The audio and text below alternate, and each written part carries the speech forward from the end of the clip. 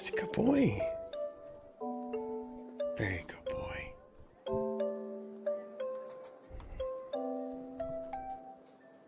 Hello, how are you guys doing? Oh, we're done? We're done with the boy time? I was down for more boy time. That's a you thing, my boy. That's not a me thing. We get a chat back up. There we are. How is it going? Sorry I'm a little late. I would love to do another stream with my wife, but she has to work today. It is... I don't even want to call this snow. It's like raining, but it's frozen. I guess sleet might be the correct word. And yeah. Wife stream was pogged. Yeah, I just got done uploading it. Like a version where it was all like put together. I need to like SEO it still, but the auto suggestions are: my cat refuses to come downstairs during live stream. When your pet decides to take over the stream, living room live stream goes hilariously wrong. Stubborn pets makes streaming plans go wild. Frozen Titty, thank you for the 4 months of support. Rowdy Ferret Parrot, thank you for the 5 months of support. What day did we stream that, actually? Live stream was good. We both kind of got done with it, and they're like, we're gonna do that again, right? I feel better today. It was Monday, right. And Monday was the 10th. So, 02, 10. We got some little things for Tilda.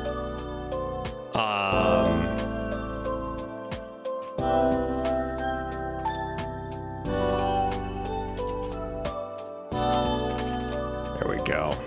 I watched a little bit more of the video that you guys suggested.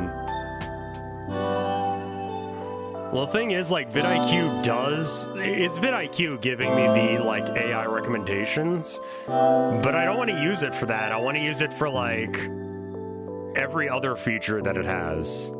Like, because here's the AI recommendations, and it's like, I'm not going to pay for that. Let's see what else is there. But if you want to like do like a frame grab or something, I'm thinking like maybe later in the stream.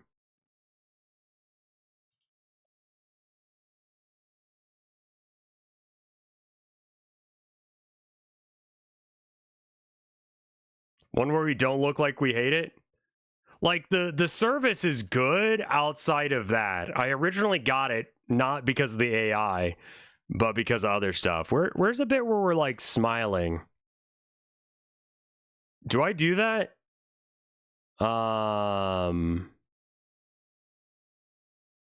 Here we go. She's smiling ear to ear. That's a good one. Capture frame. The stream, the subathon starts tomorrow. So if you have the ability to hold off on doing your resub, try to until tomorrow. So that way you get that extra little value out of it. I need to like make a graphic for what I, yeah, this is very convenient. It unfortunately no longer just does it immediately. It wouldn't like upload it immediately, so you have to like download it and then you can do this. But that's very convenient, and then you can just do that. It's just nice to not have to do that shit. Nice, Raylor.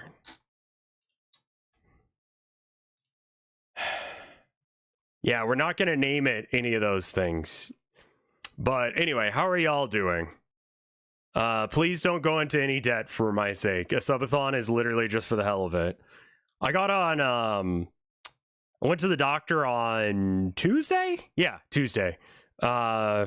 Unrelated to being kind of sick. Wife time streams.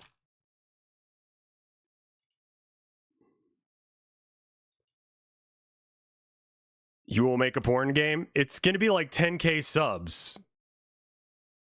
I mean, I'll do it. We can make most of it on stream aside from the porn bit, you know? Cause like I like my porn games to have plot. Ads on, review placement, and it's getting Jesus fuck.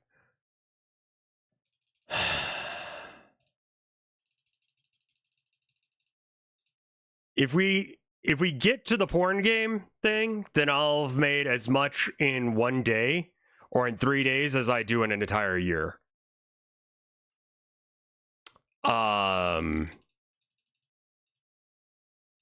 So that's a thing. Just get rid of a majority of these ads. Every 30 minutes for the first 2.5 hours, then just get rid of all of these.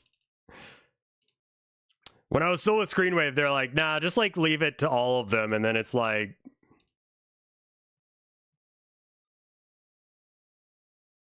I don't know what the point of a 100-day subathon is, you know? How many subs do I currently have? 245. 265 sub points. Yeah, just do a year-long subathon, you know? That'll be normal. I still have not watched all of the video on how to do low poly models. I am trying to get through it, but it is a very long video, and I can only watch it in little bits.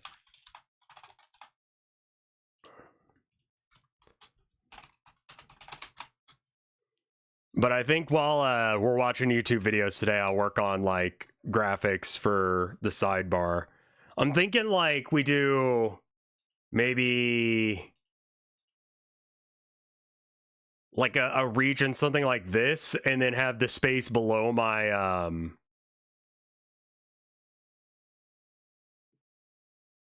yeah, I don't think most people can afford 9,755 subs. That's a decent chunk of change.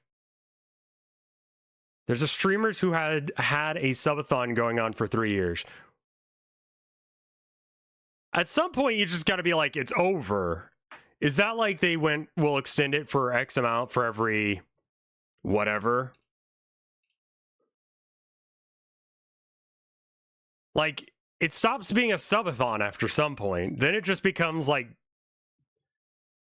you know? Jesus.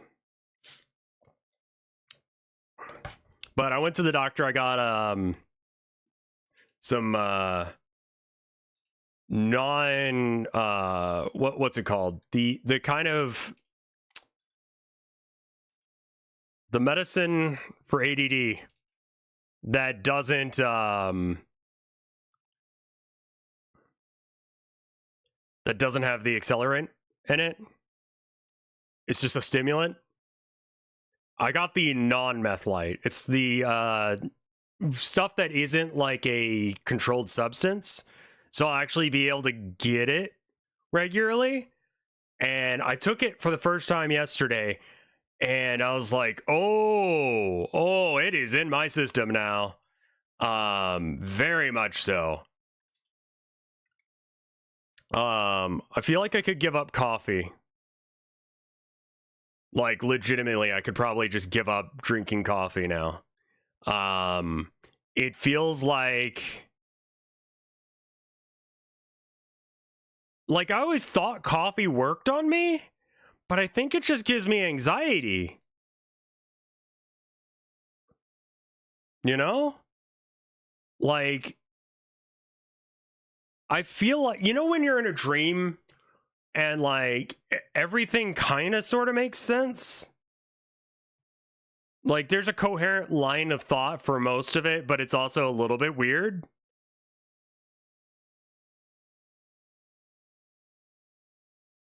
Like that's what I feel like. That I've gone from that to actually like being awake.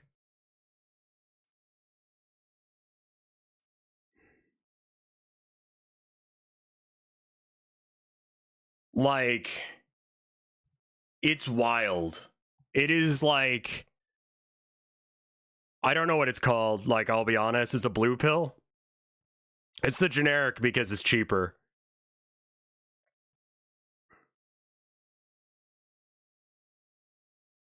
It's like the difference between like going like full auto to like short controlled burst. Like, I feel like everything that I'm thinking is hitting the target. I think I could sit down and read a book.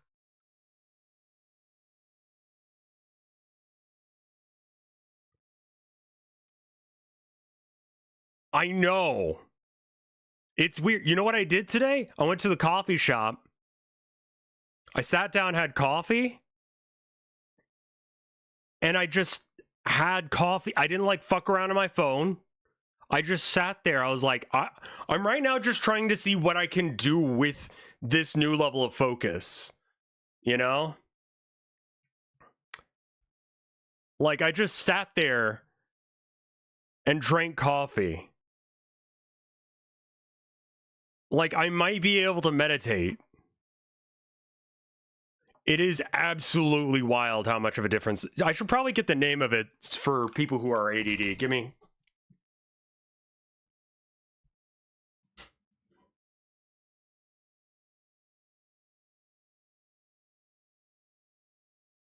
So I don't know what it's a generic of, but it's called atomoxetine.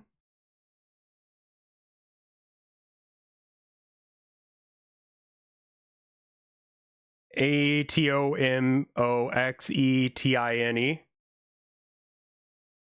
That's Strattera. This shit fucking slaps, dude. Like, I was like, I don't think I'm gonna go to sleep tonight.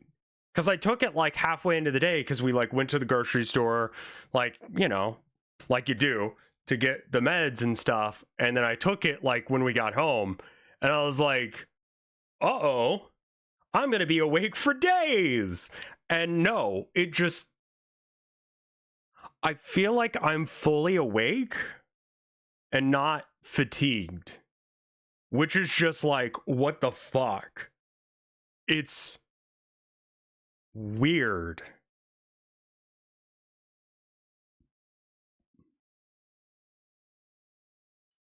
It does have a side effect of making me feel a little bit nauseous. Well, that's the thing, is I went to bed and I fell asleep like a normal fucking person. It's like the difference between having this and not is like feeling like, yeah, and the nausea goes away after a couple, like probably about an hour or so. So it kind of sucks first thing in the morning, but like, did you eat a carb heavy meal with it? We made raisin bread yesterday, cinnamon raisin bread, and yes, it did help. But you know,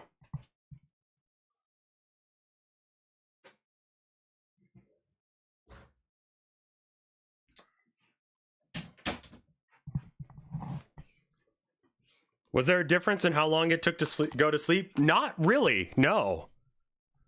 Also, when I went to the doctors, right? Like they weigh you because that's just how doctors' offices work. With my wool coat and winter boots on, do you want to guess how much I weigh? I'm 6'3", by the way. Let me see what that is in centimeters again. 190.5.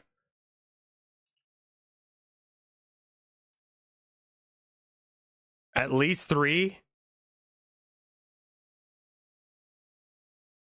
You guys are surprisingly close. I was at 178 with boots and jacket on. This is the lightest I've ever been as an adult.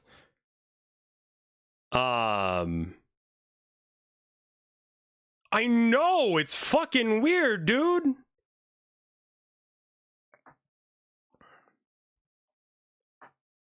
Like, I'm like, oh, That is the ladybug painting.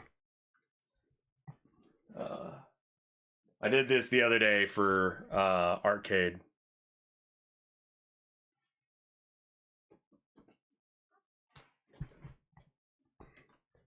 I feel like the antidepressants might be a little bit overtuned right now because I'm happy, and I don't know as if that's the correct emotion for me right now.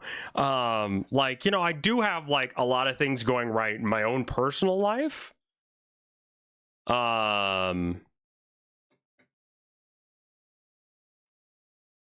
But the world is on fire. So I feel like that I should not be as well put together as I am right now. A little bit of it is just like I am well versed enough in stuff to know what was going to happen.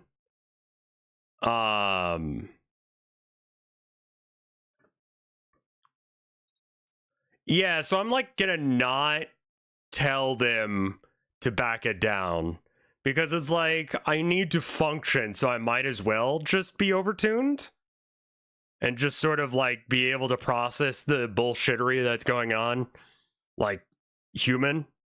But yeah. Yeah, so I don't know if you want to get some ADD meds that are not a controlled substance, which means that you can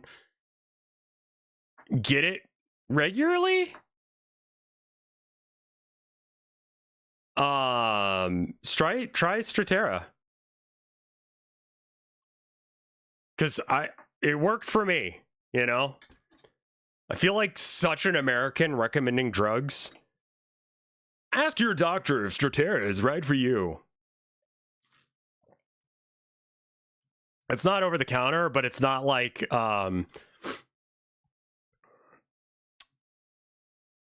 with Ritalin and stuff like that, there's like sometimes you just don't get it.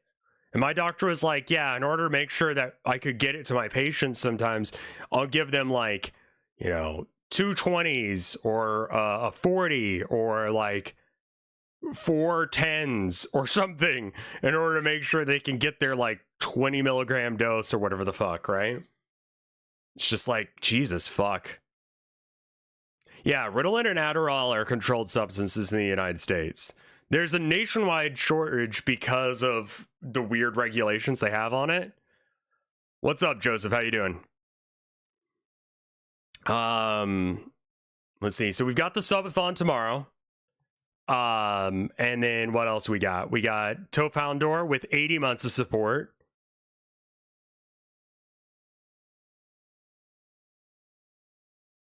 Did you know that man used to be wereman and woman used to be wifeman?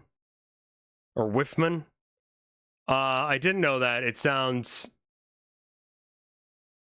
wrong. Let's see. Also, I don't know if you guys saw the fucking announcement about Block Wars. I'm gonna show that off again real quick. Hold on. Oh, let me actually listen. Okay, sorry. I'm gonna show you the one on X. Not because I like X, but because you know.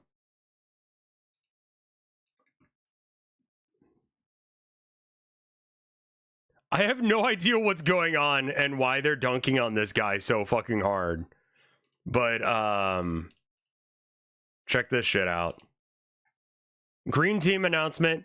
Ford Civet, Mysticat, Evevo, Seawat, and Rev. I do have a blue sky. I'm only looking at the Twitter version because of the comments. Both Mysticat and Evevo both said, I'm really excited to be teaming up with such talented players this time around, such as Force Civet, Evo, and Rev, and Force Civet, Mysticat, and Rev. I don't know why they're dunking on Seawat.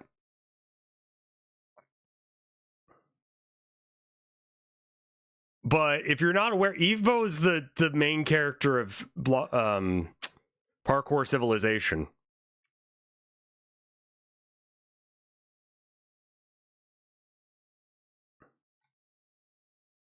And I believe Seawat helped him out with that as well. And then Mysticat is, they actually just announced their game is out. Oh, they do HEMA. Maybe I don't bring that up with them. Yeah. Their demo for Hopshot is out. It's a, Jump King-like. Didn't both Evo and Seawat kind of beef it last time? They didn't win, but neither did I. But, yeah, let's... HEMA is, historical enactment, medieval... It's like... They look at diagrams and stuff done by old guys that didn't actually ever do fencing, and they use that as a basis for doing fighting.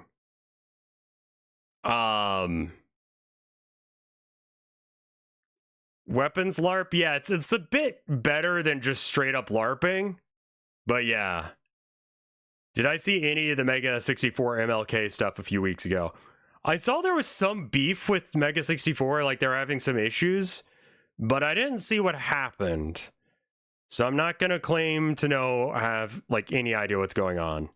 And I will admit, I went and watched this video first because I had heard about it. We'll get to that when we see it, but yeah. Let me know how the audio levels are.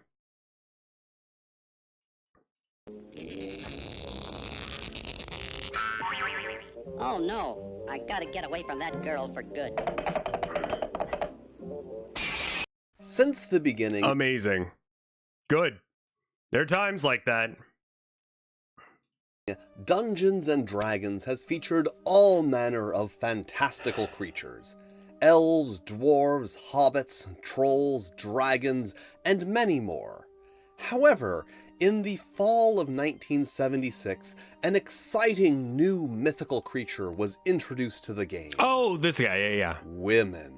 Women. Yes, the secret to incorporating these exotic fey creatures of shimmering moonlight and dancing shadow had long eluded dungeon masters and players alike. That is until October 1976, and issue 3 of The Dragon, and the article, Notes on Women and Magic, Bringing the Distaff Gamer into D&D.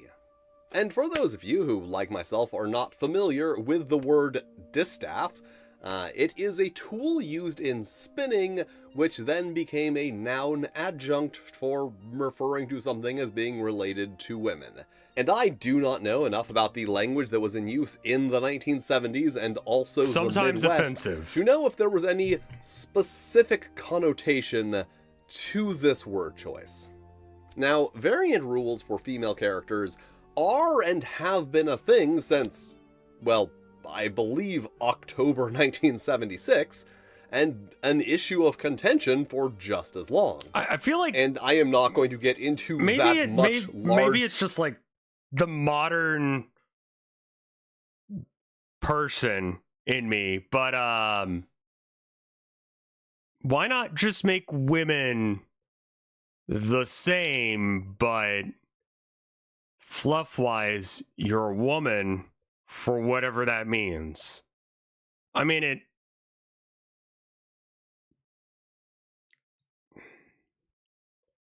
Because I do recall EverQuest having separate stats for men and women. And I do recall it was, like, better to be, like, a female enchanter than a male one. And a better to be a male troll than a female troll. Because of, like, the strength difference or whatever. It's just like... Because man's strong, women's smart and pretty. I mean, that much is true. And more nuanced topic here because, honestly, this is just a silly, lol, let's look at some cringe rules from 1976 video. Now, if you watched my video on Advanced Dungeons & Dragons, you might be expecting this to be something similar, just a simple limiting of female character strength. But this isn't Advanced Dungeons & Dragons, this is Dungeons & Dragons Rules for Fantastic Medieval Wargames campaigns playable with paper and pencil and miniature figures. And nothing is simple here. So yes, obviously we do have variant attribute generation for female characters, but so much more than that. We have a complete set of alternate classes for female characters. Now, mind you, a complete set of classes was just 4 classes at the time, but still, I mean, that is something. So now let's hop into this situation and see what it's all about. There will be 4 major groups in which women may enter. They may be fighters, magic users, thieves, and clerics. Okay, normal. They may progress to the level of men in the area of magic and, in some ways, surpass men as thieves. Okay, weird. Elven women may rise especially high in levels in cleric to the elves. Only as fighters are women clearly behind in all cases, but even they have attributes that their male counterparts do not. So let's look at the new rules for attribute generation for female characters. Now, in your standard Dungeon and Dragon, again, it's going to be written by someone who hangs out in the basement with her dudes all day. But here, if your character happens to have lady lumps, instead of 3d6, you roll your strength with 1 8-sided die and 1 6-sided die. And in place of charisma, you have a beauty score, which is rolled with 2d10, or rather, 2 20-sided die numbered 1 through 10, because d10s as we know them did not actually exist until 1980, which isn't incredibly relevant to this particular topic. It's just one of those things that I really like. What? Okay, hold up. So the average of 3d6 is 11.5, if my memory serves me. What is the average of +2, +3, +4, +5, +6, +7, +8 equals divided by 8, 4.5 plus 3.5, 8 plus 3.5, because wait. No, oh. Okay, so on average you get an 8 on your, as opposed to the male equivalent of 10.5. It's also more spiky because, like, it's better to roll lots of little dice than one big dice. It's a probability thing. The more dice you roll, the more likely you are to roll average. You're not going to get those spikes. So the D8 just in of itself is going to be a more spiky dice. Pointing out. And here is where I begin the criticism, and not even on the idea of beauty being the female equivalent of charisma, despite charisma specifically being defined as a combination of appearance, personality, and so forth. That really seems like it's good enough. I'll have lots of time to talk about that later. For now, I want to nitpick the actual generation rules here, because if I were to ask you, which is higher, 3d6 or 2d10, you may reasonably say 2d10 because it has a higher maximum value and a higher mean value. However, when you start looking at the distribution, while you do have a higher chance of rolling above average, you also have an almost equally high chance of rolling below average when compared to 3d6. I think considering what the subject matter I have to question if the designer just didn't understand the math there, or if it was an intentional decision to have beauty less centrally weighted. Especially considering the fact that they have you roll strength with a d6 and a d8, and they could have very easily just said roll beauty with 2d6 and 1d8. But things are only going to get worse from here, so let's just move on. Yeah, they're like aware of it, I think. So all of the class levels have new female-centric titles, although, ironically, considering that this is a genre in which people tend to like showing off how many words they know, they failed to consider that the feminine form of gladiator is gladiatrix, which also just happens to sound way cooler. That is true. And compared to a fighting man, the fighting woman starts out with equal hit dice until... It might be, like, totally on them that they don't understand the statistics thing. I know that because I've played a lot of TTRPGs, but yeah, that could be the issue. But something tells me that that is not what happened here.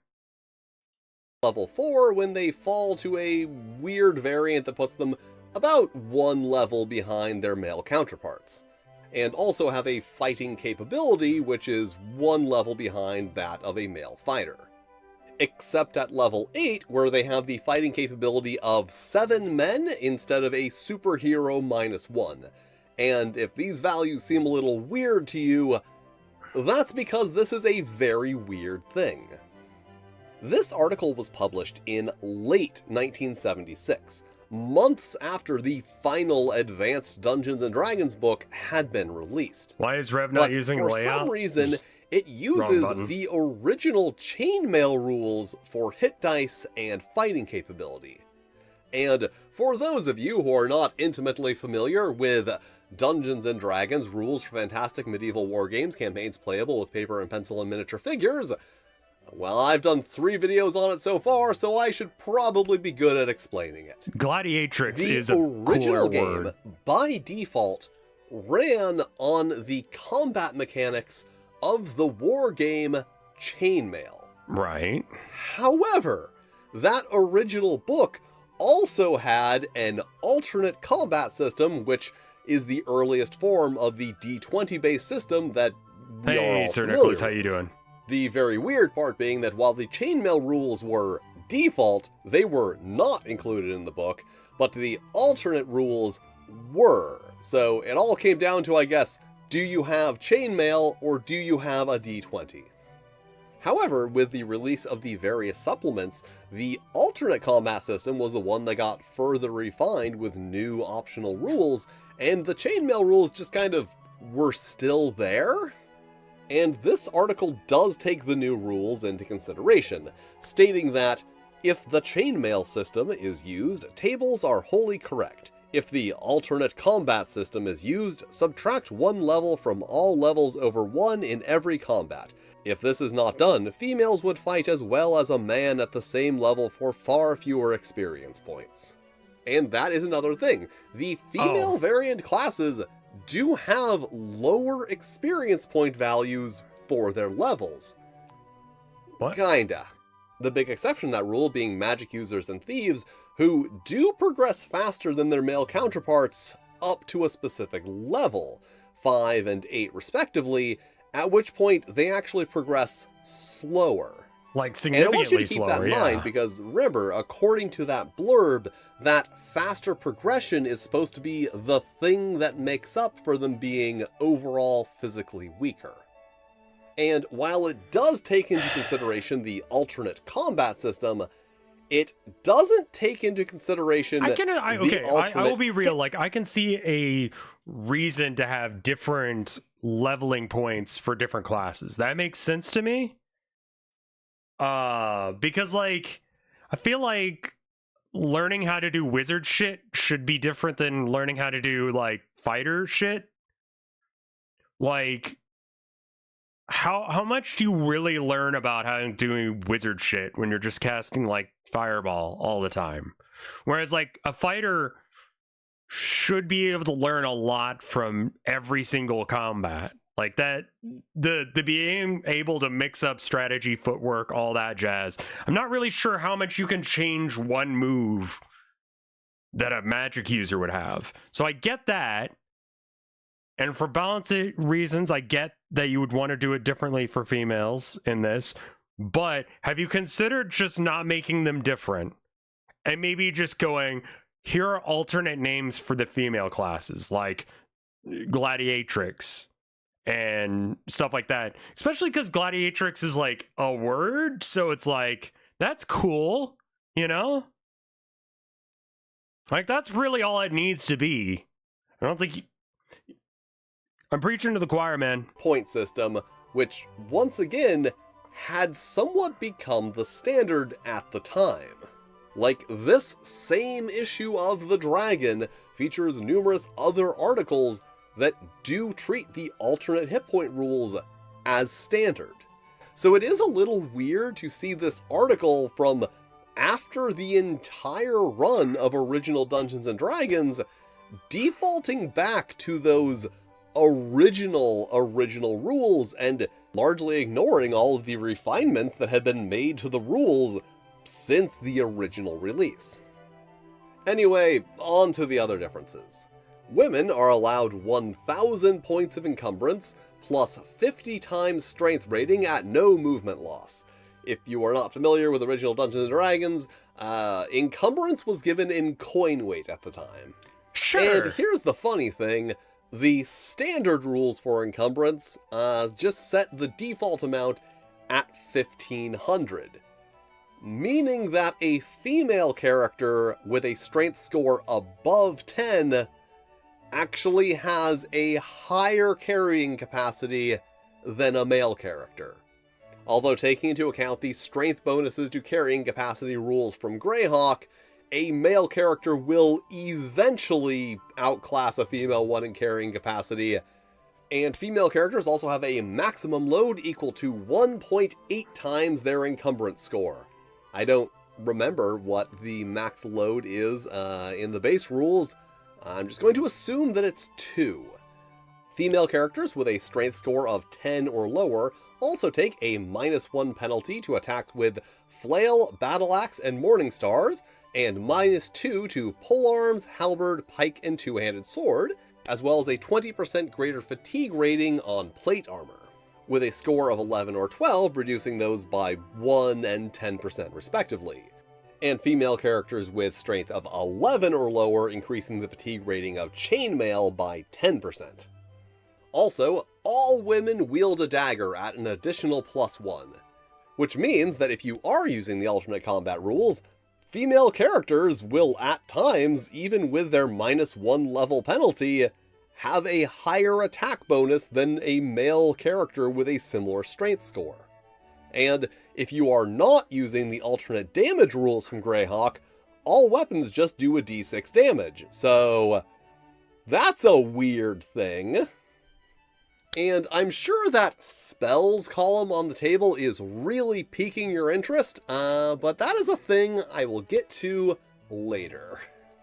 Clerics and magic users aren't really all that interesting. Once again, female clerics are about 1 level behind their male counterparts in terms of fighting capability, and have a weird variation of the hit points that keeps them a little bit behind as well.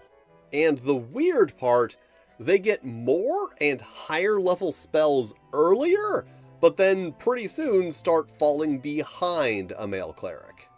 And now for the kind of content you've all been waiting for, female clerics also gain access to the spell Worship, which allows them to put all men within 12 inches, which let's just say 60 feet, into an idolizing trance for 4 + 1d8 turns. That does sound really good. Provided she has a beauty score of 11 or higher.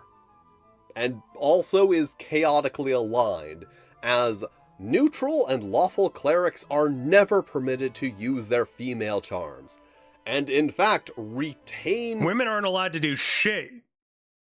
You can't do gooning magic if you're, like, good. There are no, like, good dominatrixes? Fuck this game. charisma instead of beauty. Although it is not specified if their charisma is supposed to be rolled with 3d6 or with the 2d10. And magic users are really weird. Compared to a male magic user, their hit points actually start out the same, but then fall behind at level 11 and actually pull ahead at level 14. Their fighting capacity starts 2 levels behind, but then at varying points catches up and even surpasses a male magic user before going back down. They also get fewer lower level spells, more higher level spells, and access to level 5, 6, 7, and 8 spells one level earlier. But remember, actually have a slower progression. Maybe. Here's the thing. Experience points above 13th level are comparable to male magic users, and powers are nearly equal. You may make them equal, in fact, with no problem, beginning with Witch level 13 equals Wizard level 13. But there's actually no experience point values provided for base magic users above 11, and no obvious way to extrapolate the values provided into ones that are comparable to what's given here. So it's one of those things that is just honestly an issue with original Dungeons & Dragons in general that I will address later. And then of course there are some new spells for this new type of magic user. The expected exotic powers of dark femininity spells, but then also there's just a handful of random spells. Yeah, like if you really wanted to do like weird stuff, like all you would really have to, like, again, just change the fucking name. And I mean, it's the 70s. Specified to be available to any magic user. I got a little bit of gunky throat going on right now. This article, I guess, made too much sense, so they just decided to throw in some filler content. And I'm sure you're just itching to hear about all of those female-specific spells, but I am saving those until after we discuss the most interesting of these classes, the Female Thief. Now, the Thief is really notable for being the first class added to Dungeons & Dragons. It is not in the core books, it is in the first supplement, Greyhawk. And this is going to come up a lot, so I figured it was something that was worth noting right here at the beginning. And remember how I made a big deal about how the female magic user has more listed levels than the base magic user? What word did you censor? Well, the Female Thief, for some reason, has fewer. Now, as for hit points, remember how I mentioned that this article doesn't seem to take into account the alternate hit point system from Greyhawk? Well, the Thief, which as mentioned was introduced in Greyhawk, is only provided with the alternate hit point system. So we don't even have original rule hit dice to compare to. Once again, fighting capability is one level behind the male version, except at one level where it's a weird variation. And as you may have once again noticed, female thieves gain access to spells. Or rather, they gain access to spells if they have an intelligence score of 12 or higher. The exceptions being the spells Seduction, Charm Men, and Charm Humanoid Monster, which only require an intelligence score of 9 in addition to a beauty score of 13. But now, let's look into all of these special spells. Starting with the least yikes one, Tarot Reading, which just allows you to, via reading the tarot cards, ascertain the answer to a yes or no question with accuracy based on a d12 roll. So if I understand the rules of how this one works correctly, if you ask the cards lesbians don't exist. I don't know, the Hobgoblin army is going to attack before your reinforcements arrive, and they will, then a roll of 1 through 6 is yes, 7 through 10 is probably yes, and 11 or 12 probably no. So it's actually a fairly useful spell. Yeah, that's a really good spell. But now let's move on to the moderate yikes spells, starting with Seduction, which is an 8-level spell which enchants the victim to remove his armor and lay down his weapons and attempt an encounter with the lady. So, a lot to unpack with this one. Obviously, it is specified to only be usable by a woman on a man, and whether or not the spell can actually be used is dependent on the caster's beauty score and the race of the caster and target. So, if the caster were a hobbit trying to cast the spell on an elf, this she would reads need like to have a Fatal. beauty score of 14 to even cast the spell. And all those values on the table are increased by 2 for thieves, 4 for fighters, and female orc thieves cannot seduce an elf, nor can a fighter. Also, are there character rules for orcs somewhere? Because I went through every single original Dungeons & Dragons book and article up until this magazine, and I don't recall ever seeing any. Also, I just want to point out that this article severely underestimates orcish sex appeal. And then there is a save based on the caster's beauty score and spell number, and the target's class and wisdom score. And that is why orc character rules are so important here. Monsters did not have wisdom scores back then. And then the rules for those saves are either wrong or dumb. I mean, like, yeah, far be it from me to tell some dude from 1976 that his hastily thrown together rules are wrong, but if you sum seduction and beauty scores, subtract the wisdom of the target figure, and add the product to a 20-sided die roll, and then need to roll a specific value or higher to save, and not get laid, lol, doesn't that mean that the higher the spell number and beauty score and lower the wisdom, the easier the save is? Anyway, assuming that you are supposed to subtract that value from the roll or add it to the target, affected creatures will be affected for a number of turns. Okay, so wait, hold up. It would be like 5 plus 7, whatever, minus 10. You could potentially have an issue where someone has a high enough wisdom that you get a negative number?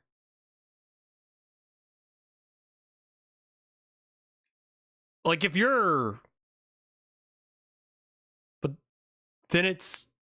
If their wisdom is exception... No, it's not. It's... But like what you need to roll is that or higher, right? No. No, it's got to be like your stat. Okay, never mind. We're okay. Based on the caster's caster level.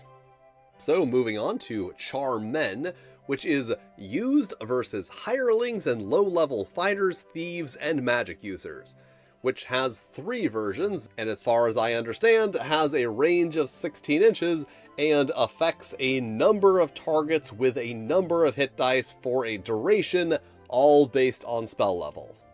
With affected targets either attacking unaffected men within range with more hit dice, or if none are in range, going catatonic. But now for the complicated part. After 2 rounds of catatonia, a hireling can be taken over, which I assume means controlled by the caster. Unless a higher level male figure with a charisma score equal to or greater than the caster's beauty is able to snap the bros out of it. Let's just call him the alpha. Rolling a d8, adding the difference between beauty and charisma, and succeeding on a 6 or higher. And then to even use this spell, magic users need to have a beauty score of 11, thieves 13, and fighters 16. And now for the most yikes spell, Charm Humanoid Monster, which may be used... Monster fucker spell. Listen. It's controversial take. I think that they should have a monster fucker spell. Yeah, it's bros before hoes, but the bro has to be hot enough to cancel out how hot the girl is. On the following male monsters: hobgoblins, ogres, trolls, giants, mummies, vampires, gargoyles, werewolves, either shape, werebear, man only, lizard men, and centaurs. So I guess someone isn't a fan of Canadian literature. And has one of two effects. Either the monster will go catatonic for 1 to 4 rounds, or disarm and carry off the woman to its lair, which has an indefinite duration.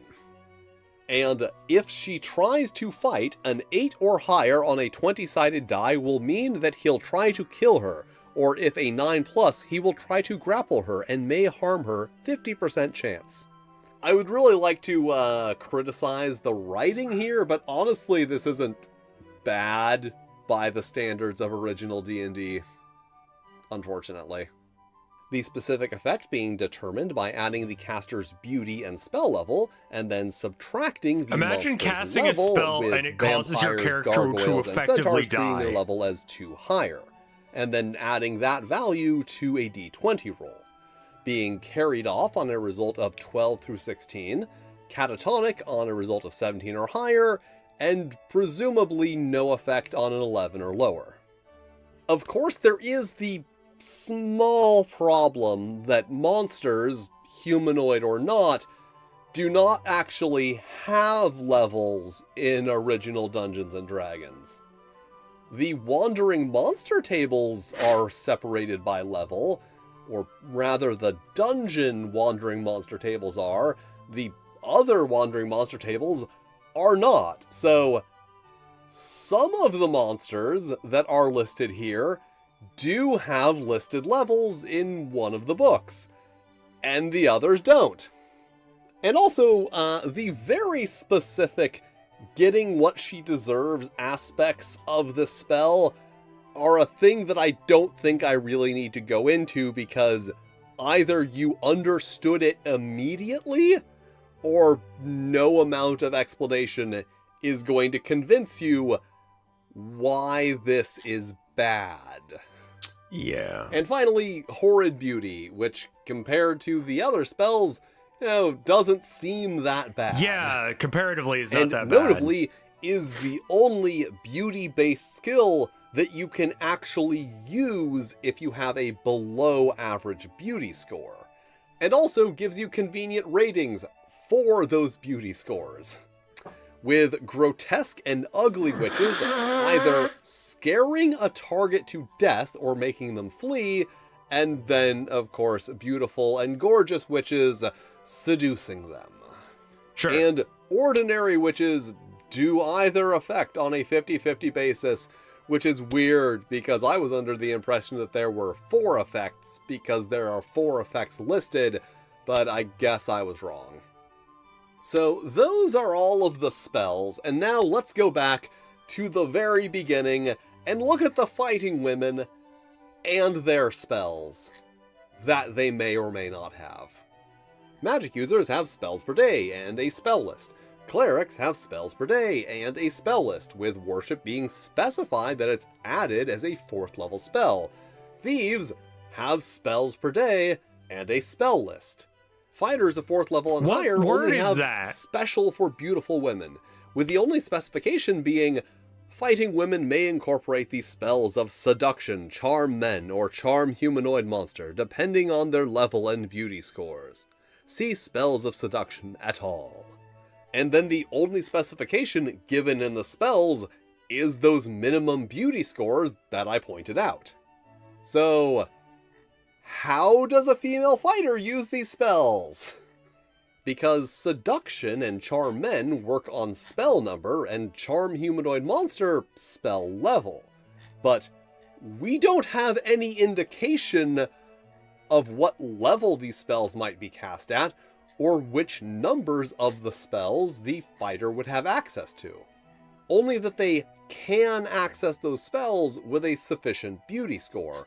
So we do know that a battle maiden with 20 beauty can access those spells, but not any of the actual details about how they are cast and at what levels.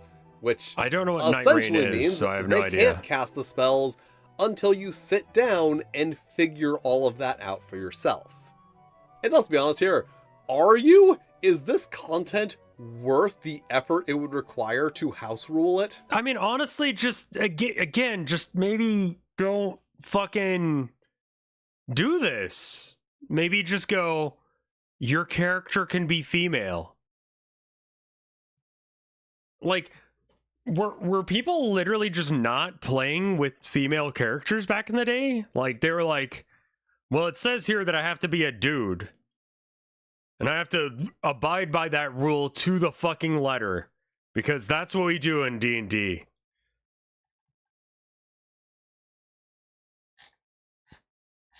Like, people house rule shit all the time. Like, also, it just doesn't seem like women needed to be different.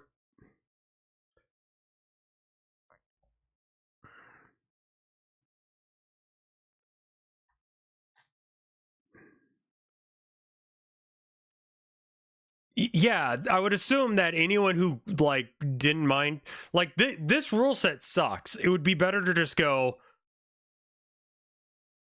women are exactly the same. Done. And then use this as a guide for, like, alternative names for your characters.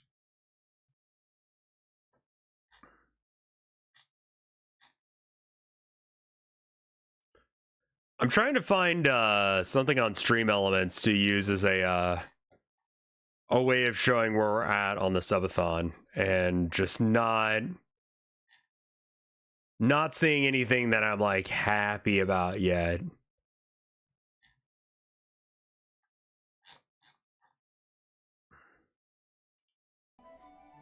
So yeah, that's it, and it was certainly a thing. The first official attempt at adding V to D&D. And I'm just going to start now by going over it objectively as game content. Is there a new Flash game recommendation thread? Like everything else in original Dungeons & Dragons, there is the issue that there are a lot of gaps in the published rules that DMs had to fill in themselves. And that includes DMs that were also publishing official content. So a lot of the content you get for this game is built upon a version of the rules that nobody actually has access to outside of the designer's personal game.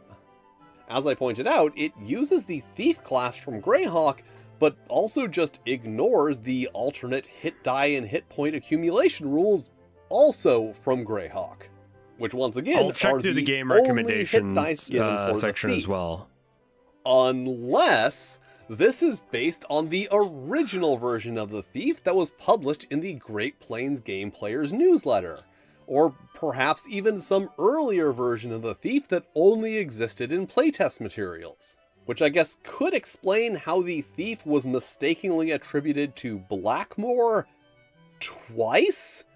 But not how they had the correct page in the wrong book, or how someone at TSR didn't catch that and correct it before printing this in a magazine. Like, I don't think it's unreasonable to assume that anyone publishing official content for Dungeons & Dragons should know. I did play Baldur's Gate 3.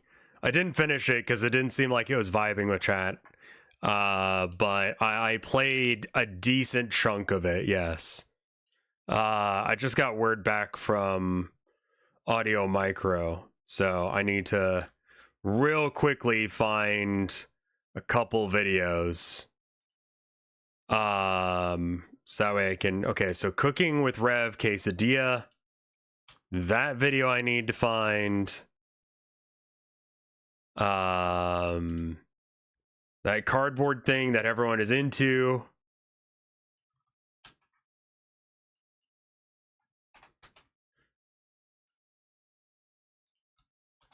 This is back when what was the name of that stupid cardboard thing that Nintendo came out with?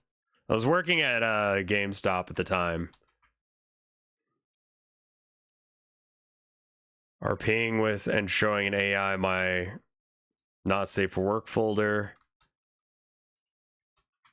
That was back when we thought AI was funny and not evil.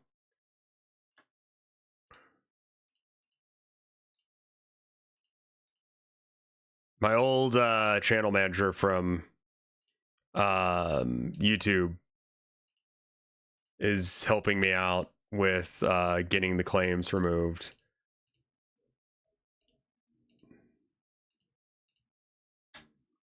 I honestly was about to write off that this was going to actually happen, so... Oh my god.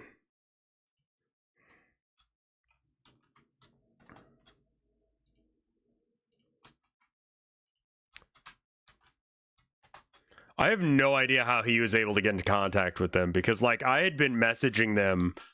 Like, I've emailed them several times, and they just do not give a shit. The plow is out.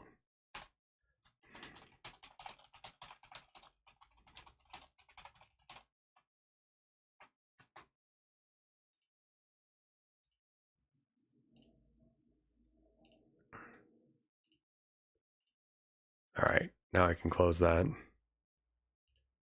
Yeah, the music and the cooking with Rev videos got claimed.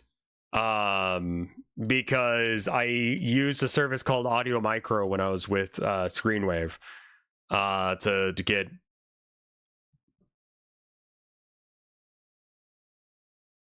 music as one does, because I paid for it. One of the 3 supplements the only additional class appeared in.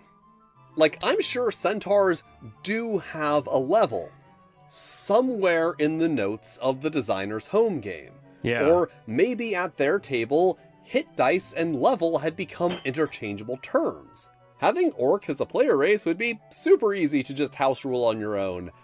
However, the fact that orcs are separated out into the Charm Men spell, whereas hobgoblins are not, implies that orcs as player characters was a standard part of the version of the game that this article was written for.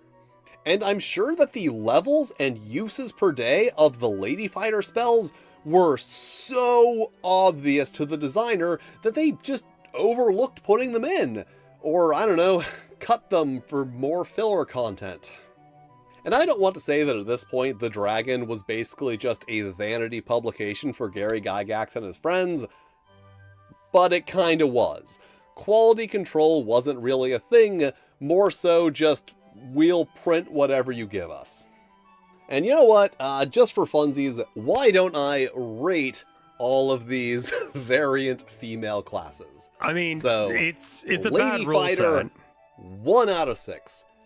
Basically unplayable, and or completely overpowered, depending on how you interpret their mysterious spellcasting abilities. Lady Cleric, also 1 out of 6. Once again, they just made them weaker overall. You get a little bit of a bump early on, but that is very quickly lost. And the only advantage you get is that worship spell, which is only usable if you have a beauty score of 11. Oh, okay, so like, what is it? I think it's out of 6 because D6s are normal, but so are D10s. So there's that. Anyone here stream and use stream elements? Because I would like it so that way we could have the thing where I could actually see what the next one is. Is there a way to have it so that way there's a list of things that it'll go through as like, this is the next goal, this is the next goal, this is the next goal? Kind of figured Luigi guy was going to be the person to ask. Or do I just do like a graphic and manually cross things off as we go?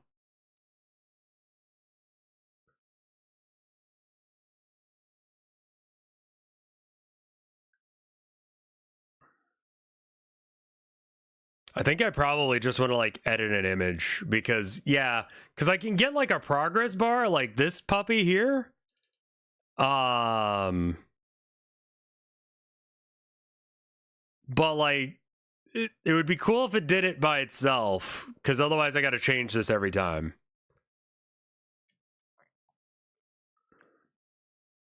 I'm fine with integrating with a third-party thing to some degree, but this just does seem like it's not what I'm trying to use it for. I don't think more monitors will help.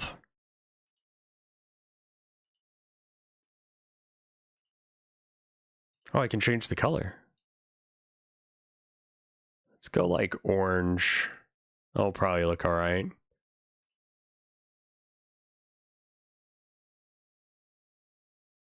Bound to... okay.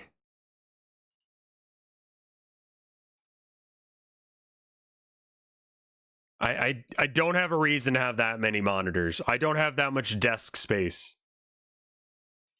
Higher and are chaotically aligned. And even if you do meet those qualifications, that one spell is not really worth all you have to give up to get it.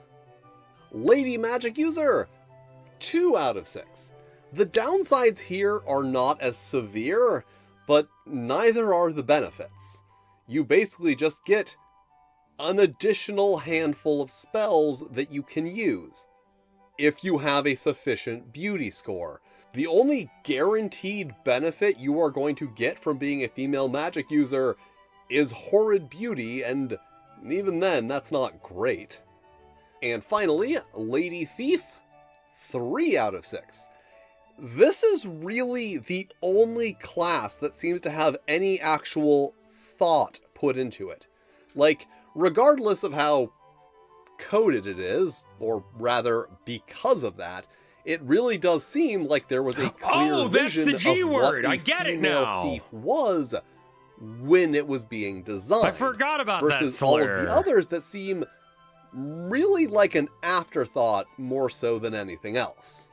It is the only class. It's actually like such like a kind of obscure one that I get it. Like,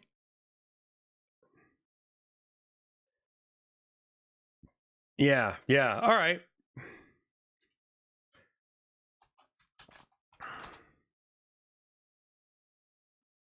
It's actually one that I didn't really realize was a slur until maybe a couple of years ago. And so I have used it on occasion. But it's the one to reference Romani people, implying that they're from Egypt. Or Egypt, but they're not. So there's that. Here that actually has worthwhile benefits to make up for its shortcomings, provided you have the necessary intelligence and or beauty scores. And also, +1 to attacks with daggers is probably going to be useful for a thief. I It haven't says known all any women, and that should Romani include that were thieves. offended by the term. So yeah, that I haven't was known me that looking at many, it but as game content. Now let's look at it as an artifact of 1976 gaming.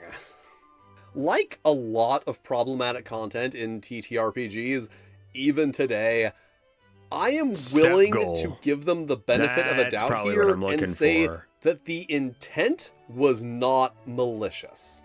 Just someone writing what they believe to be true based on their obviously correct opinions.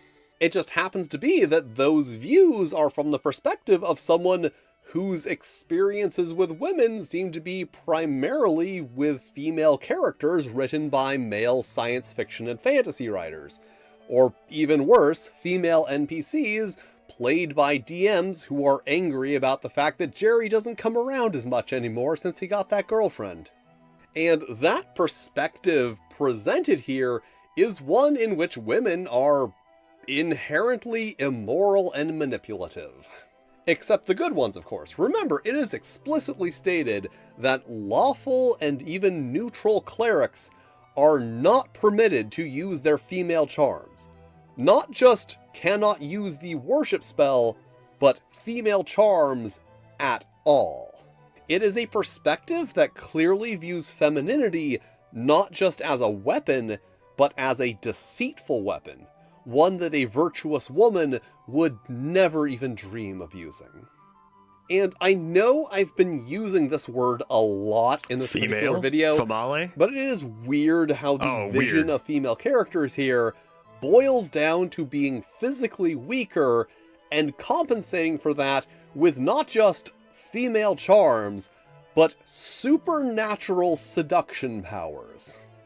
As I said, the thief is at least based on an existing archetype, and the magic user and cleric, well, there are plenty of examples of seductive enchantresses and evil priestesses in fantasy.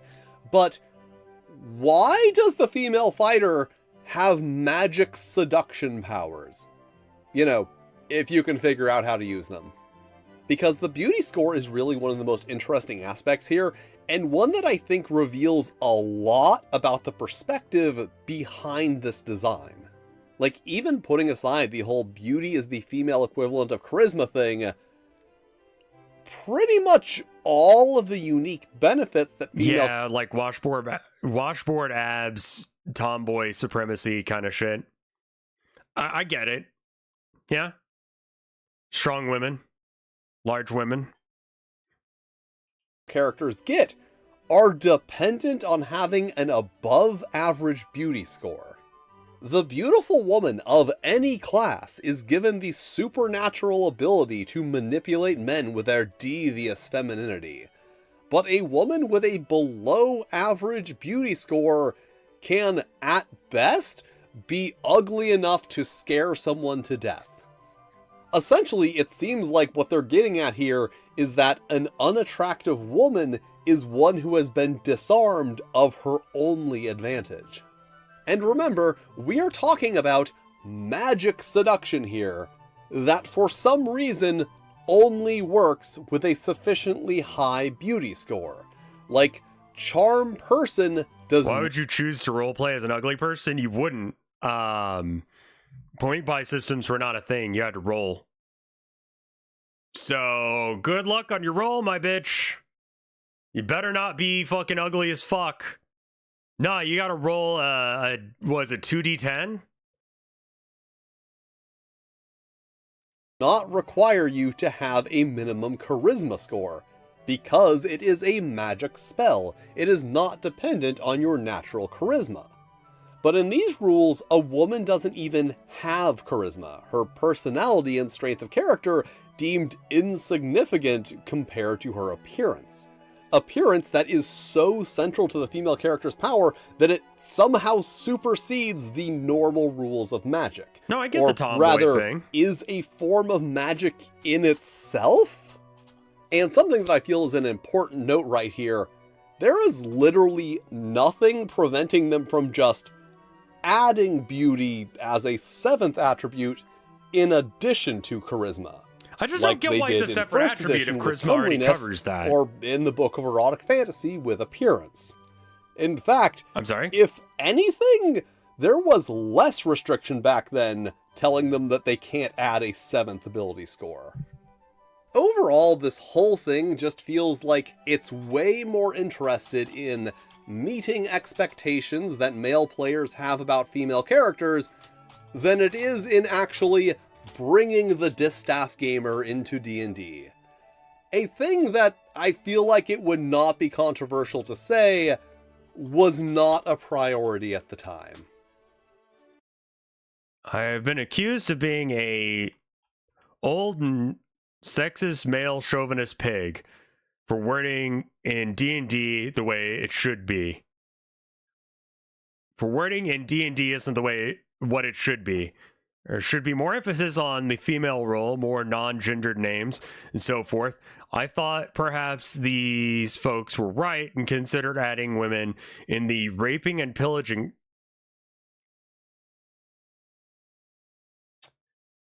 Gary, please. Raping and pillaging section in the Whores and Tavern Wenches chapter the special magical part dealing with hags and crones, and thought of perhaps adding an appendix on medieval harem slave girls and going Viking. Damn right I'm sex. Okay. Doesn't matter to me if women get paid as much as men, get jobs traditionally male, and shower in the men's locker rooms. They can jolly well stay away from wargaming in droves. For all I care, I have seen many good wargamers spoiled thanks to the fairer sex. I'll detail that if anyone wishes. Gary, my dude, this is not the one you think it is. Insult fucking logic. Yeah, I'm a fucking idiot. What of it? And I don't plan on changing. And thank you for watching. If you want more of my special brand of wit and insight, you can follow me on Blue Sky, Twitter, even Tumblr. Especially Tumblr. There are links in the description. And extra special thanks to my Fight and Flail Snails, Broken Unicorn, D-Stex, Hasterfan, Mix Woofers, Nikolai Snowtail, Randy Mulholland, Renee D, Sean Betts, Stephen Kramer, Tila Glar, Toshirokuro, and Tyro the Fox. If you'd like to be cool like them, check out my Patreon. Also, channel memberships are now a thing, so you can check those out too. But if you don't want to do that, that's cool too. You can still hit all the lovely buttons, like, subscribe, these other videos that the dark, unseen hand of the YouTube algorithm has lovingly selected for you, which I am sure are lovely videos that you will also enjoy. And I will see you next time. I'm gonna head up the bathroom and get some more water. What a fucking take that was. Gary, my dude, no. Yeah, he wasn't the only one, and...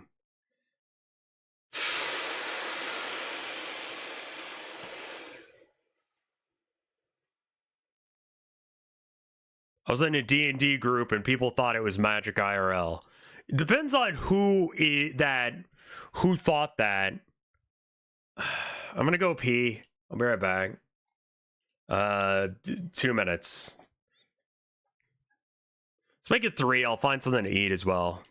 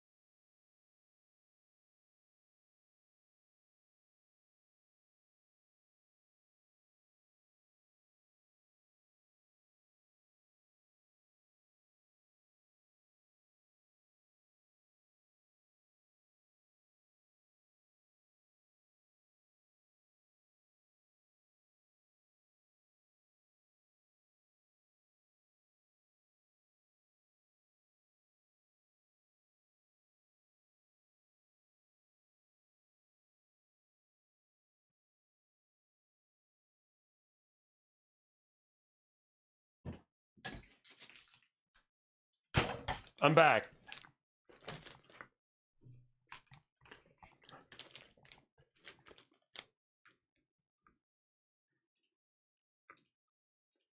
I think I'm just gonna heat up some chicken tenders. So that means I gotta wait for the oven to heat up.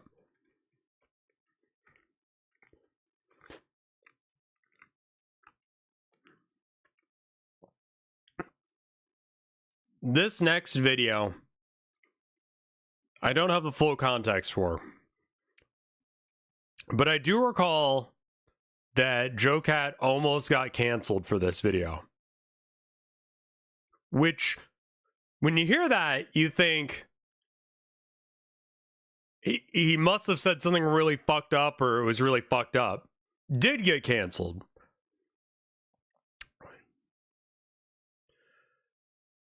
So,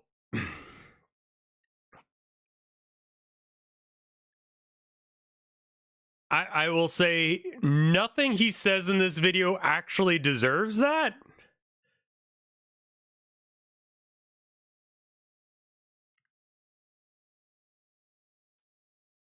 Here it is. Sad that there's no muscly girls in here. Well, I mean, yeah, but, you know, sure, I like to joke around and talk about how, oh, I'm strong women all the time, but that's not the only girls I like. I like big girls, pretty kitty girls, really witty girls, singing ditty girls. I like the licky girls with the nice thighs. I like a good chest, no matter what size. I like the belly folds, I like the six packs, really tall queens, and the short stacks. From the mild girls to the wild girls. You got style girls, make them round girls. Yeah, I just really like girls. That's it. People got so fucking mad.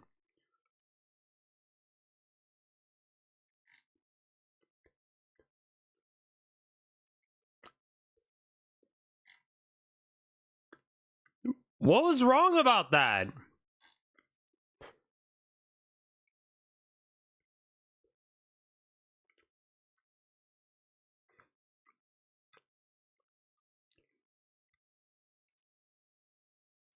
I mean, it's corny. It's, you know. Righty Chud said he sounded gay. Guys, is it fucking gay to like women?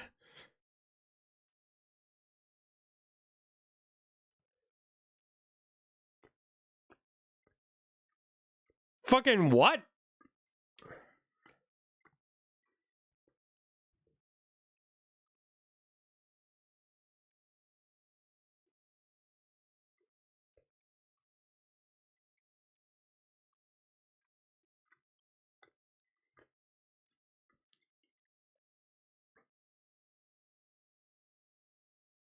And if this is objectifying women, then surely the Lizzo song, Boys, also is objectifying to men? But like,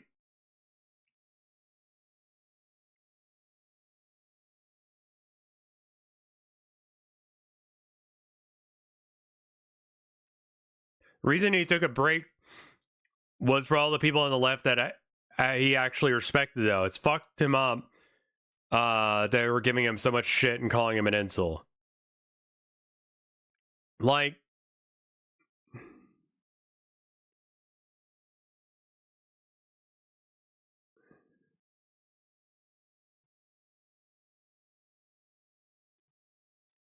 I'm trying to comprehend what the fuck he did that was wrong. Yeah, he's like, I like all women, you know? He definitely says he prefers strong, muscly women. Okay, cool. Everyone's got a type. He didn't do anything wrong. That's the point. I know, I'm just trying to get into my head, or trying to get into the head of someone who would, like, hate this. The issue is that Zero Suit Camus is a bully. I have no idea who the fuck that is. And probably that's for the best.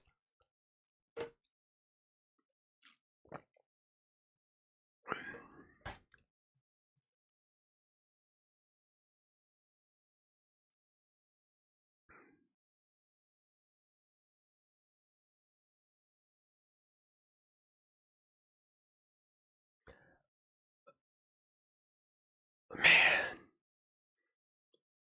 if you're mad at this, I want to be in your world. Like, I legitimately want to be in the world of people who get mad at shit at this level. Because it sounds so much nicer than the world I live in, where shit is actually happening that sucks. You know? Like,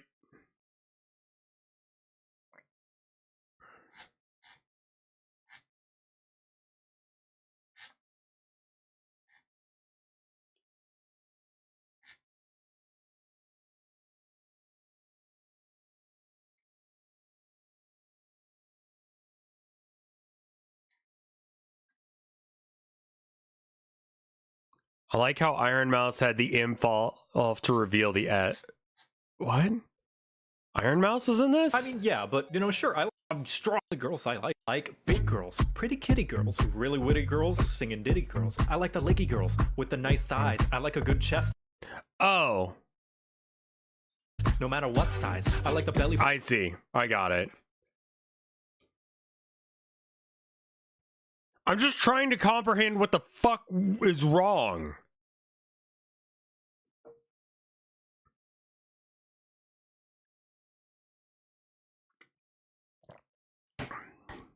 There's something driven by a weird strain of, yeah, that weird strain of neo-puritanical Zoomers.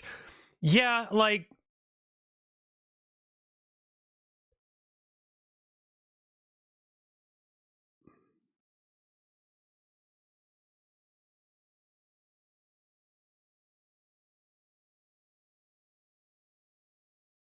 it's absolutely like, I cannot comprehend it. I hope that he was able to get over this fairly quick. Is he still posts, right?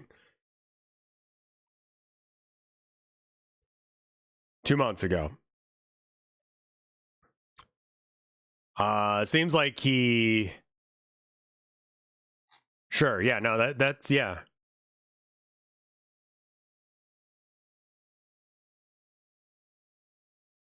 He was gone for a while. That is bullshit. Folds. I like the six packs, really tall queens, and the short stacks. From the mild girls to the wild girls. You got style girls, make them round girls. Yeah, I just really like girls.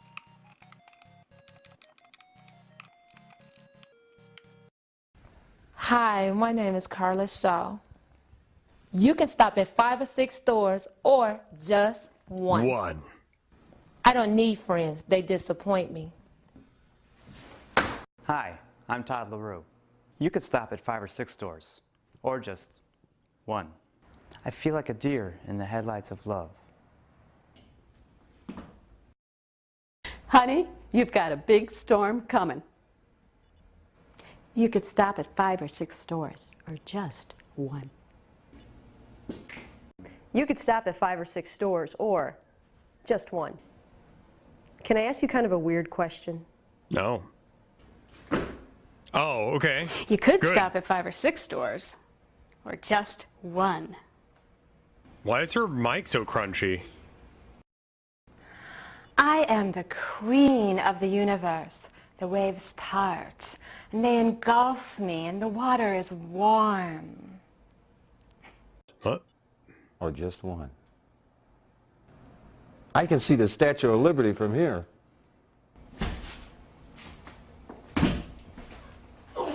You could stop at Get 5 it, or 6 Grandpa. stores, or just one. I can't stand it when she touches me. People say, Okay. Looking at sub goal stuff. To unlock a new animated emote, which we're not even using all of them, mainly because I don't know what the fuck to do with all of them, and it's a lot. We would need roughly 1,000 subscribers.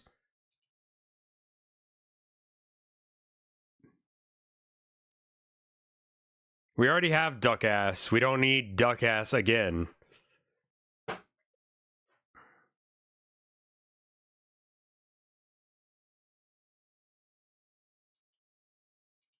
Yeah, yes, there's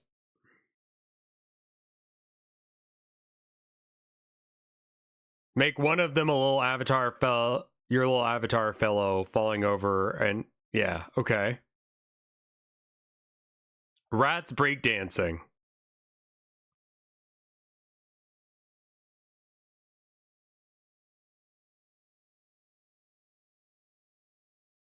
What sub goal would take for you to... So I don't know how to actually do that. That's like not a thing. I guess I just need to like animate those things rather than... So I mean, like, we don't really need any more slots because I've got quite a few that we're not using. But we should probably write those down. So I guess I should, because I'm like, what do I even set the goal to? You know?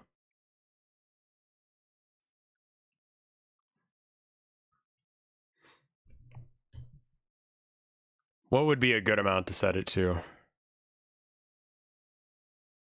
I don't know. That time heals all wounds. Not 1,000, I don't think. How many of you believe in ghosts? Sure. Ladies, if your hand is up, Scott has asked that you leave immediately. Wait, are you serious? I don't believe in ghosts. I think it's dumb and I'm not wasting any time. Next week on The Bachelor. I'm gonna get him back.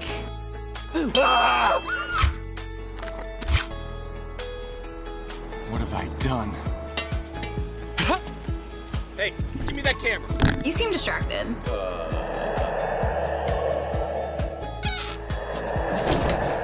You're not real! I am real, and I'm falling in love with you. What the heck? I'm in love with a ghost? I've asked Emily to rejoin us. So Scott is going insane. He's still here! Ladies, this is Brad. He's the new hot guy. I am 100% confident my wife is in this room right now. Send in the grease team.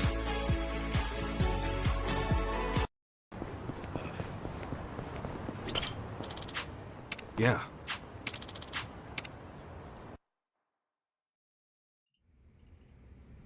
Hey, are you all right? Is there anything we can do to... Huh?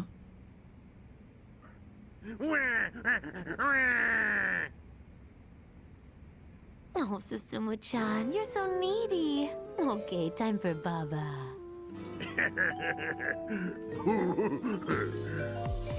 What the?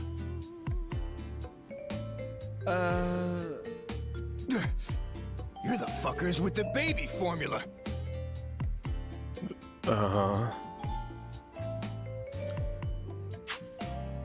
Yeah, that's a great fucking question.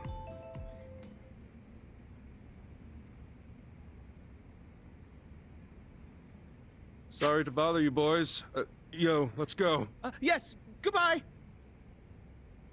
Not so fast, Chief.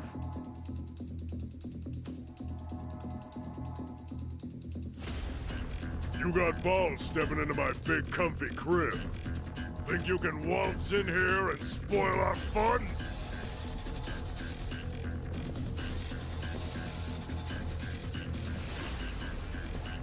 Come on, boys. Let's pacify this bitch. Sir! Let's do it! Yeah! Don't get cocky. Come on now. Down the fight. I'm up. I got this. Okay. Have fun with this. Take go.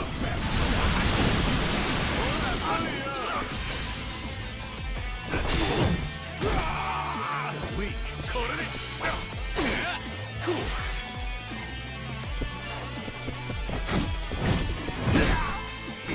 Yeah, who's that? Come on, alive. Let's go.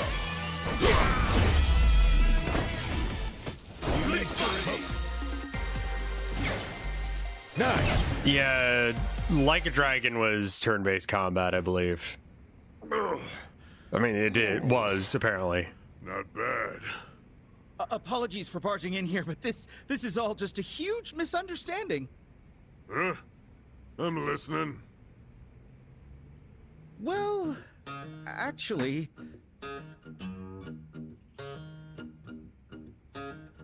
I get it. You thought my crying was from a real baby. Yes, we're really sorry for ruining your, fun. No, I wasn't aware. I'm the one who's sorry. Huh? These days, a crying baby's more likely to get scowls than anything else. To think you'd do that for a baby you don't even know. What are your names? Ichiban Kasuga. I don't know if I want to give you my name. The fuck? I see. Fine names, both of you. My name's Susumu Gondawara. Seems my men troubled you for some baby formula. Boys, get these two some new baby formula on the double. Yes, sir.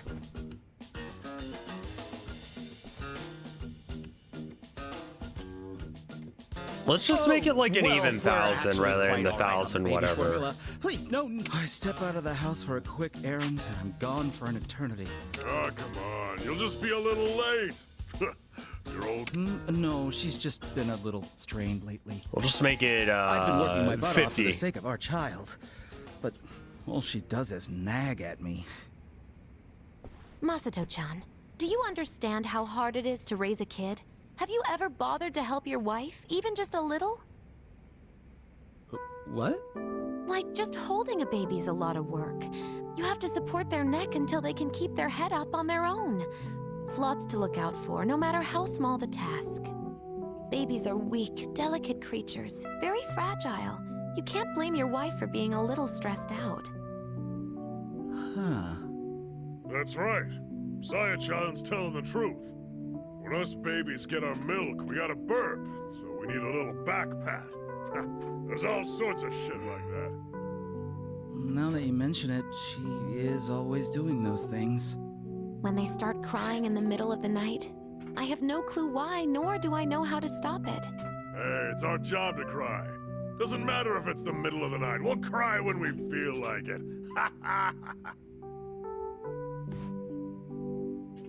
I see. And here I was, jealous of how she got to sleep while I was out working all night.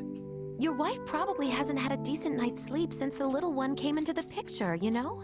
And even if she does get a sec to rest, you never know when she's gonna have to get back up. Sounds pretty frickin' exhausting. Oh. Masato-chan, you should sit down and talk with your wife. I'm sure it's hard for both of you, but your relationship's probably strained right now because neither of you have taken the time to hear each other out. You're right. Okay, real quick. How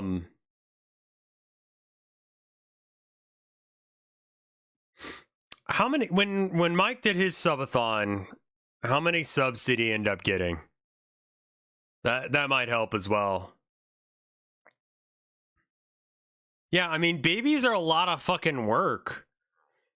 You should, if you're gonna, like, you gotta, like, not just bring in financial help, but, like, 10K-ish? And then how long of a stream was it?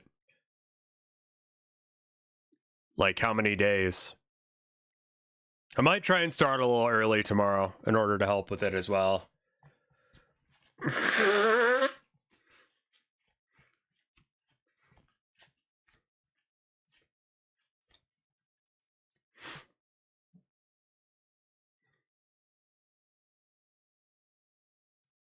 Yeah. Over a week? Okay, so half as much time and 1/10 the size, so...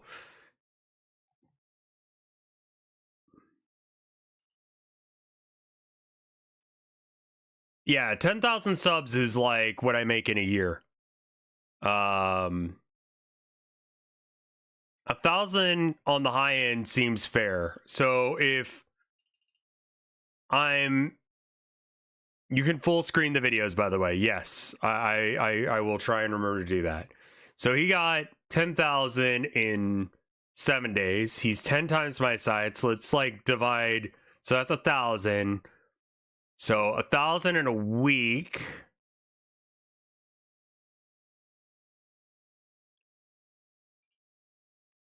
And then divided by 7 times 3. I think 500 might 500 more than I've got right now might be a bit more reasonable.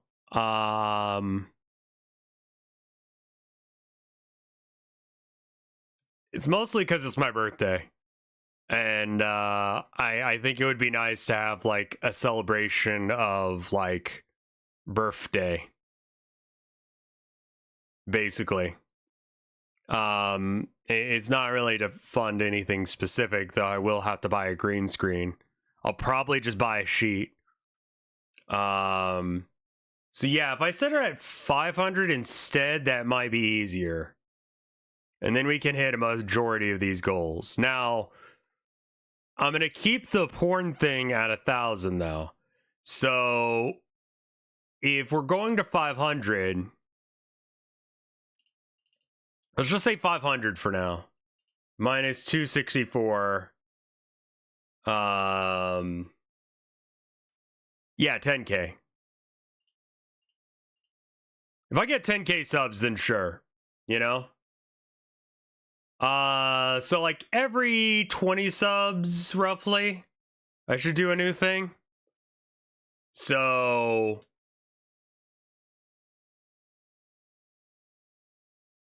let's start it at 300 and then go up by 20 from there.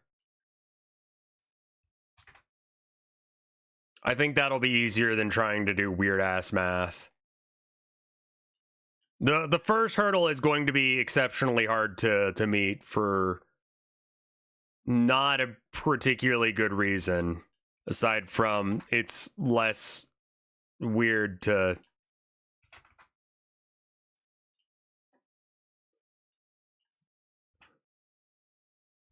$420, nice. 440. 460, and then PNG. And I've talked to Chai. Chai is down to do the to draw me a fursona. So be thinking on what you want that to be. That'll be set at like 480, I think.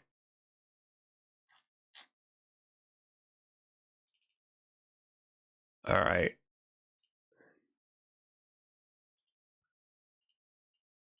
Can I get rid of this thing?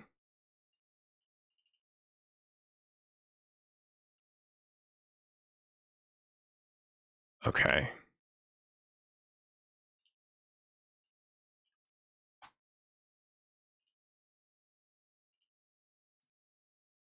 Okay, save. And then if I want to use it, how to?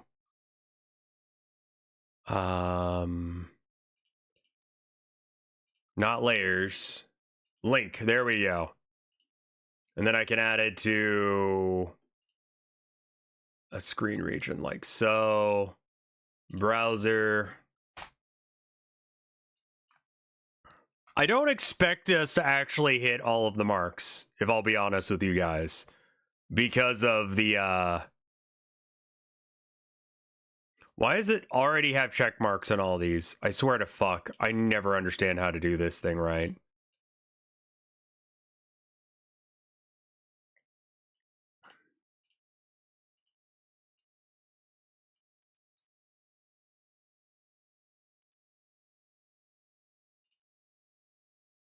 Try not and pick the weirdest fucking animal on earth just to give Try like a break.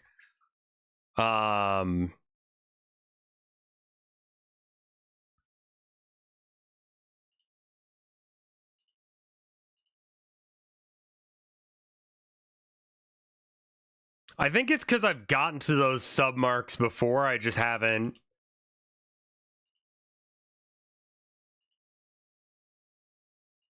Yeah, it thinks that they're already done. Make it a chawcat? Chawcat? I don't know what that animal is. Yeah, it's just kind of glitchy. Try might have their own ideas as well. That is true as well. Or let Chai pick based on... I mean, that's also an option. What? I'm going to look up what a cat is.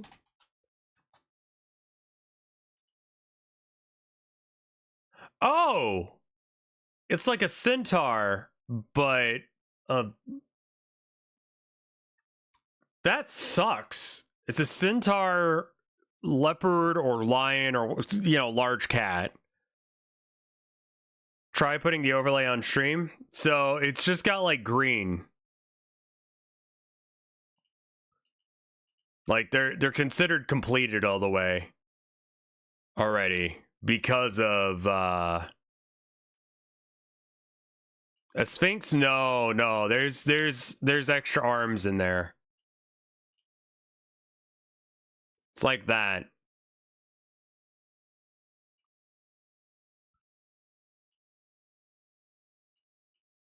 Yeah, that one sucks, and I would really actually hate that.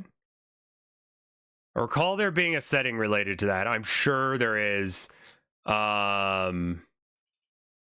it's like a centaur, but instead of having horse hooves, it's just like, what if you put the... It's like just awful settings. Open editor? No.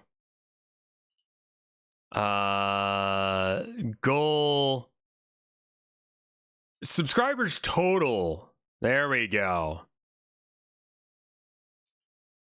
And does it show where? Right. Okay. I think I've got it now. It just doesn't say anything on screen at all now. Huh. That's very weird.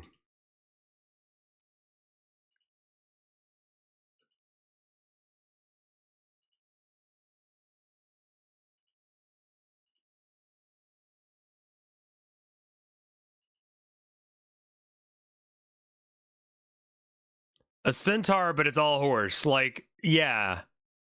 I kind of want to do that. I kind of want to be, I want to roleplay as a guy who, like, whose dad was a, like, bull, and whose mom was like a, cow centaur. But you just end up getting, like, the normal ass parts of both. So you just look like a regular human, and you treat it like you're some sort of freak of nature. Like, I've always been hated, never been loved,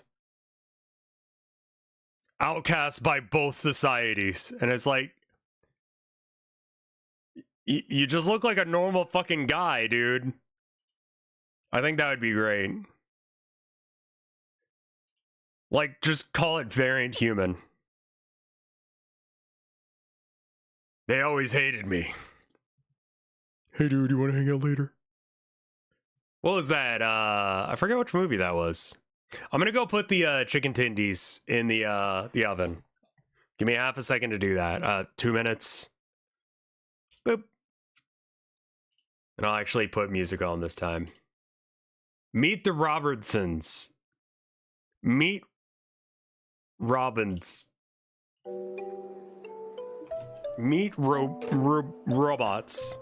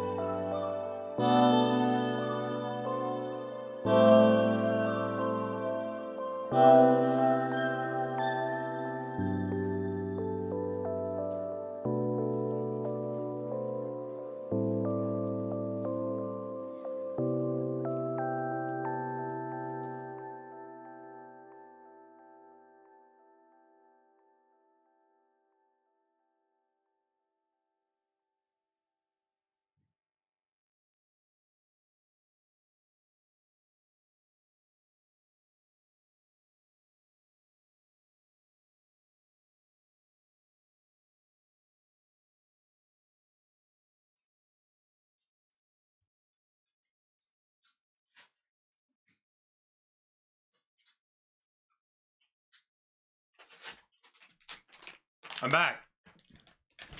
Sorry about that. I'm aware of circles, unfortunately.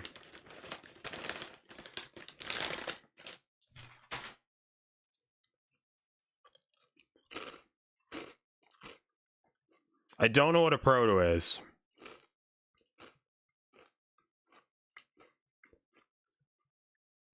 Yeah, the Imperial Knight Toy Joy figure, is it like...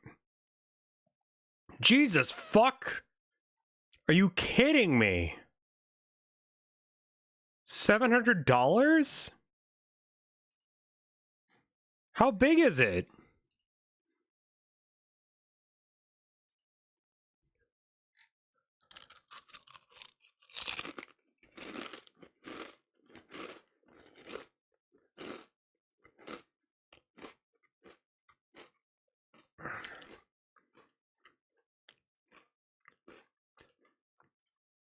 I'm good. Why is it $700? I don't know. Also, hi wife, I love you. What a... No. Okay, the knight is 21 inches tall. So it's 2 feet tall. In comparison to...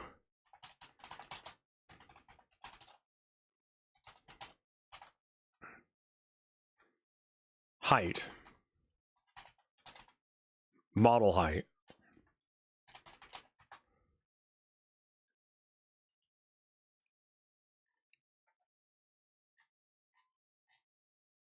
Eight inches.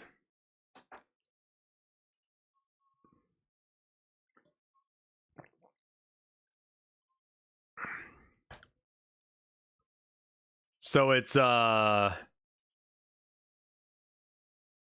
little over twice the size of the original one, which means you can't even like, because it would be kind of cool if it was the same size and cheaper. Hi. What? Yeah, I'm really excited you're here too. Yeah, Abby came upstairs to say hello. I love you.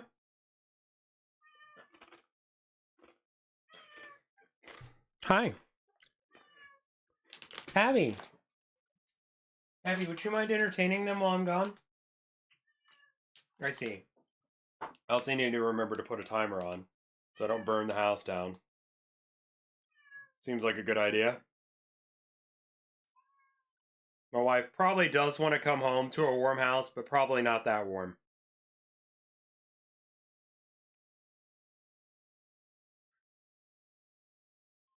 Yeah, I know, Abby. It's really hard being a baby. You want to get in the chair? No? Okay.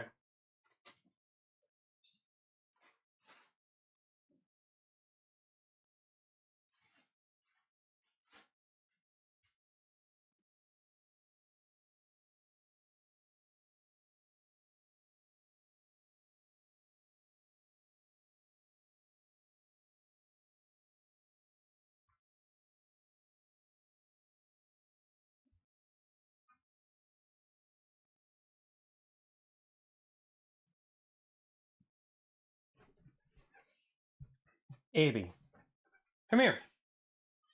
Yeah. Ugh. Yeah, that's a movable figure. It's an action figure.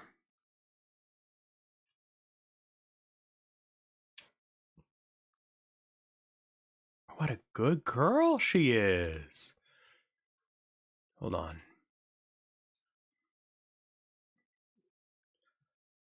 Yeah.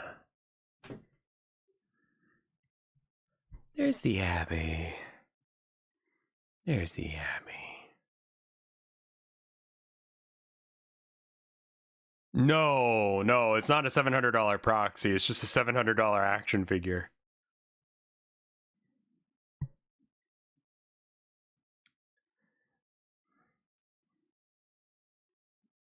Yeah. Abby, you're a very good girl.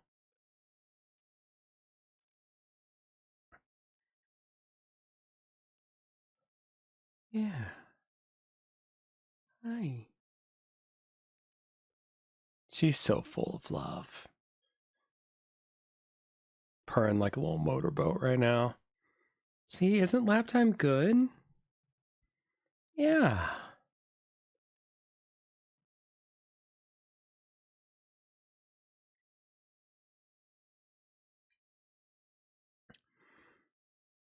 You are a very special boy.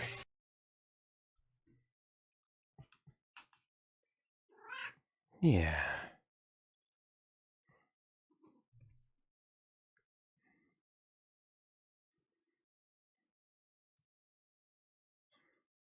Gotta kind of hold her head. She didn't fall off the thing. You would have to prime them, Jiggle. You can't just paint stuff. That's like the point of primer.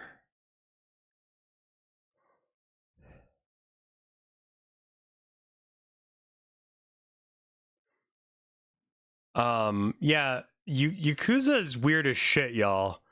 I guess at some point I started to think I was the one having the tougher time.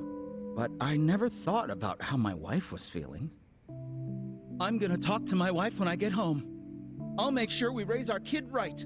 Yeah, good. I'm a father after all. Yeah, that's the spirit. Just don't try to do everything yourself. Families I'm gotta missing support one redeems. another. Go on. Hurry back RevScat to your says wife they and love you make very things much, right. Abby. You got this baby's approval, so I'm sure you'll do just fine. Thank you. Well, yeah. I'll be going now. Best of luck. Well, all's well that ends well, I guess. You bet. Boss, sorry we're late. We bought the formula.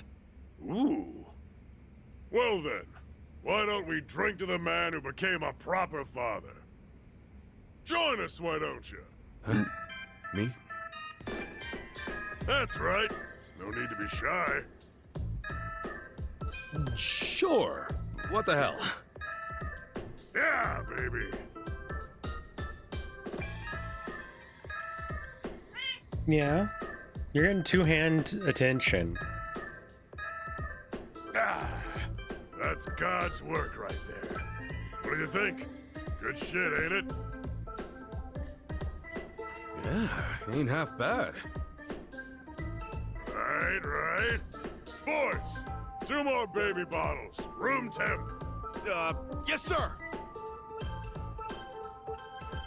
Now, let's say we enjoy this second bottle good and proper.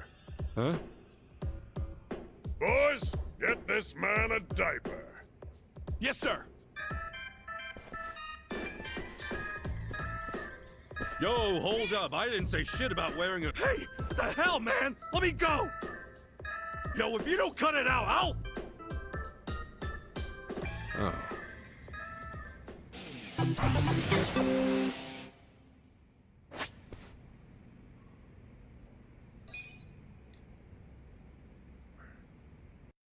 That was certainly something. I think we've seen that one before.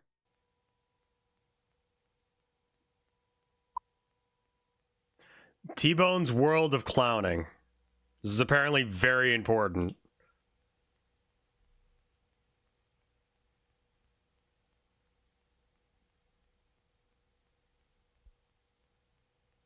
What a load of baby she is. Yeah. Oh, hey, I'm doing a crime right now.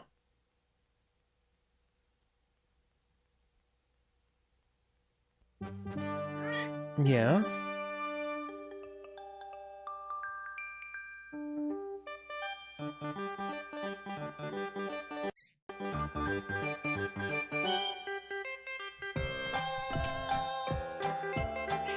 Yeah.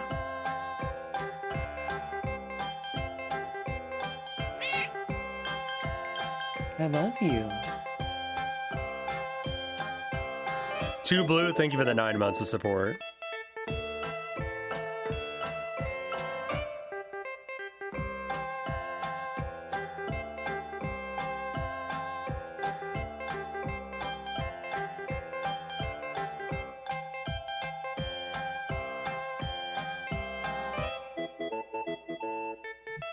How often should I spin the wheel?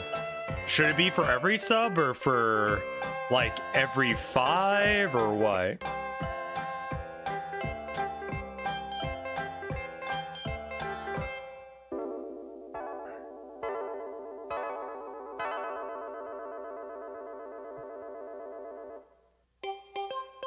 Every 10? No one sent Rev Rent a Friend. No, they did.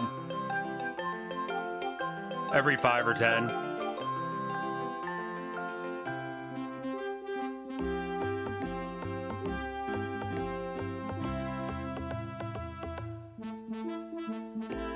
That was the one where it was like, what, he wanted to play Tiddlywinks or something?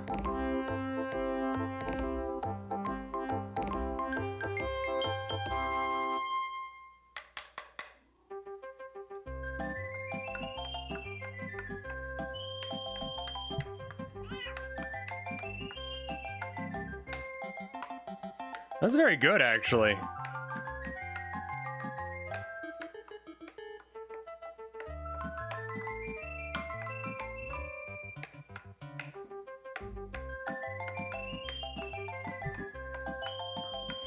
She likes to just sit sometimes. Baby girl time. It's rare. Maybe like once a month I get baby girl time. Yeah, no, this... Oh, those are some sharp nails.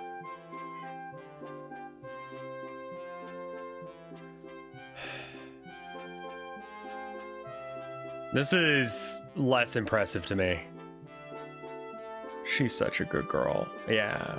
She's making biscuits. So many biscuits. Very sharp biscuits. Directly through my kneecap. Yeah, I mean, like, the thing with the racket was pretty impressive. Oh, hello. I'm T-Bone. Wait. I was practicing for the big clown show tomorrow here at the school. Say, maybe if you don't mind, I could practice with you as my audience. But first I have to find my I didn't book know you on would the art speak of to clowning. me. It's here a minute ago. Now, where did I put it? You wouldn't happen to know where my book is, would you? Where?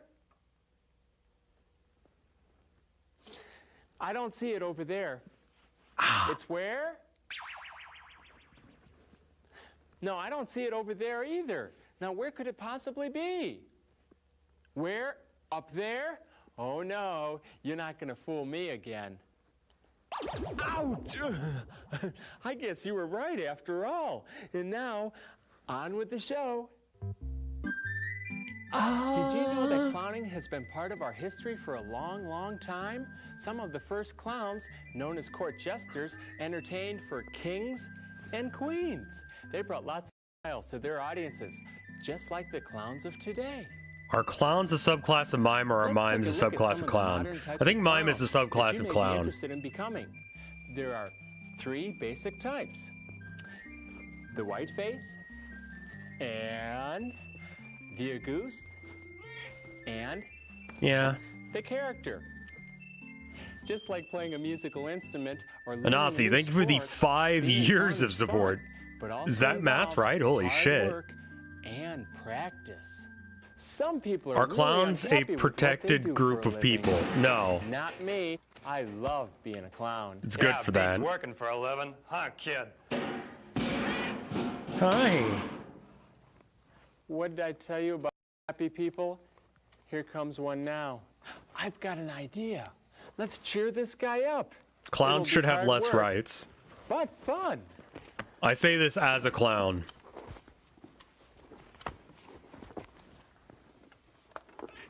Yeah. Excuse me, sir. I'm T-Bone. What are you, the new principal or some kind of dog food? No, my line Did of we work watch is this clowning. before? Clowning's not work.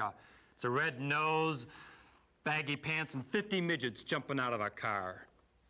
This isn't going to be easy. I do believe you've lost your sense of humor, Mr. Drab. Artie Drab. I've not lost my sense of humor. I got work to do. I don't have time to play. What'd you say your name was? T-Bone. Ha! That's not a clown's name. They got names like Bongo or Bingo or something like that. You don't know much about clowning, do you? Well, It's probably no, for the I best. don't. I suppose you do?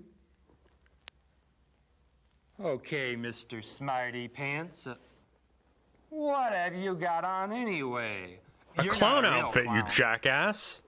You're right. I'm a chicken. Yeah. Ho, ho, ho, ho, ho, ho. You are not a chicken. What do I look like? Well, you look like a clown. Yeah. That's right. I always wondered what it'd be like to be a clown. Well, there's no time like Super Dino No, thank you for the 27 months of support. And Aussie, still kind of blown away that that is 5 years. How'd you do that? Thank you guys so Pretty much. well, thank you. Have a seat. Oh, thank you. Look at that. There's a good chin scratch. Why aren't you sitting down? I don't have a chair. Take mine.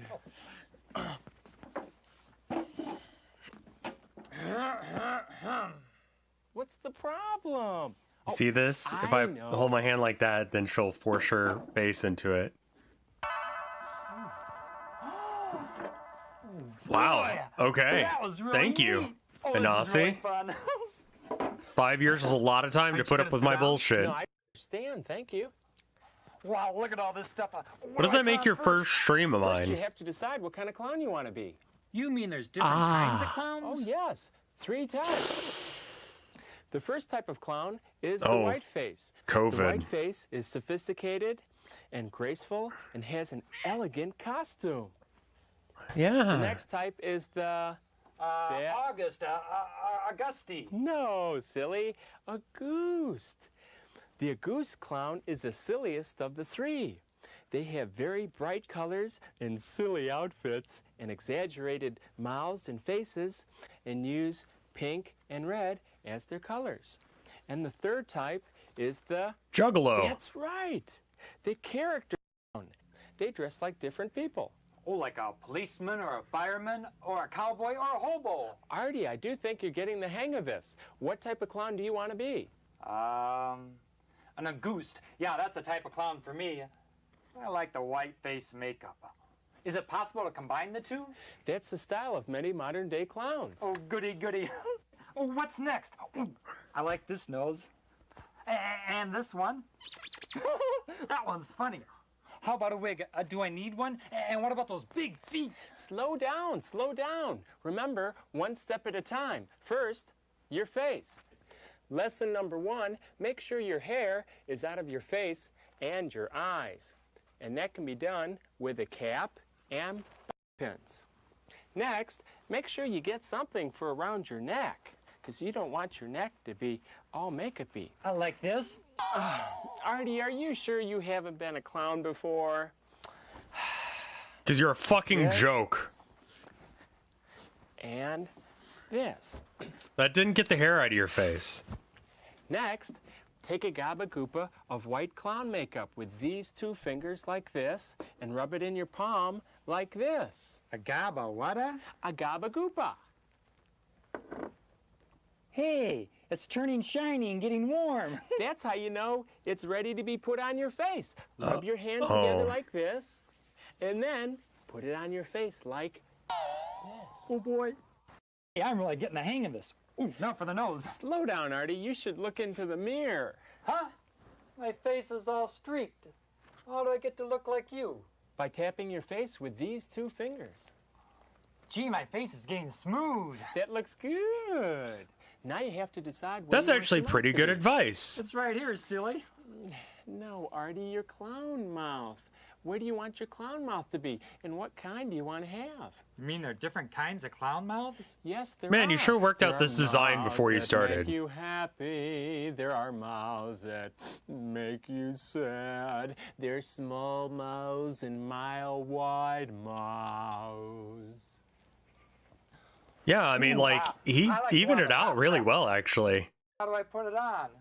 First, we need to take off the makeup where you want your mouth to be. Well, why didn't you tell me that before I put it on? Let's use cotton gauze and remove the makeup where That's a you want your great colors question. to be. Why didn't you We answer can it? use Kleenex and also cotton swabs.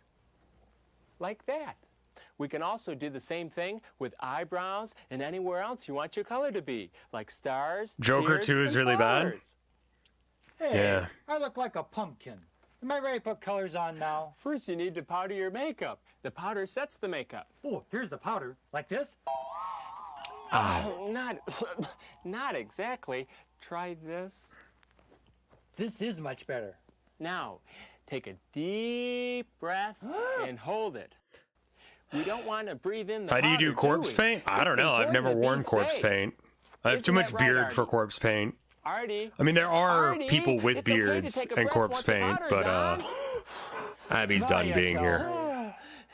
Now let's brush off. Probably the excess fairly powder. similar. What? Well, you make up your mind. First on, then off. And that's actually the time for me to go downstairs to pick up my food. Not exactly. It smells done. There's a reason they stopped using talcum as baby powder. Oh. You also go over the hair with dark makeup so it looks darker. Got it. Like, I know King Diamond's got, like, a mustache that he covers up. Sorta.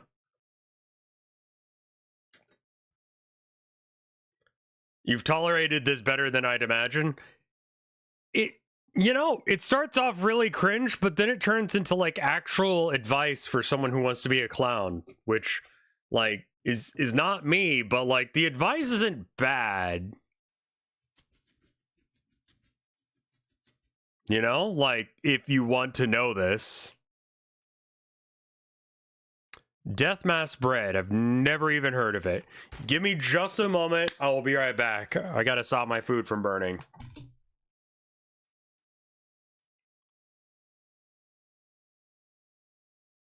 And before Rev, you don't need this advice. I mean, listen, there's a difference. Like, this makeup bit is actually helpful if you want her to become a clown. I think I watched, like, the best of the worst on this one and saw bits of this, which might be why I can, like, stand it. It's like I've seen it before.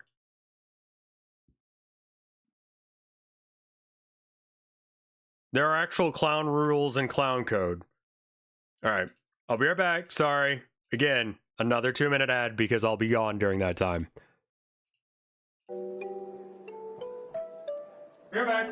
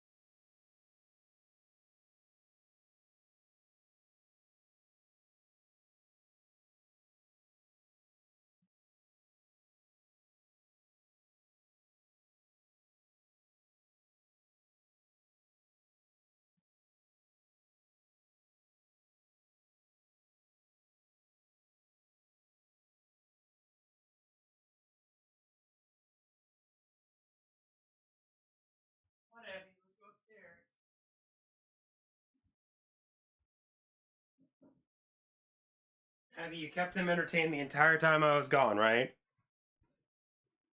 Alright, I'm back.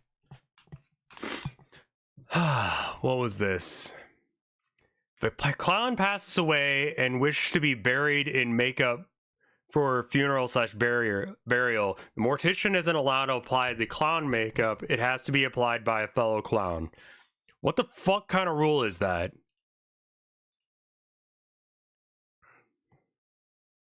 Do they have like corpse clowns that like that's their job?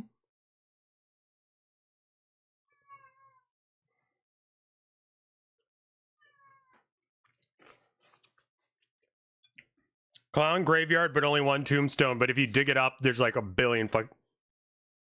I mean, that's your joke there, yeah.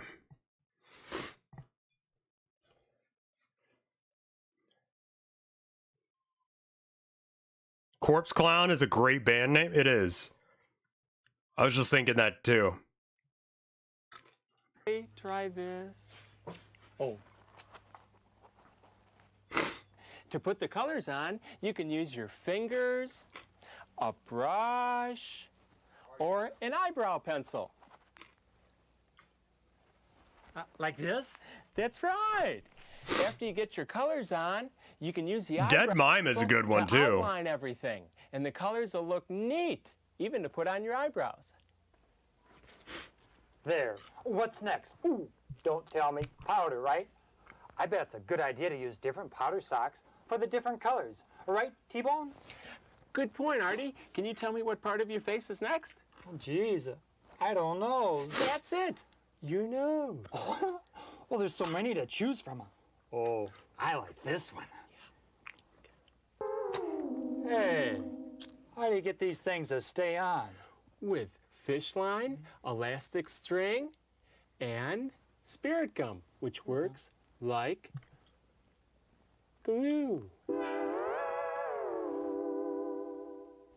are several kinds of wigs that can You be don't found need in to have a magic, clown nose to be a clown. in wig shops, or you could make your own from If things you're a at clown home. and you have a nose, it's a Like clown this? nose. Artie, time to put these things away. Whoa! Boy, I wish you'd warn me before you do that. Time for costumes, costumes, costumes. Walk this way.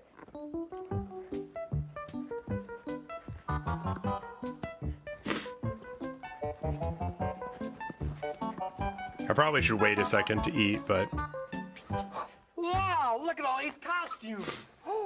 There's a one-piece costume. Oh boy, does that look neat. Oh, look at the red pocket and the little hat. I like that. Oh, is that one of those hobo costumes? Oh boy, I'd look real spiffy in that one. What else you... the one Big piece. shoes! Wow, those are like boats. Look at that. That's your whole outfit. This is fun. I like this. What else you got, T-Bone? Oh boy, those are really silly looking shoes. Boom, boom, boom, boom. Oh, there's one of those hula hoop ones. Woo-hoo. These are just some of the types. You can mix and match. Let your imagination work with you. Which type do you want? Ooh. I like this one. But Artie, it's empty. Oh, you're gonna let your imagination work with you. Yep. Good for you. Well, see you later. Oh, alligator. After a while, crocodile. Wait, Artie, where are you going? I got work to do. Oh, you gonna finish cleaning up? No, I gotta find the costume. Oh. Nice doggy. I can't wait to see what Artie comes back with. Can you? Well, I think I'll practice my tightrope walking now.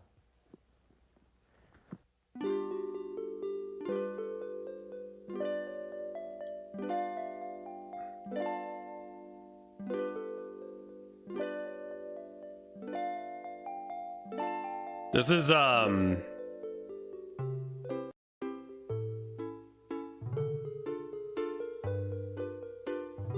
Oh.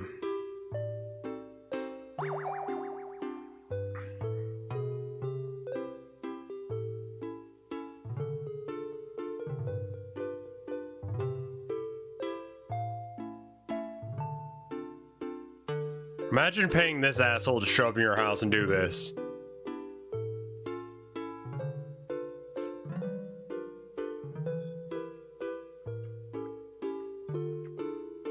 Whenever there's one of those threads on Reddit where it's like, what can I do? What's the sexiest thing a guy can do in bed? Imagine this without the music. Yeah, hold on. We don't even need to.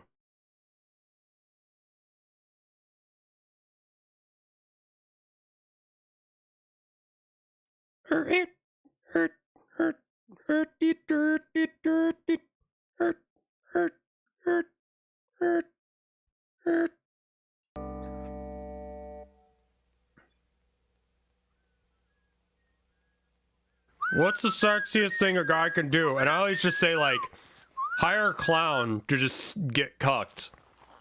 Cucked the clown.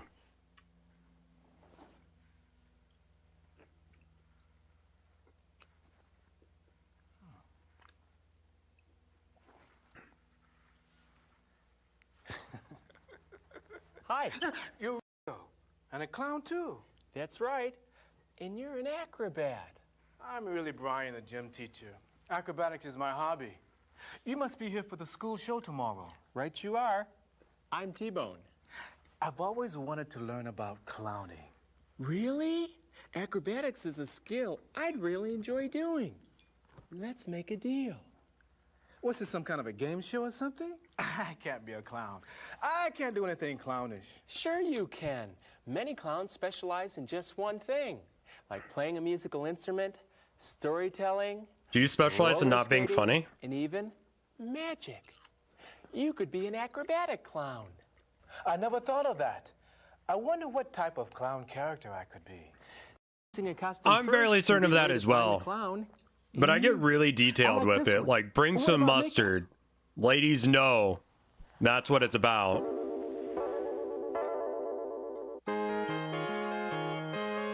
Oh.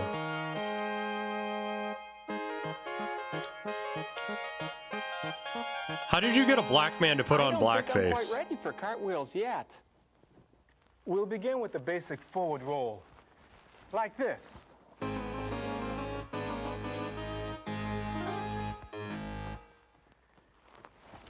Remember to tuck your head in. Here I go.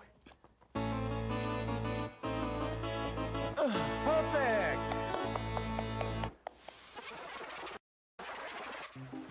Drake has done blackface. Drake has done a lot of things that people shouldn't do. Right towards us. I'm getting out of here. Not me, you're not.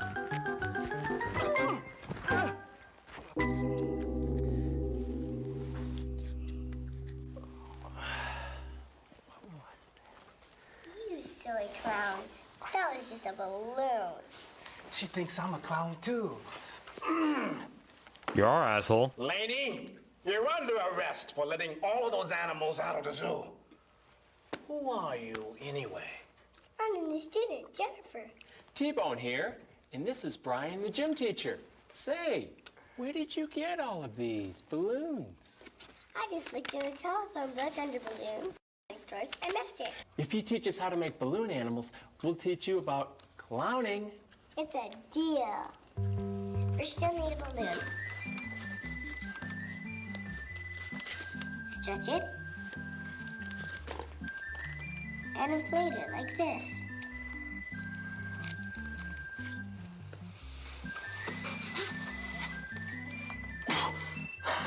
Boy, this is Try hard blowing to into the blow. other end, dumbass.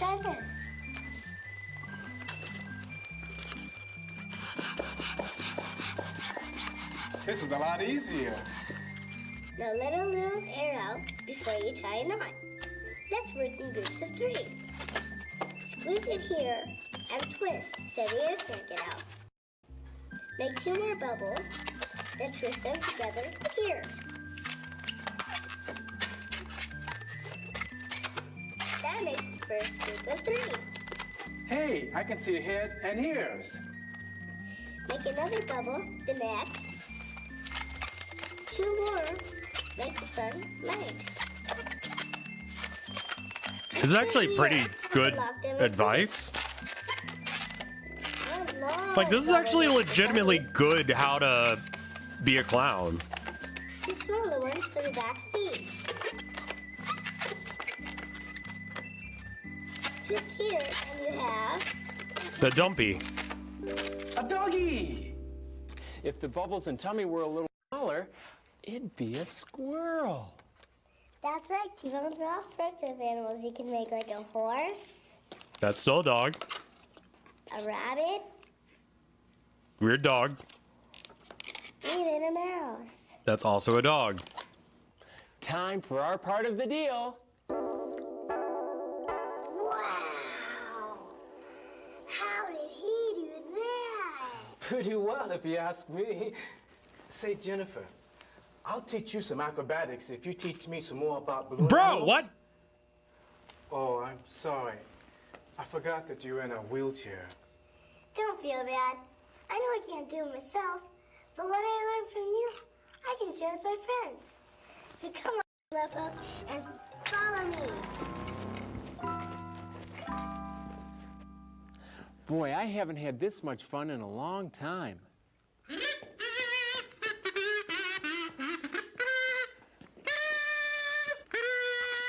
Artie, that's a great costume. Oh, are you talking to me?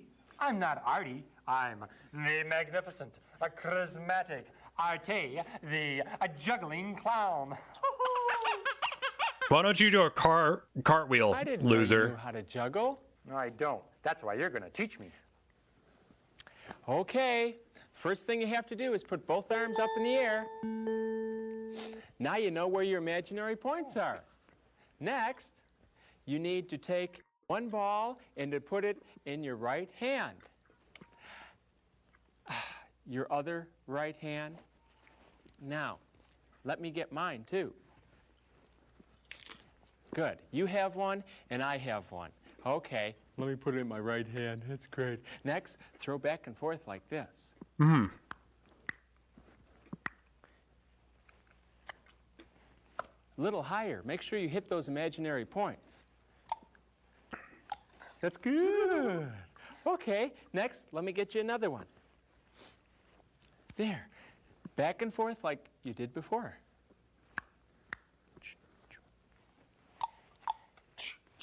Great. Let's add ball number 3 and make sure you hit those points. Hey, I'm a natural. Artie, your juggling is really coming along. Oh, really? That's a wonderful surprised look on your face. And that's a terrific sad face. I didn't know I could make different kinds of faces. I thought my face was painted on. Ooh, what other faces could I make, T-Bone? Shy. Horny. Be angry. Ah, I don't know how to be angry. Angry. I don't know how to be angry. Be angry. I don't know how to be angry!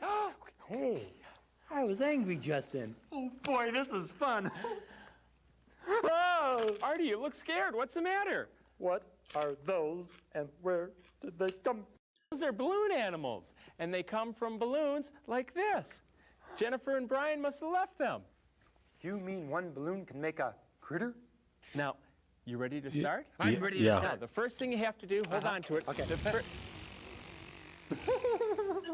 Hi, Brian. Hi, Jennifer. You mean football? Dude, it would have been great had he fucked that up. Clown names. That's fantastic. Oh, excuse me, excuse me. This is the magnificent, charismatic Artie, the juggling clown.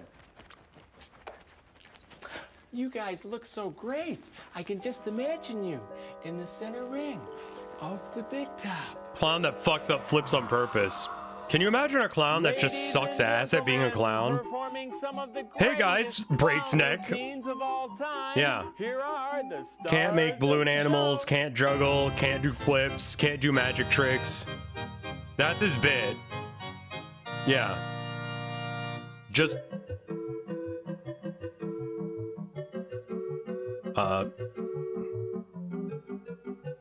What?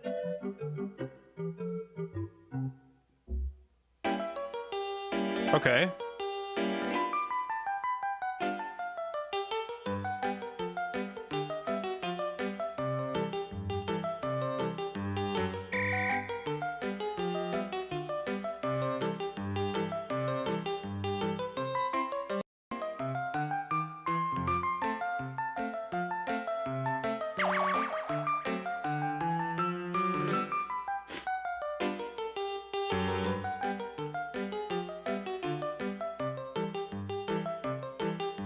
Dude, can you imagine a cop showing up and doing a backflip like this dude?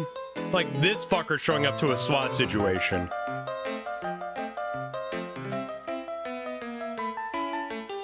This is him doing hostage negotiation.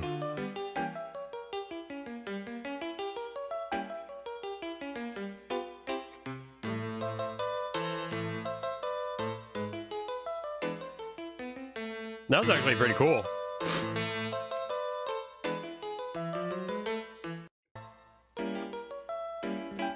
Like, say what you want about this, like, but everyone here is incredibly talented.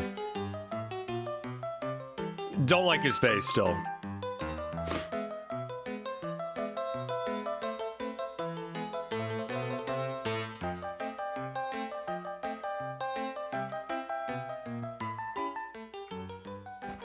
Hi, Flippo. What are you doing? Oh, just practicing some new things for T-Bone's party. Oh, can I go with you? I don't know. We're going to be playing a lot of new games, like croquet. Oh, I love croquet. And badminton. Badminton, that's my favorite game in the whole world. And bumblebee. Oh, boy, Bumblebee. What's Bumblebee? I'm sorry you can't go to the party if you don't know how to play. Oh, you can teach me. Oh, please, please, pretty please, with peanut butter on top. Peanut butter? Yuck. All right. After all, who's your buddy? Who's your pal? Oh, thank you, thank you. Now, I am the queen bee. Wait a minute. I want to be the queen bee. I was hoping he would say that. Okay, if you insist. Sit into your throne. Oh, my God. All right, I'm sitting. Now, I am the worker bee, and I go to all the flowers, and I gather up the honey and bring them to you, and you say... Yes, yes? Give it to me. That's all? I just say, give it to me? That's all there is to it. I think I can handle that. Good. Now, here I am, and here I go to all the flowers.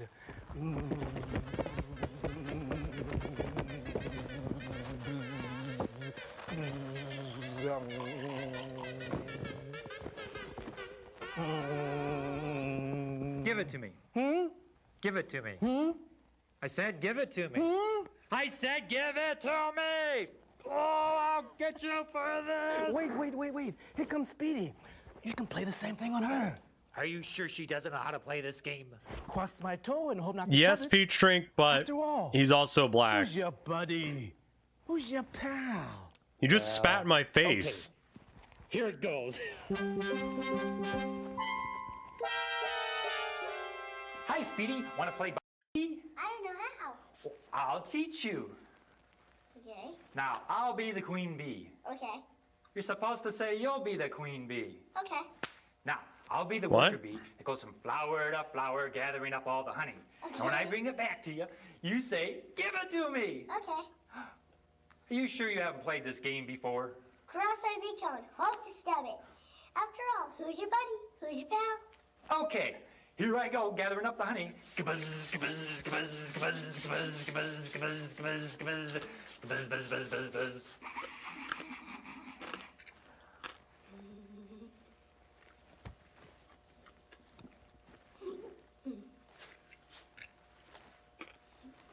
You're supposed to say, give it to me. Give it to me. Give it to me. Oh, I'll get you for this. Oh.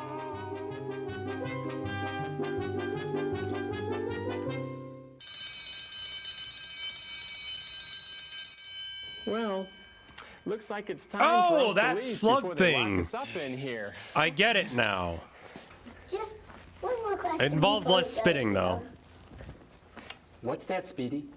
How do you get this stuff off? That's a great question. With cold cream and Vaseline and makeup remover. Just put a little bit on a tissue and wipe. Thanks, T-Bone. I had a terrific time. This is the best day of my life. I'm glad I could share some happiness with you, too. Bye-bye. You've taught this child how to be a bully. Good job. Just one more thing before I go, T-Bone. I want to thank you for helping me find my sense of humor. I also want to apologize to you. You were right. Clowning sure is fun. That takes a lot of hard work and practice, just like you said. From now on, I'm going to practice a new skill every day, starting now. Good for you. Goodbye, T-Bone. Goodbye, my new friend, Artie. My name's not Artie. It's the magnificent, charismatic Arte, the balancing clown. Careful!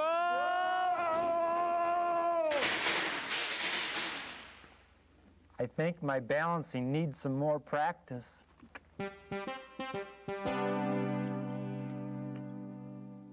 Well, it certainly has been a busy day today. I want to thank you for helping me practice. Say, I got an idea. Maybe you could get your parents and friends to help you practice. Just remind them to be careful when they put makeup around their eyes. And don't forget to get them to help you clean up afterwards.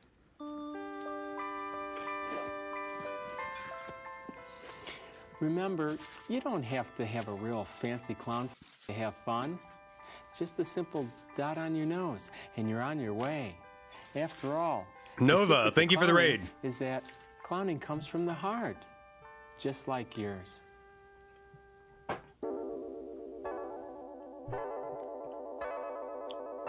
I hope he's still doing clown shit, you know? Because this is actually, you know, is low budget, but informative on how to be a clown.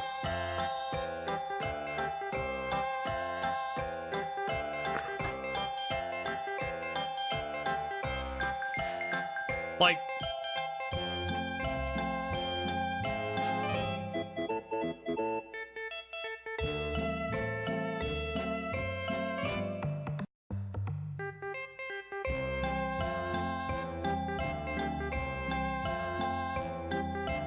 oh, he's dedicated to his wife. Hell yeah. Wife guy clown. Alright. That's not a thing. Alright.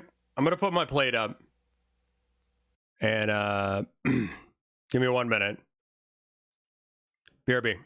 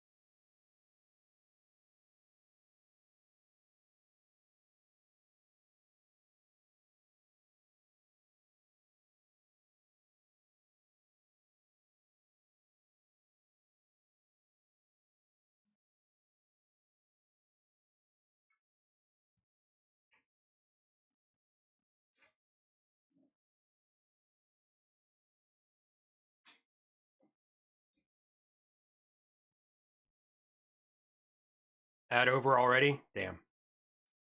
I definitely have stuff in my teeth and I need to brush them real quick. 1 sec.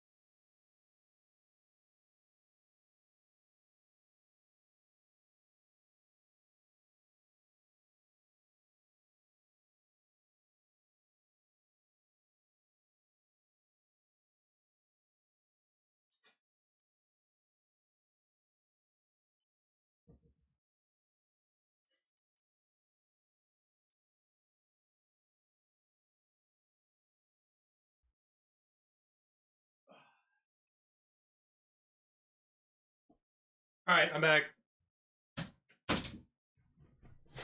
It's a car paint shop now. I mean, I kind of don't figure that a 40-year-old video is going to do that great. Like, how long can you keep a T-Bone fan club going? Honestly. Oh, that's the thing I need to do. I need to update my website. I just remembered.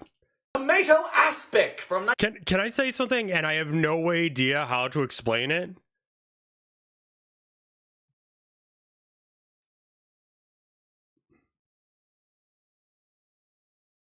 I feel very normal right now. Like, not normal, like, as in I feel like the way I normally feel, but I feel like this is the... Like, I've got, like, a good amount of, like, antidepressants, and I'm finally on, like, ADHD meds. I think this is what being a normal human being feels like.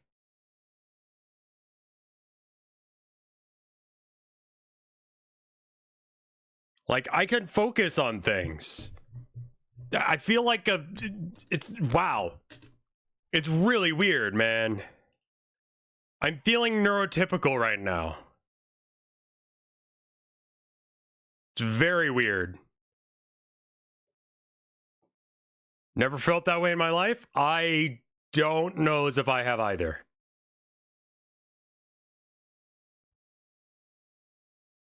It's weird. 1939. Yes, this is arguably the most infamous dish. He did a video recently about, what was it, Spam chocolate chip cookies? That's on the Spam website. It's very bad.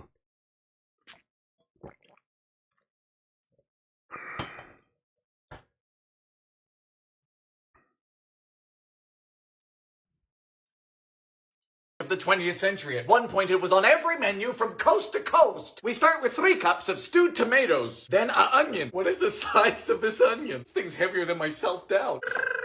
1 celery stalk. Slicey slice. And now for the most pointless herb, the bay leaf. I think of these like small men. You'd have a hard time telling whether it's in or not. A pinch of salt and sugar, plus a single clove. So what are you doing tonight? Into a pot. Fire! Cooking for 10 minutes. Meanwhile, we soak 2 tablespoons of gelatin in a half cup of water. Now we strain this to remove any trace of reason from the dish.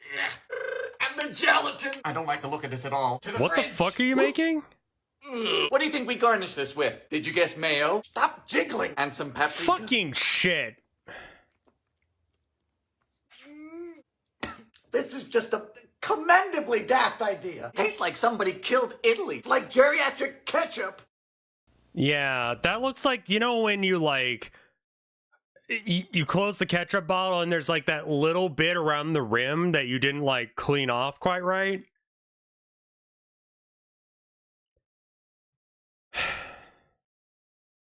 And it just turns into, like, this, like, solidish gelatin. Looks like you made that on purpose. Like, a lot of it.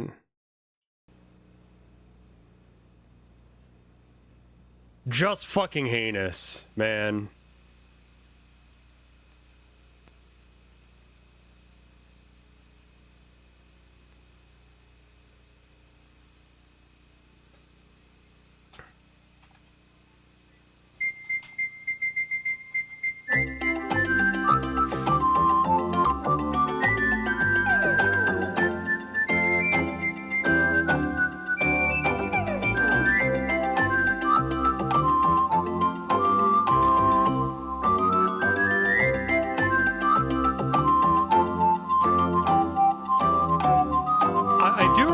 Hearing that people were legitimately scared of microwaves for a while, because it is like... I get thousands of letters from cooking classes, and the most common misconception about microwave cooking is that somehow the machine does the cooking. This just isn't so. You do the cooking. You have to stir and poke and taste and adjust and improvise and do all the other things that you do in conventional cooking. So you see, Do we need to watch an hour long? You know, let's just watch a bit of this. We're not going to watch the full hour, because that's a lot.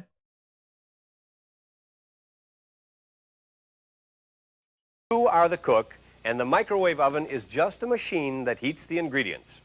But it does so with 2 important benefits. First, the mess of cooking is much less, and the final result is realized much sooner than when using conventional methods. What you to learn in the next hour is to overcome any fears that you may have about microwave cooking, whether based on the technology of it or learning how to use it. After all, it's just a tool, like all the other tools in your kitchen, and you are the cook. You see all these beautiful dishes on this table? Well, I'm going to show you what you have to learn to prepare dishes like this yourself. Now, you might think that you can't, but oh, yes, you can. And it's so simple, and here's what I'm going to show you. I'll explain first about cooking in general, and then microwave energy in particular. Then I'm going to show you some experiments that you can try yourself to not only get the feel of how the oven works, but why it works that way. And then But to there are answer my your question 11 earlier, important tips that every cook Jigglemamacon, needs it's to my know to birthday, give you and a I've head start been in learning to a cook streamer for microwave. 15 years I'll also on tell you this something platform. about the best So, accessories to have kind of for felt microwave like it should cooking. be like a Things like my celebration instant read thermometer, for that instance, reason. or the indispensable ring pan. And then we get to the fun part, the thing I like to do best of all, and that's to cook. First, I'll show you how to convert your favorite recipes to microwave cooking. And then we'll do some recipes from scratch so that you can see for yourself how easy it can be. But you know, I hope you really like to cook, because you'll soon see that if you're a good cook, the microwave will make you an even better one. But I'm sorry to say that if you're a lousy cook, then the microwave will just make you a faster lousy cook. He looks like he looks like he's related to Alex Jones. Alex Jones would look like this if he wasn't on ketamine. Actually, he's probably not on ketamine. He's probably on like bath salts or something. Like ketamine, he doesn't have the ketamine lean. He has like a more frenetic uppers kind of energy. So let's get down to business. Look at that intimidating machine on the counter. Now, you may find it hard to believe that as your skill increases, you're going to begin to put away your primitive cooking devices and only use them occasionally. The oven is so efficient and clean and versatile and quick, you'll wonder why it took so long to learn how to use it. Your question you didn't ask. To build up your confidence, remember these two little ideas. First, read your manual carefully. Second, then go read fuck it again, yourself. and go back and learn one function at a time, like how to set the timer or the power setting. And when you've mastered that, learn how to use the memory or the probe. Do it one at a time or you might get discouraged or confused. The second idea is this. Rely at first on fail-proof recipes, the kind that are almost impossible to mess up. If you do these two things, learn how to use the features of your oven one at a time, and start with foolproof recipes, you'll be ready for the real excitement of microwave cooking.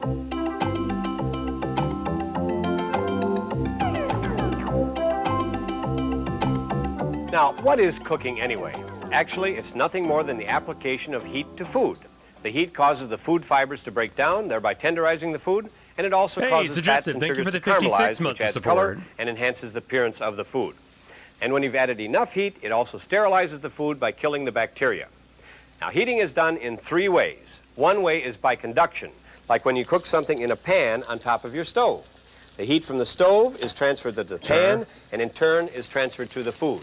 Right. All by direct contact. The surface molecules of the food are heated, and they transfer the heat to the molecules deeper inside of the food. So gradually, the heat penetrates into the center of the food. Now, we all know what happens if you aren't careful about how the way you cook this way. The food can be burned on the outside if it's cooked too fast before the inside is cooked. Sure. Now, the second way heat is applied to food is through convection, which involves the movement of heat-carrying air molecules within a given area. Your home furnaces uses convection by heating air and then pushing it throughout the house. Convection ovens use this technique also, as does your conventional oven. The heat is applied to the surface of the food in the case of a roast, and then is conducted to the interior of the food.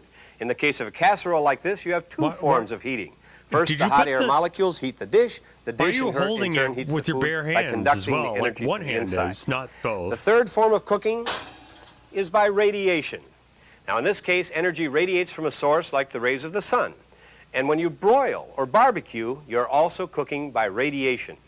Also, microwave cooking uses radiation. The energy is imposed directly onto the food, causing the molecules to vibrate, which generates heat from friction. Now, microwave cooking is faster because the energy penetrates deeper into the food. But the interior of the food is heated by conduction, just as in these other forms of cooking. Yeah, radiation Microwave is not energy is a nuclear common radiation. form of radiation, but don't panic. It isn't like nuclear radiation.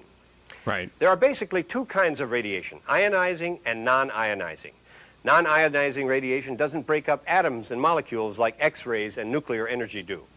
Now, non-ionizing radiation includes things like radio waves, infrared waves, light waves, and of course, microwaves. They don't remain in the material to which they've been applied. In addition to their use in cooking, microwaves are used to conduct telephone calls in our telephone systems, carrying long-distance phone calls. In effect, microwaves are very short radio waves. And in a microwave oven, they're produced by a transmitter called a magnetron tube. Why isn't there like a conservative movement to like get rid of microwaves? Like, because I mean, if 5G is an issue, like surely microwaves are, I mean, it's in your fucking house. There is? Oh!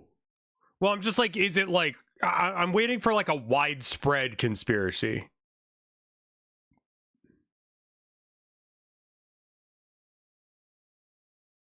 Because they're old enough? Oh, right, yeah, that's true. They've been around for a bit. So, like, and then, like, 5G is, like, relatively recent. So it's like, you can blame the autism or whatever on that. And what this does... There's a conspiracy against barcodes, but that died out mostly. Yeah, except for, like, Hobby Lobby. Everywhere has barcodes. Because of religious reasons. It broadcasts them directly into the cavity of the oven. When they come in contact with water molecules or sugar or fat molecules, Fuck Hobby like Lobby? in food. Well, just a reminder, they do not have security systems because in order to do so, they would need the barcodes. So, you know...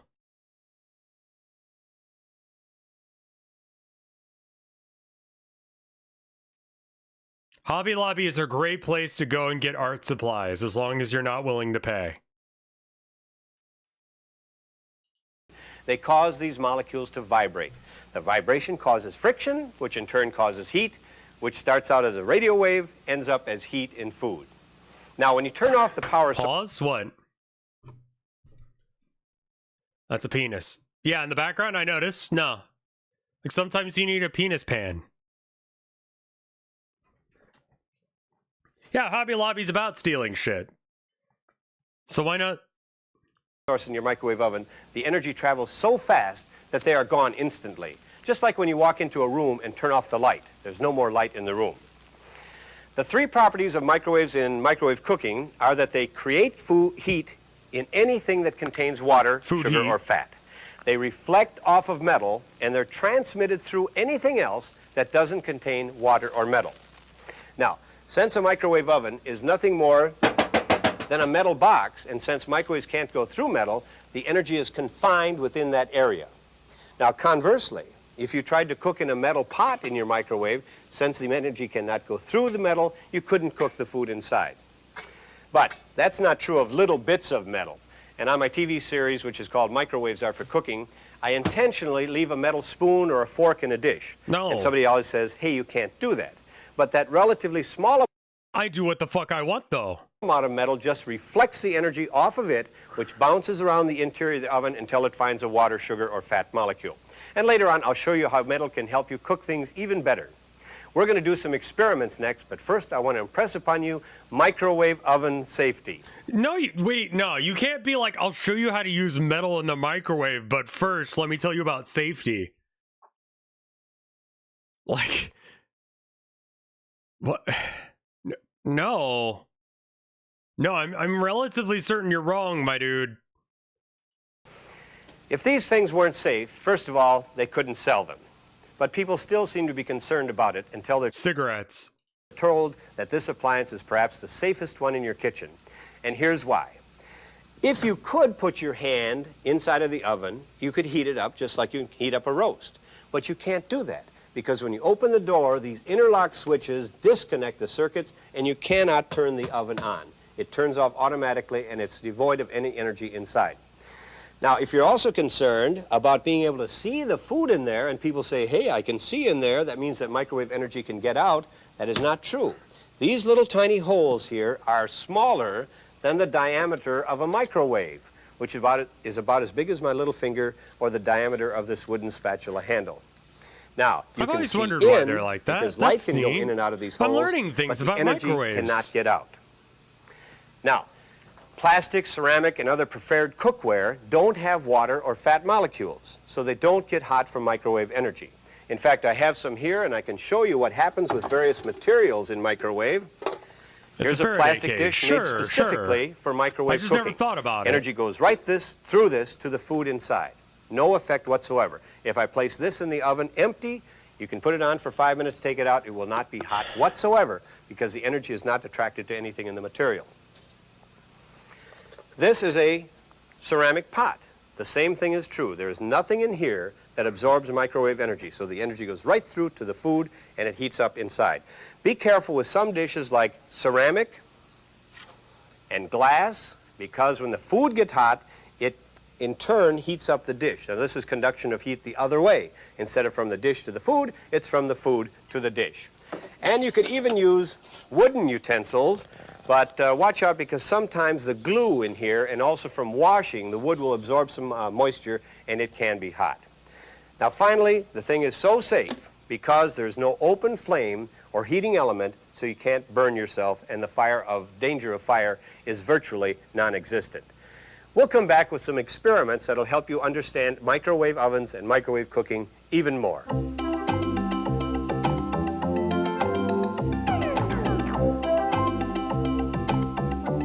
It'll take you some time to get used to doing things by microwave, but I put together a few experiments that you can do right in your own kitchen. In fact, you might want to try these right along with me now. They demonstrate how microwave energy affects different materials. I'm going to place some different materials in this oven. I've never tried to First put of wood all, in the a microwave. can of beans. No. A plastic cup. Oh, okay. Another plastic cup with a little bit of water.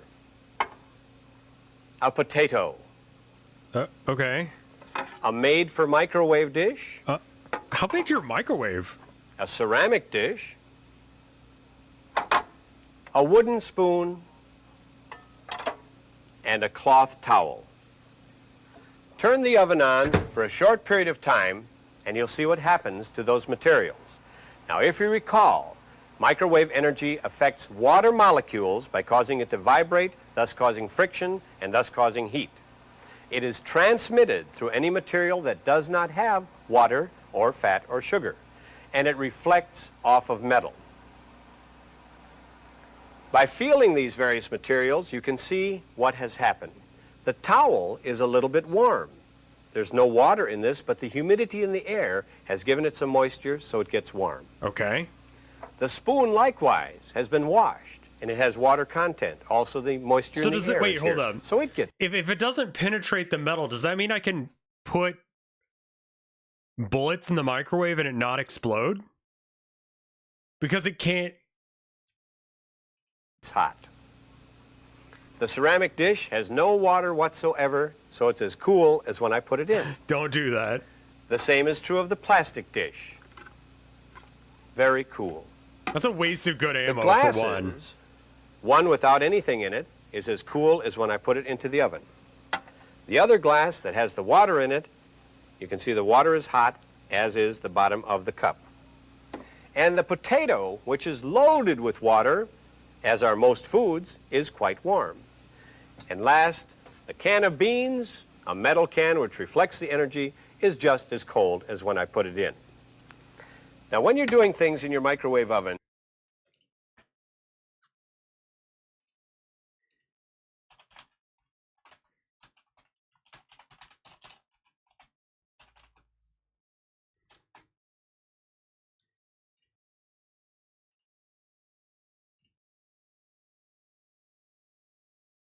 Yeah, 50 caliber. I mean, if we're gonna do it, let's do it big. Welcome to Demolition Ranch. Every Monday we'll test something in a microwave.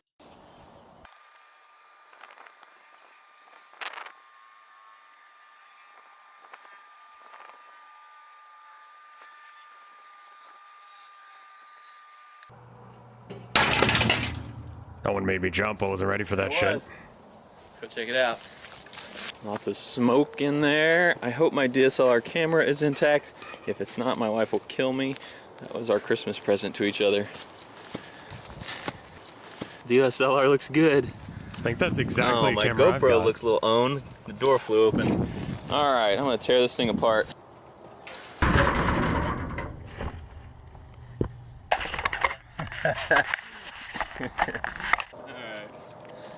Let me bring you guys in for a close look over here. I mean, he at least put some like. So the first thing I notice, caging the first thing I around notice it. is this piece of wood is still on fire. Go out. Nice Apparently cowboy you can boots. start fires with microwaves. All you need to do is put some wood in there. All right, Yeah. but here's the shell. There's the bullet. The door is knocked off the hinge, and there's a huge dent where it went off. Move this camera around so y'all can kind of see that it dents down big time. A lot of unburned powder in here. Right, probably just stinky, burning my eyes.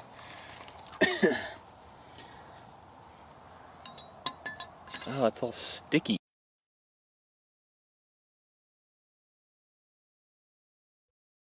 Right.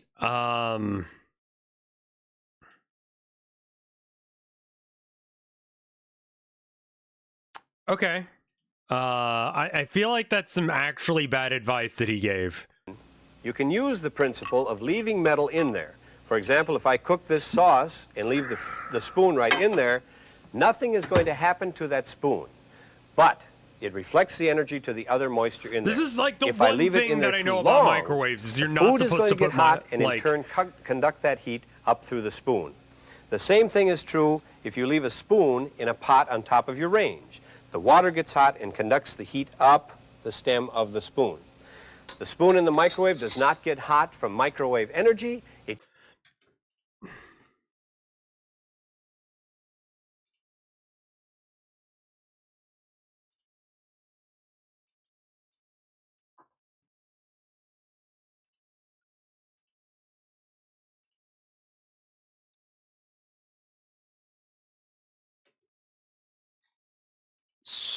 spoon in a microwave. Well, you can't do all of them at once, because clearly that's a bad idea. Microwaving a spoon.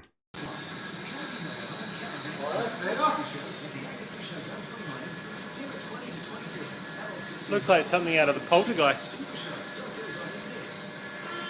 Thank fuck he doesn't sound American.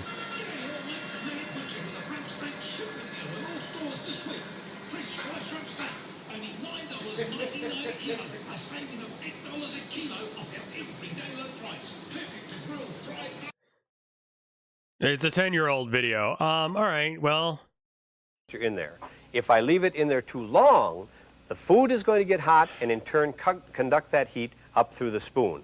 The same thing is true if you leave a spoon in a pot on top of your range. The water gets hot and conducts the heat up the stem of the spoon. The spoon in the microwave does not get hot. Spoon in a pot on top of your range. The water gets hot and conducts the heat up the stem of the spoon. The spoon in the microwave does not get hot from microwave energy. It gets hot from the thing that is heated with the water molecules and conducting that heat up the spoon. Now here's an experiment that is very important if you're thinking about using different kinds of crockery or different materials in your microwave oven that you're not sure of the content. Take the dish along with a little cup of water, place them in your microwave oven. Put it on for 1 minute, and when you take them out, the water in this cup should be hot, the dish should be cool. If this dish is hot, it's absorbing energy, and it may crack and it may break, so don't use it for microwave cooking. There's one thing in microwave cooking that excites people a great deal, and it's what we call arcing. Now, arcing occurs when you have metal with little tiny gaps in it, and this converts the radio energy, the microwave radio energy, into heat and light and produces a spark. And I can show that to you by taking a bunch of aluminum foil and crumpling it up. I mean, I guess you should show so that how I to leave do little this. gaps all throughout the surface of the show that this is a aluminum bad foil. idea. When I place this in the oven and turn it on for a short period of time, you can see an arc. Okay, so as far as like don't do this, that's now that actually isn't okay going to to hurt film. anything as far as the metal is concerned, but because it's creating heat, if there's anything else in there that is flammable, it could catch on fire, and that would not be good for your oven. No. A prime example of that is a loaf of bread with a little metal twistum on it. If you put this in your oven, you can get an arc. The arc in turn will light the paper, and you can get a fire in your oven. So don't put little twistums in the microwave oven. Also, if you have dishes, lovely dishes that are trimmed with metal, these little particles in here can cause arcing, and it'll burn all that metal trim off of you. Yeah, that was plastic. The one word to keep in mind when you see an arc in your oven is to stop the oven. Rearrange the metal or use a different dish, and you won't have any problem. Don't use metal. Now, metal can be used I to agree. If you see an arc in your microwave, stop what you're doing. You fucked up somewhere. in microwave cooking because of that reflection property. But don't put in it fact, back when in. you're cooking a turkey, at some times when you have a large item like this that takes a long time to cook, some areas may tend to dry out, like the ends of the turkey. No. So you can place a little bit of foil covering around the turkey leg. Are you absolutely and also the wings, fucking which insane? are much thinner than the thicker portion on the breast, can tend to dry out. Also, So- who in the actual shit fuck cooks a whole ass turkey in the microwave? You place a little bit of aluminum foil around the wing. And for large turkeys, you'll sometimes see that the... It's turkey flesh flammable? breast portion right up here will tend to dry out, and you have something that we call turkey jerky. Take foil and fold it up so you have no sharp edges, and put it over the spot that you see drying. Another example of using metal reflectants to enhance your cooking is with a stew or something that has exposed pieces of meat and vegetable. The tops of these can dry out from the direct imposition of the microwave upon them. So what you do is to take aluminum foil, crimp the edges, and put it over the top of the stew. Then replace the cover Tove has to a keep in the suggestion. steam. Now what will happen is that the microwaves are reflected off the metal. They will bounce around the inside of the oven and come in from the bottom. Hi, is it possible to put metal in a microwave oven? Let's put this spoon for 30 seconds and see what happens. Okay. It's a little bit hot, not too awful though. So I guess there has been some high amounts of current running through the metal to make it still touchably warm. So not a lot of power consumption. But now, what if I put 2 spoons side by side in there? Yeah, that's Here we go. definitely a problem, because the arcing thing. Still nothing, eh? Are they not close enough? Ouch! They are hot, but nothing terrible happened. I mean, the food gets hot in there too, so what's the big deal? Well, let's raise them a little bit on this empty cardboard box and see if that makes a difference.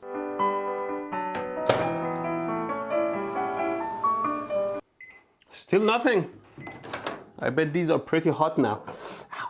Oh, even the cardboard box is hot. Ow. Let's place them pretty close without touching. Ready? No problem. So I guess it's okay to put metal in the microwave. No! We must be missing something. Wasn't putting metal in the microwave supposed to be dangerous? Let's put them in He this does glass. stuff like stupid on at an purpose angle, for humor and maybe reasons. that makes a difference. No touching. There is only this much space between the spoons and there is still no arcing. Who said that it was dangerous to put them in there? So the question is, under what condition it gets dangerous to put metal in the microwave? Yeah, I have seen these metal stands for smart microwave being stupid. ovens that they put food over to warm it up. So I guess it is okay under some conditions to put metal in the microwave. But yeah, he what? absolutely For does example, know what he's doing. It should be fine to place a flat piece of metal in the oven without a problem. See? Metal in general reflects most of the electromagnetic wave in there. But obviously it's getting warm, so it must be absorbing some of it. Yeah, it's a little warm, not too bad actually. I mean, the body of the oven is made of metal, so it's all reflective and shouldn't be a problem. Like if it was I assume actually this also soup, he would have acts as a hurt very good himself by this reflector. point. I wonder what happens if I place a spoon with a distance on top of this in the oven. Let's give it a try.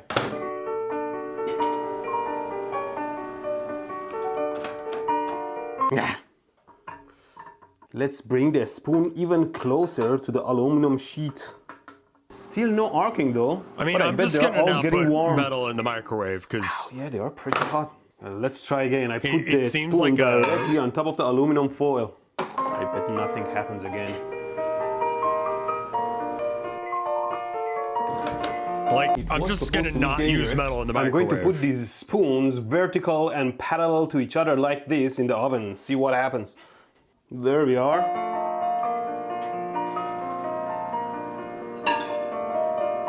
I was expecting some good arcing. Nothing. Ooh, smoke. Oh. What's going on? Oh no, Might no, be no. from the metal It's gonna- coils of the That's my clamps. alarm. My clamp melted in there. Yeah. So something is getting warm, damn it. Well, if I remember correctly, if you put two aluminum foils like this close to each other in the oven, it should arc. Well, let's see. Oh jeez. Finally! There we are. It melted. But apparently not because it arced to this one, because this one is not melted. So what's going on? Let's just put one of them in there and see what happens. Why did this one melt then? Try again in a different That one was location. weak. Ooh. Ah. Where is it arcing to? I think I see what might be going on. It's just jumping from the very sharp edges. Maybe that's why, because these spoons don't have sharp edges, so nothing jumps out. Let me make a sharp tower and see what happens. Sharpity sharp. Yeah, let's do it.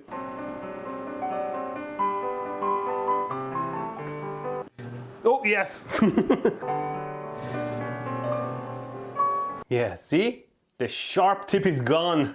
So, is it just dangerous to put sharp metal in the microwave and every other round, soft edged metal in microwave oven is fine? Something important I should mention. If you put a fork in the oven... Yeah, that's a bad idea. Wait, well, what? Nothing happens. But any kind of metal you put in the oven that touches the wall of the oven, that will happen, which is okay, bad. so then you just don't put metal in the microwave at all, because like you could do it very specifically and maybe not set a fire, but what if you fuck up? Which like you might if you're tired enough to be using a microwave. Or busy enough that you need to use a microwave, you know? Because like it's better to heat up a pizza in the oven. You are required to put metal in the microwave, Jesus.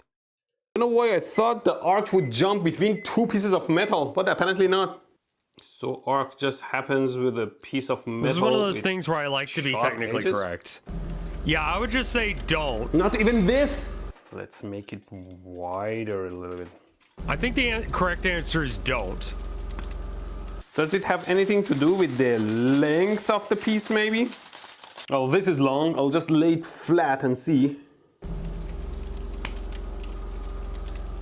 They just get warm. Oh, geez, what happened? It arced right in the middle of it. What if I cut it exactly at 12.2 millimeter of the wavelength size? Should be the best antenna. Okay. To keep up that frequency. So far, the That's edge very was the specific. king. Well, let's raise it a little bit higher. I want to put it in the middle of all the standing waves. How about half a wavelength? Nothing. My box is super hot, but nothing else. Okay, so based on all my tests, it's just the sharpest edge that the arc might jump off of. So let me try my X-Acto knife. I'll raise it on the box too a little bit. Right. Not even the sharp edge of the knife? Is it safe to put metal in the microwave? No. The hell, man? Let's just drop it on the bed. What an arcless piece of video this is! This knife has a ton of sharp edges. I mean, the handle's made out of wood, so Take like... the glass out. I just put a piece of plastic in there and a spoon on top. Spoon has round edges though. So no rotating spoon anymore. How about a half a wavelength sheet on the plastic? How about the knife?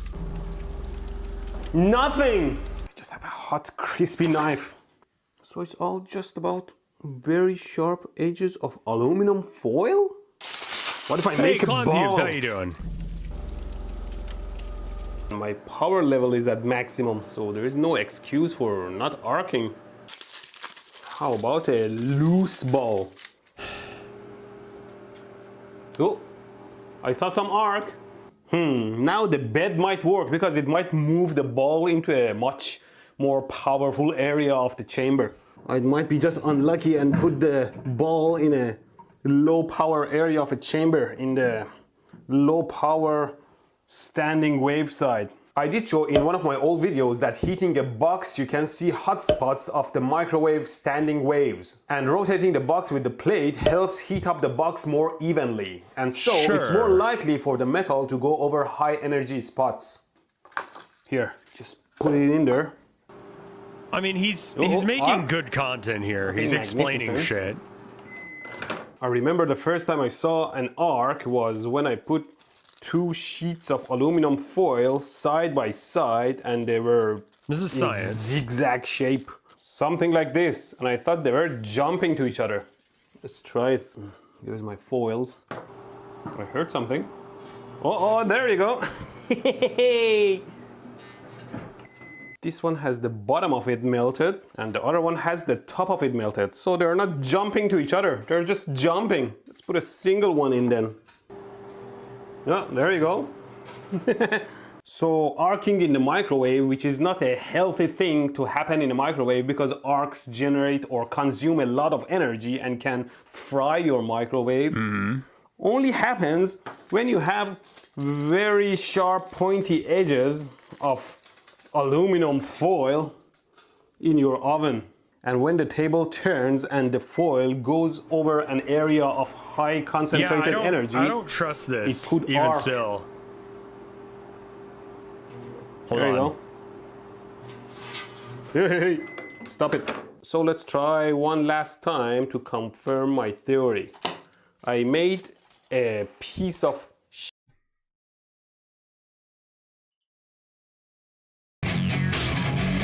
Oh, that's like copyrighted. Welcome to Noah's Kitchen. We've got gunpowder and we've got a microwave. We're cooking today. Let's put a little bit in here. Not much, just a little bit on the bottom there. Maybe a few grams. Set this on high. And that one. So I'm gonna back up. All right, now I'm gonna go plug it in.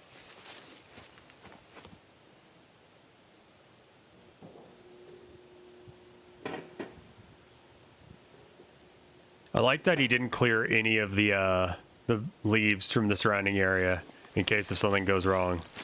Heard some popping.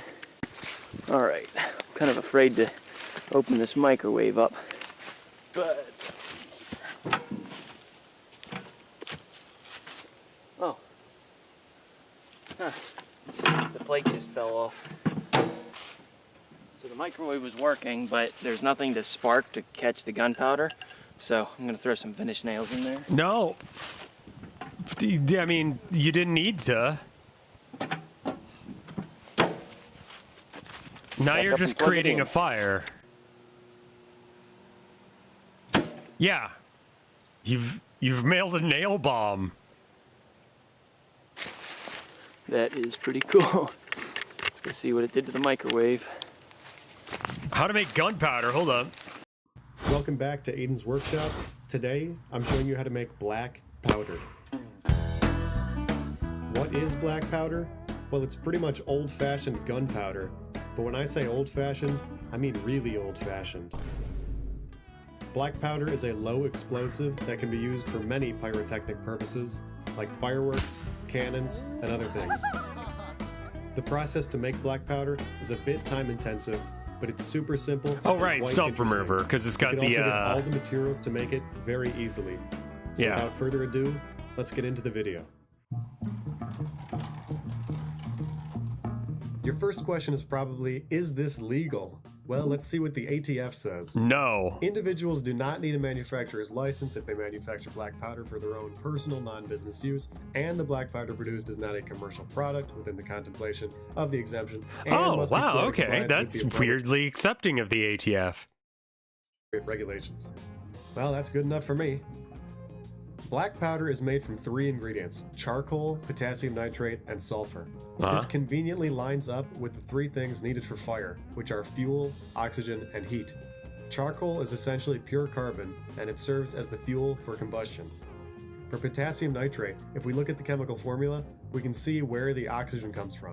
Sure. And potassium nitrate releases that oxygen when heated, which is perfect. Now, to get this heat, we need an ignition source. Now, sulfur itself is not the source of ignition, but it does help everything get going. The other ingredients are not very flammable on their own, but sulfur is. You can see it has a nice blue flame. That's cool. So by adding sulfur, the mixture becomes much more sensitive to a fire source, and it allows it all to burn very quickly.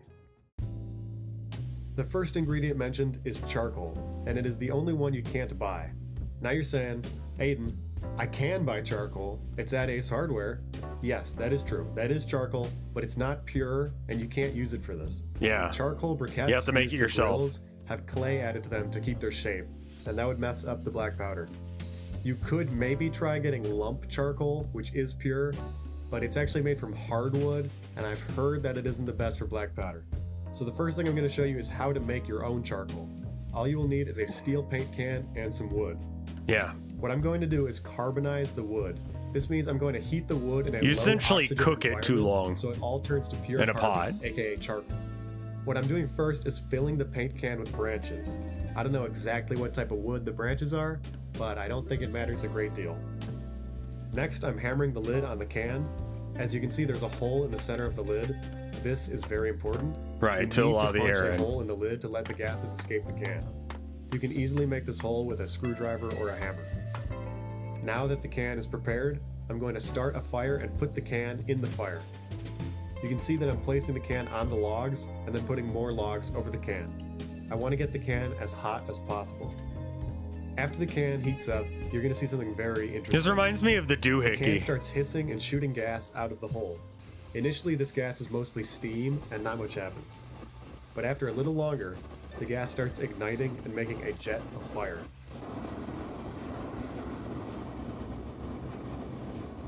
Neat. This is called wood gas, and it's a mix of several gases like methane, hydrogen, carbon monoxide, and carbon dioxide. It's actually flammable enough to power generators if you can capture the gas. This is one of my favorite parts of making black powder, since the jet of fire looks and sounds very cool. Once all the wood has been carbonized, the jet stops, and you can see that the inside of the can is glowing hot. After bringing the can out of the fire, you can see that it's flaking a lot, and there's now even a hole in the back, which means that this paint can cannot be used anymore. Probably, yeah. On the inside, you can see that all the wood is completely black. The charcoal sticks are very brittle and a lot lighter than they were when I put them in. This is how you make Before I vine process charcoal this as well. You do charcoal, let me this with briefly tell you where you can get you can put just vines, literally. You cut it up into like the kind of pencil shape that you'd want for vine charcoal, and you wrap it in aluminum foil, and then you do basically this with a little bit of like a hole, like a little bit of a like air hole for the charcoal or the vine to be heated through, and it's exactly the same process. the other ingredients. Potassium nitrate is very easy to get since it is sold as a stump remover. Right. You can find this at a hardware store or online, and I previously bought several bottles of the brand Spectracide, which works great. You will get weird looks if you buy stump remover. Sulfur is also easy to get since it is also sold at hardware stores. It is used to lower the pH of soil, and you can find it as bags of pellets. The bag of sulfur I bought many years ago had beads of sulfur and beads of clay, so I washed the clay beads out to just get the sulfur beads left. How do you wash the clay beads out? The main step in processing the ingredients is turning them all into a powder before you mix them together. For the charcoal, I took a few pieces out at a time and crushed them with a mortar and pestle. Then I put all of the crushed pieces in a jar. Next, I used a coffee grinder to turn the pieces into a fine powder. Sure. You can easily find an old coffee grinder. Clay dissolves. I guess so. And they're not expensive. Yeah, After you should grinding, probably I not use put it for all of the coffee charcoal now. powder in a cup, and this part is really dusty, so you will need to wear a dust mask. for Yep. this. Now, some pieces in the grinder Let's don't do one actually black grind lung. down, so you have to filter the powder through a screen. I used a sifter cup to separate the large pieces, and I put them aside. Oh, clever. After sifting all the powder, I actually put the larger pieces back in the grinder to try to get a little bit more powder out of them. Once I was done, I had this nice container of fine charcoal powder, and if there are a few large bits, it's not a big deal since those will get milled down later. Next, I powderized the potassium nitrate in the same coffee grinder. Yeah, I This would process recommend is a lot gloves as simpler since well, the potassium nitrate just to make your already life comes as a easier. powder. If you needed to, you would also grind down your sulfur, but mine was already a fine powder from when I ground it many years ago, so I did not need to do it this time. The secret recipe to making black powder is 75% potassium nitrate, 15% charcoal, and 10% sulfur by weight. For my first batch, I made 100 grams, and I put all of the powders inside. Where a did he ball get mill the barrel, sulfur? since Was that filling it the is wait? next I thought step. the. For those of you that don't know, sold as a stump remover. Yeah. You can find this at a hardware No, store that's or online, nitrate. And I previously bought several bottles of the brand Spectracide, which works great. Sulfur is also easy to get since it is also sold at hardware that stores. stuff. It is used to lower the pH. Gotcha. How powerful are black powder guns? Ooh. High speed's ready. Go.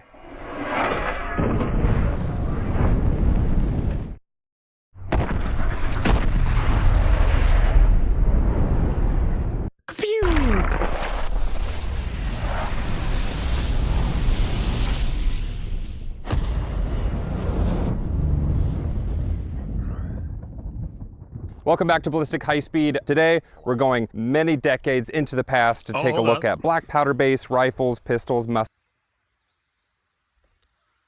Blunderbussy?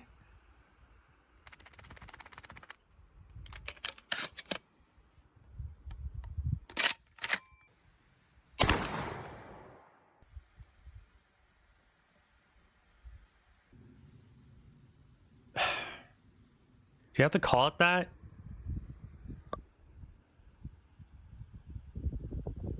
I'm sure that'll work, right?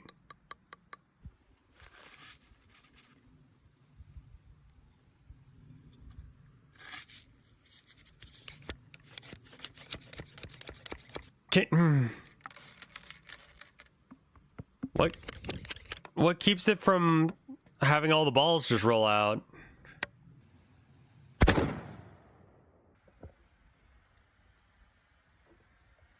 Did you? Oh, wow. Huh. Well, how did we get there? Anyway, I'm pretty sure the ATF wants to know my location now, so I'm gonna go get some water. I'll be right back. 1 minute.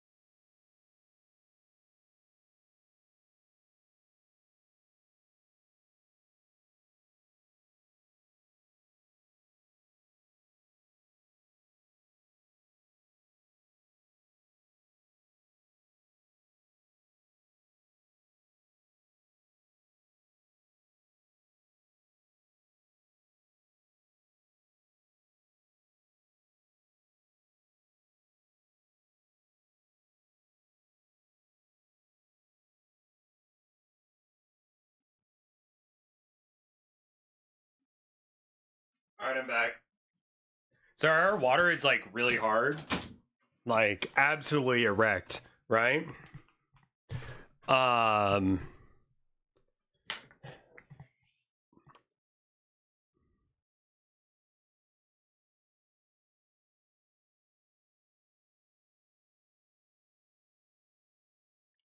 And so if I get water from the bathroom, it just ends up being kind of like murky at times. Like if I don't let the water run for a second, then it is like not see-through water. It's like more of a milky color. So, but it's only for the first few seconds that you run the water that it's like, do we filter? No, we should. Yeah, we might want to talk to our landlord about that one. We actually might want to get a Brita.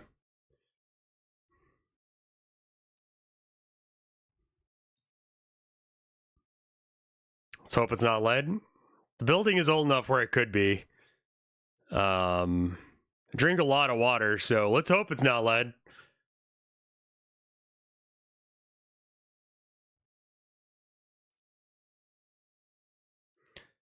I'm not used to water that doesn't have a smell.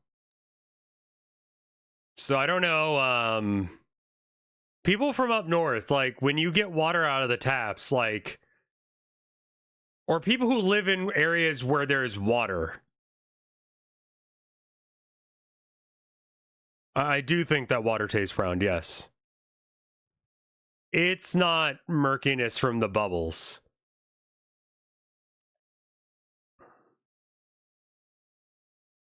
How will I know if it's lead as opposed to just, like, hard water?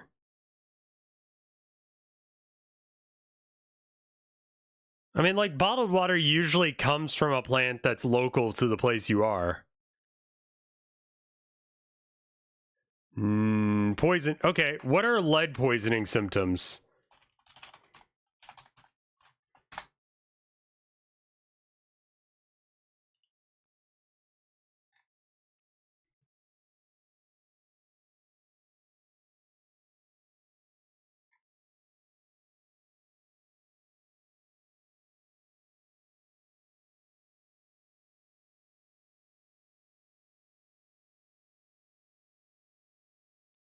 Is this a symptom or a cause? I think the meds? No, this is just where my brain is going.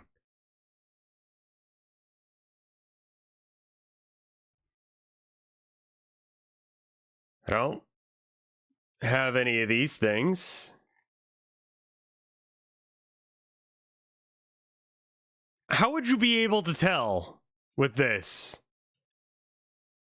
Get lead tested. Okay. I mean, I get that one.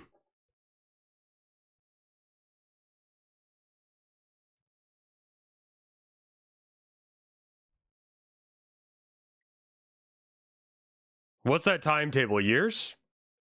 Test strips. We'll get test strips. I'm pretty sure. Oil.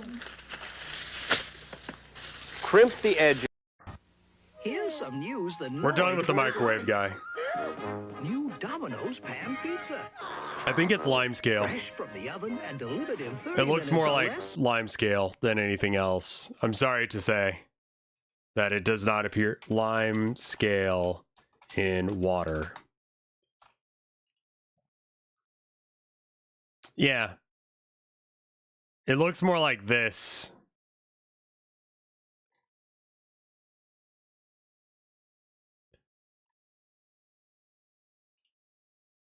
This here.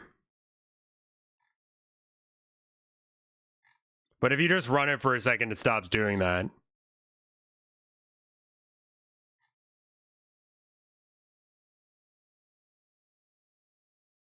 Is there a lot of buildup in your water cooker? I don't know what a water cooker is. Just old pipes? Yeah, I don't think that it's like Guaranteed. Domino's Pan Pizza. Thick crust, generous toppings. Water smothered heater. with cheese. Not that I can see, no. Electric kettle. Not a lot. Call for new We do have Domino's one. Pan Pizza. Nobody delivers better. Annoyed hates hot quality pizza. He loves to make your hot pizza ice cold. Call Domino's Pizza and avoid the noise.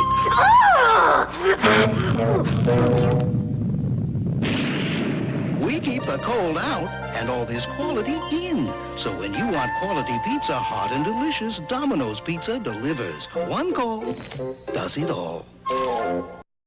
Just don't. In the pizza delivery game, the Noid can zap ordinary pizzas. But Domino's Pizza delivers more than all the others combined. So when you call Domino's Pizza, you get the best. Yeah, we're doing sub-based video submissions just to keep our workload down. Is the Noid a manlet? The Noid just can't beat the best. I mean, I Domino's guess Pizza. relative. I don't know how Delivers tall a better. Noid is Avoid the compared to Noid. other creatures of his species. We guarantee your pizza will be delivered within 30 minutes, or you get $3 off your order. Guaranteed. And we guarantee your pizza will taste great. If you're not satisfied with your pizza, we'll replace it or refund your money. Only our pizza is guaranteed to avoid the noise. Domino's Pizza delivers. Call now. The Noid's a wicked wizard who makes pizzas old and cold. And now he's off to meet his greatest challenge, the magic of hot, fresh Domino's Pizza. Hot and fresh Domino's is okay quick pizza. It's not good pizza, but it's okay. There was a dude, the reason they stopped using the Noid is because they thought it was about him, and he thought they were making fun of him. And he got real fucking upset about it, and like, I think he shot up a place. I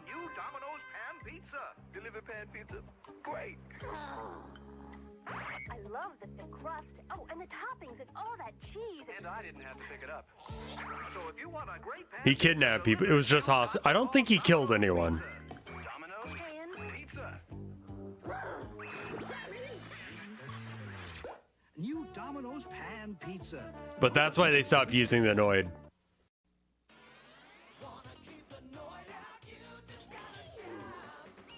"3D graphics."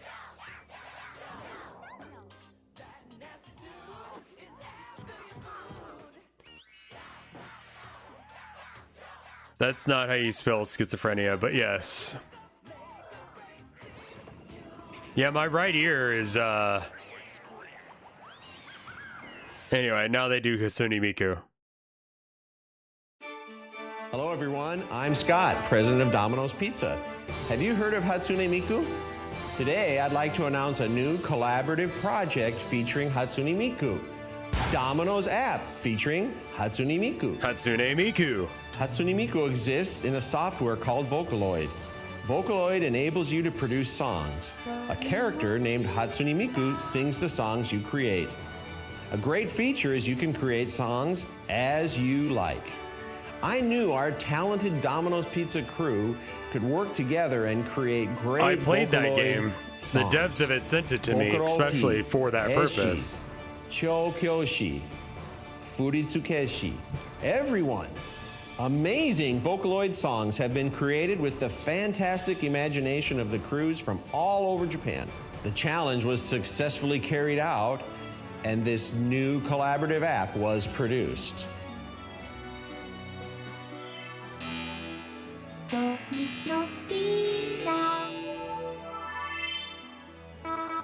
Based on Miku's image, the Domino's app changes its appearance. A lot of music and illustrations That's the produced face by he had, Domino's man. crew. Like, that smile is really fucking unhinged.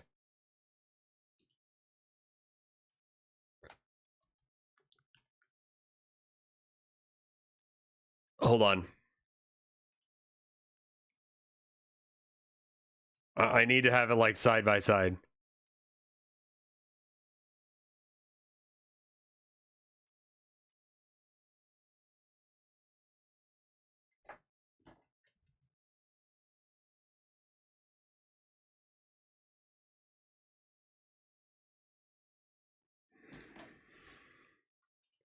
It's a look.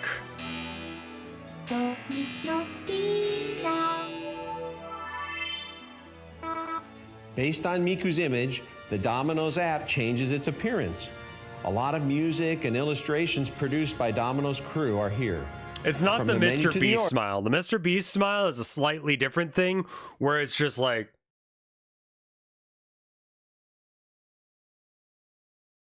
don't let it hit your eyes. Don't let there be anything in your eyes showing you have joy.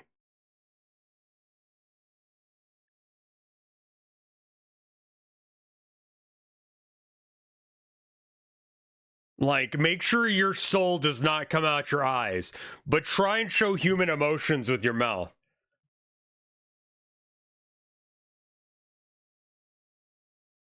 It looks very cute, just like Miku. Once your pizza's For delivered, the weird fucker like this smile, you try and get your nose, like this area, to go down here. Like you're trying to like curve your face inwards. Yeah, you gotta look like scared. So I guess it's like scared first or just like sad? Is it like sad or fear? What emotion is he explaining or expressing? Mr. Beast.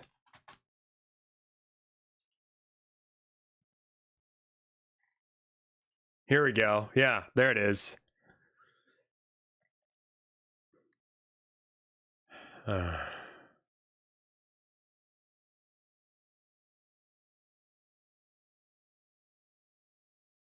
want to kill myself. Fucking shit. Oh no. Is that it? Like I'm trying to embody that I wish for death look.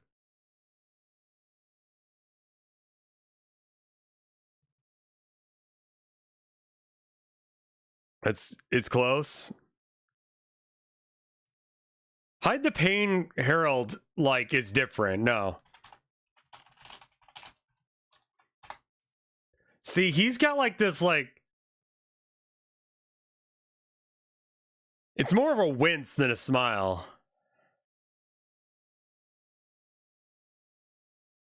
You know?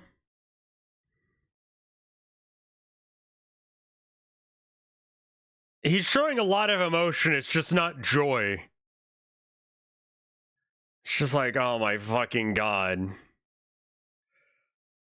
Oh shit. Like, you're gonna have to stick your hand down, like, you dropped your keys in the toilet and you just pissed, but if you flush, it might actually go down the drain, so you have to actually put your hand in the toilet with the piss. That's the expression you've got to go for, you know?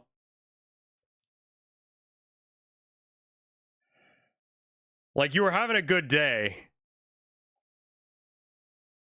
when your keys are all covered in piss. But that's different than the CEO Hatsune Miku smile, right?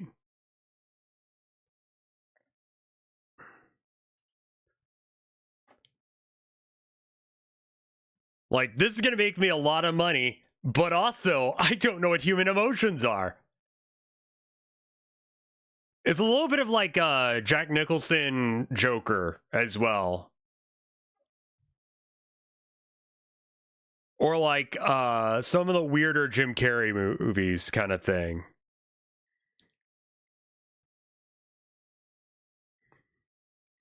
They're different kind of fucked up smiles. have some fun with Miku. It comes with a social camera function and you can take various poses, pictures of Miku. Very cool. And Very last cool. but not least, the live performance. Start the pizza stage live and point the camera towards the pizza box, and the pizza box will turn into a live dancing venue. A live performance of Love for Night, produced by Domino's crew. Here we go.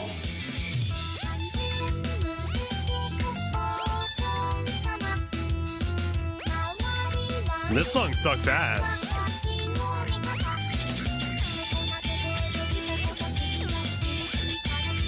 Let's enjoy the rest of the performance with the app. Like, Miku is better than that.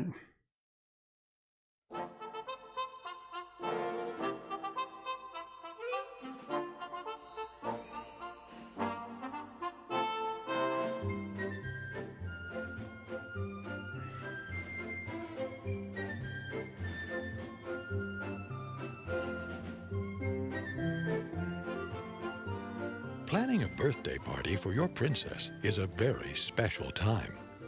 Often the child will begin counting the days until their next birthday party. It's like a fucking hour. I mean, it is my birthday coming up, so maybe I should learn how to host a princess party. Immediately following the present party. Gwendolyn, the good fairy, has been invited to many princess birthday parties, and she knows how important a birthday party is to a child. She's watched the excitement on the faces of the birthday princess, family members, and party guests. After all is said and done, the princess... See, the reason I don't smile in photographs is because I feel like I have a Mr. Beast smile when I try and smile.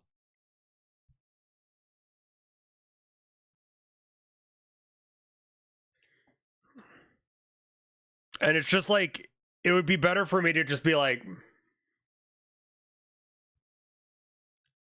have a successful party because it was a well-planned birthday party. You have more of a Jafar from Aladdin. Jafar from Aladdin smile. That one, like, goes... I mean, obviously, like, his lips do a thing that, like, mine can't.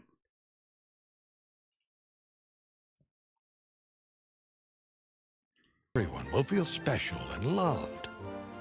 Gwendolyn will share with you 10 key party suggestions for a successful princess birthday party. I think to really get the Mr. Beast thing, it's like, okay, hold on. Let me full screen this so we can get this right. Okay, so it's like, I do not believe people are human. I don't believe everyone else is deserving of rights. I feel like I should have more money. I don't care what it costs or what it'll do to other people as long as I get mine. I very much like CEO mindset. People are tools to be exploited. People are tools to be exploited. People are tools to be exploited. I have to hang out with these fucking awful human beings.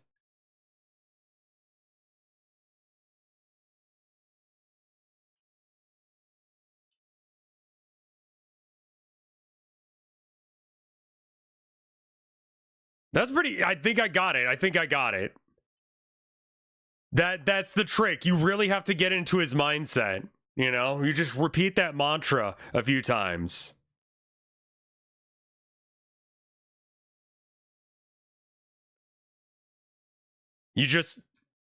I have to hang out. I have to be near these lesser creatures.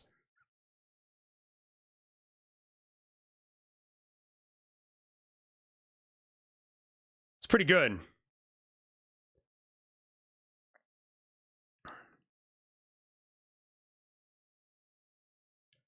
Hatsune Miku.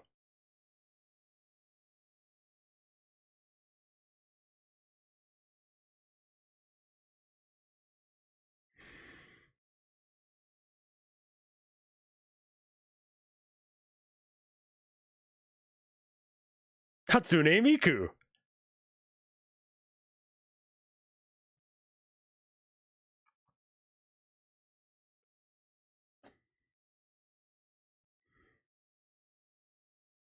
That's genuinely terrifying, Rev. Stop. Hatsune Miku.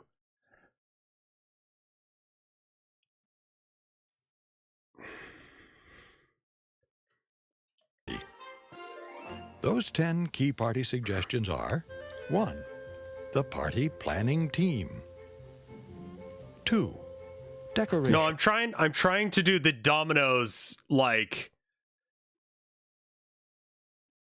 thing. We can't see, sorry, forgot. Soba, thank you for the 75 months of support. Hatsune Miku. The more you try and like really just shove your nose backwards into your like face more, the more it works. Like this, you do this and then you smile. And then you like squint and you can really get into it. Do this like you smelled something bad. Now relax this bit. Right? Now you raise your eyebrows while you're doing this like stinky face. Hatsune Miku. There it is. And then you just smile as wide as you can. It's very hard to do all of them at the same time. It's 3 different parts of your face. Your nose is doing the stinky. Your eyes are like, oh! But your mouth is like, hooray!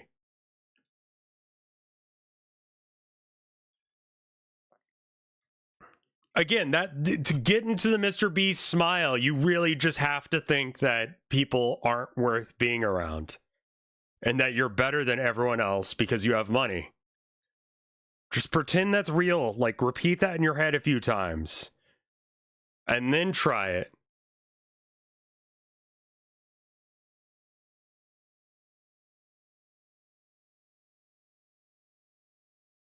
You know? That's their Mr. Beast vibe. It's a little bit of method acting. 3. Invitations. 4. A princess birthday cake and other refreshments. 5. Princess hats, costumes, and name tags.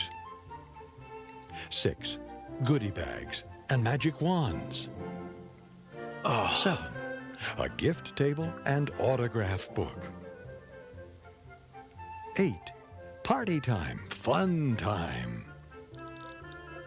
9. Hiring entertainers. Yeah. Let them eat cake.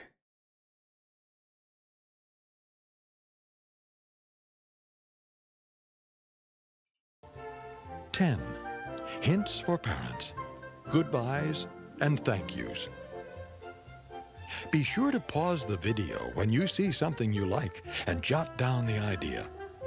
You can transform a birthday party into a royal princess party by following the good fairy's suggestions.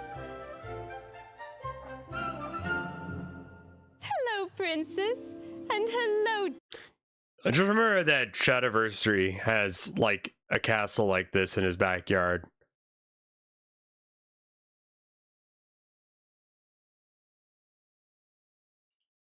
Can you do this for my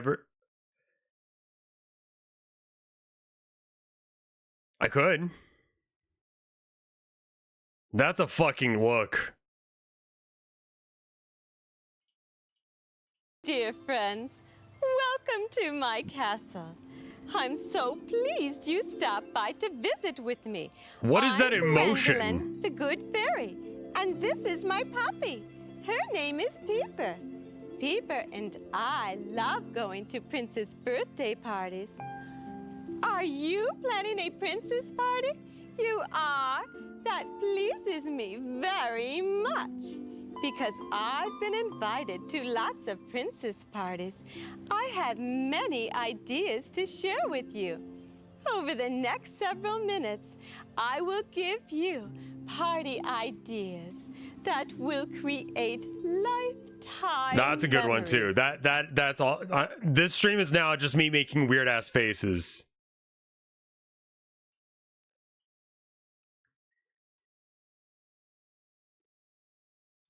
You know? It's fun. Sometimes I do this in the mirror when I have a little bit more time.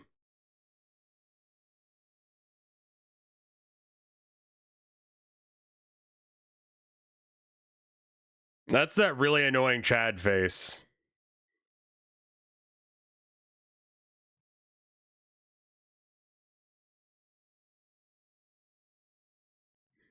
It's good.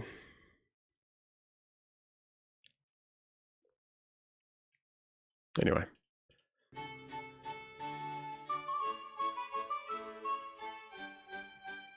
My first key party suggestion. Can you try and do the sweet brave? Sit down. It's like the...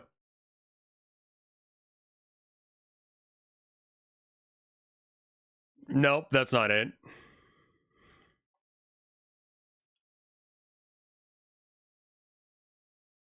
It's almost like a pog.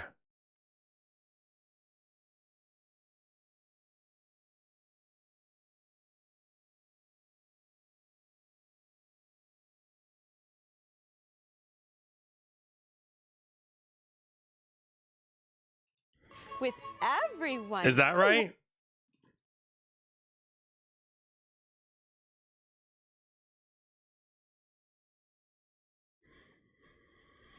Wants to help you plan your party. Write down ideas and design jobs that will make You got a pog? everyone happy. After all, it's fun to pick and choose. Maybe your sisters will sprinkle glitter on the driveway and draw pretty stars on the sidewalk. Daddy could tie balloons on the mailbox. Is that right? And at the door. Whatever the assignment is, be sure everyone is in agreement and have fun. You can even serve refreshments to make party planning extra special. Party planning is so much fun that I can hardly wait for the party. Wait for the party. Would you like to see a princess party? You would. Okay. Get ready. I'll open the magic door of wishes and dreams. Nice party.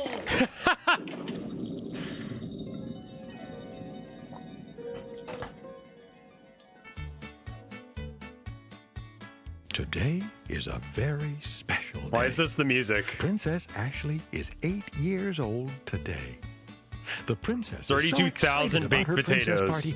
Tell them to stop making food. Even the outside of Ashley's house has been decorated so that party guests can find her. Get your cook off the cooking job for a bit. Ashley decorated the outside of her house. Just like tell them to stop doing that. Purple and white balloons. Daddy filled Ziploc plastic bags with dirt to make balloon weights. Then, Mommy wrapped the bags with pretty tissue paper and tied the bags with ribbon. There are also streamers wrapped around the trees and purple stars hanging from the tree branches. They kind of look red to me. Is that glitter? Chalk designs on the driveway and the sidewalk show the way to Princess Ashley's castle. Ashley sprinkled that's fairy purple. dust on her front step. That's and glitter. a pretty pink pathway so that the good fairy could find her house. After all, a princess castle is pretty and easy to find when it sparkles. A sign on the garage door which reads, "Welcome to Princess Ashley's Castle," greets the guests. Everyone who is invited to Princess Ashley's birthday party will be able to find her decorated castle. As you can see, the family has worked very hard preparing for the princess party. The outside of the house looks very pretty and inviting. It looks like someone bullied let's explore you. the inside of the house with Gwendolyn and Peeper and see what kind Like of it legitimately party looks like ideas we someone can pranked find. your house. Ooh. Oh my! I can't believe it. Yeah, that's my reaction too. Jesus. The house is decorated from top to bottom. Yeah, who the fuck did this? Inside and out. It really looks like a fairy princess castle. No, it doesn't. There are so many decoration ideas to choose from. I see that Princess Ashley's favorite Rev colors Sinister. are pink and purple and white. It's pretty good. She chose her favorite colors to match everything at Here's her party, Ralph. even down to the paper I'm getting cups through that and book the right now. napkins. Ask yourself, Princess, what colors do I really, really like the best? Does it look Do better you when I like look right red, at the camera? or yellow, or blue, or maybe pink, or purple, or silver, or gold, or even green, or orange? Be sure to include your favorite colors in all of your decorations when you are planning your princess party. Let's see what else we can find. It does look like Trollface. Come along, Peter. Problem, officer. To make decorating easier, choose one room in your house to be decorated. Usually a family room, a living room, or a playroom can be transformed into a princess party room. Yeah.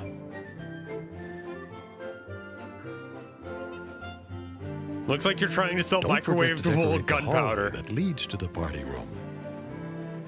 Princess Could hammer a Ashley little chose harder. cut-out construction paper stars as a pathway to her princess party room. Her sisters sprinkled purple tinsel on the carpet.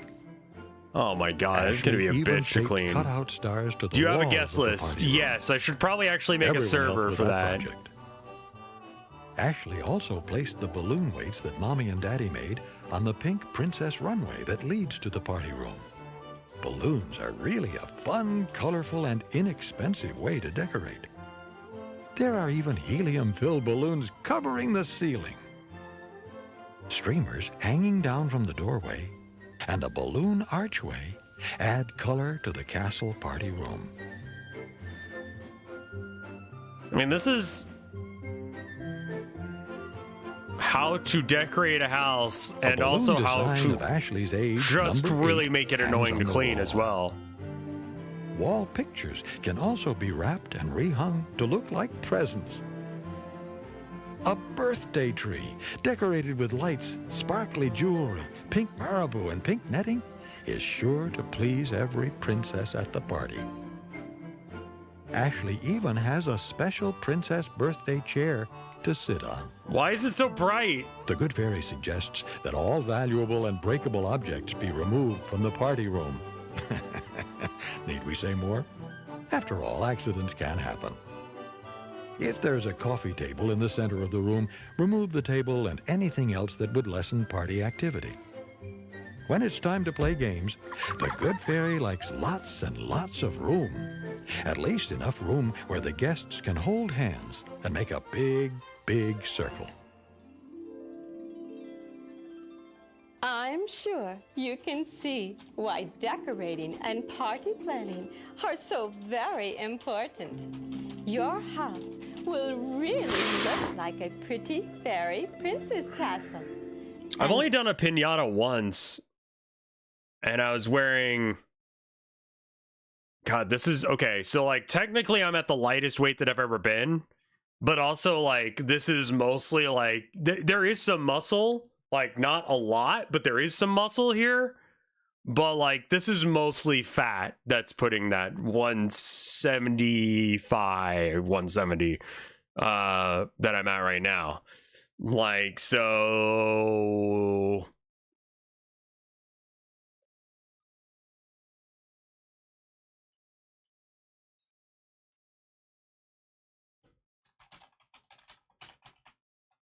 Hold on.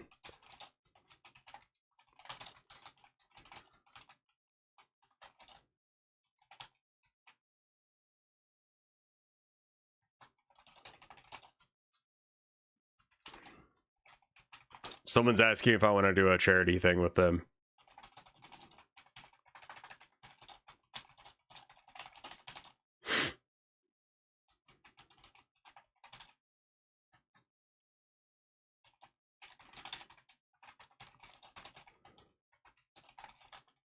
They're like, well, not sure what charity we're doing yet. And I'm like, PCRF.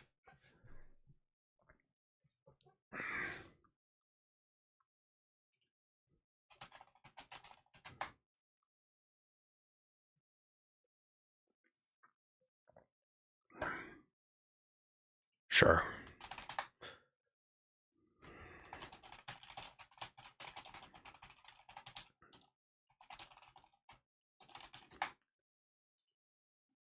That's lots of fun.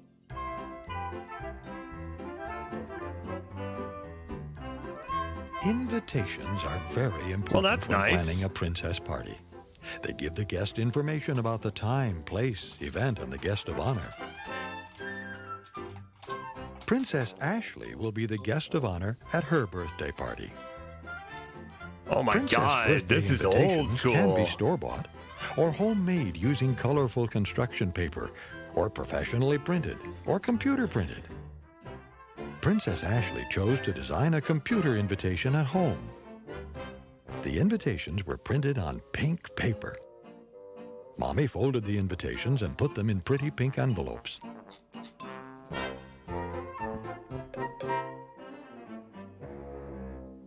Ashley sprinkled some fairy glitter dust in the envelopes. Then her sister printed the guest's name on the envelope.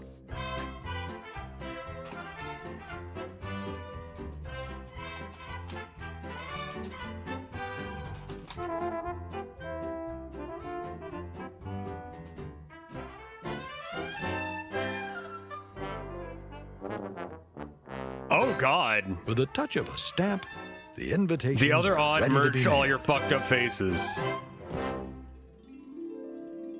Look, It's horrid. here's my invitation. It says, The Good Fairy and Peeper. I'm going to open it up. Ouija guide. See? It says, The Royal Family of Baker, the try King and Queen of 1029 limes. West Locust Street, Davenport, Iowa, request the honor of your Fred. presence at their daughter's, Princess Ashley, 8th birthday Andre. party, commencing at 2 Leroy o'clock Hackerling. until 4 o'clock in the afternoon. Gigi on Mars. September 22nd. Please wear your favorite princess costume. RSVP by September 12th, 555-7791.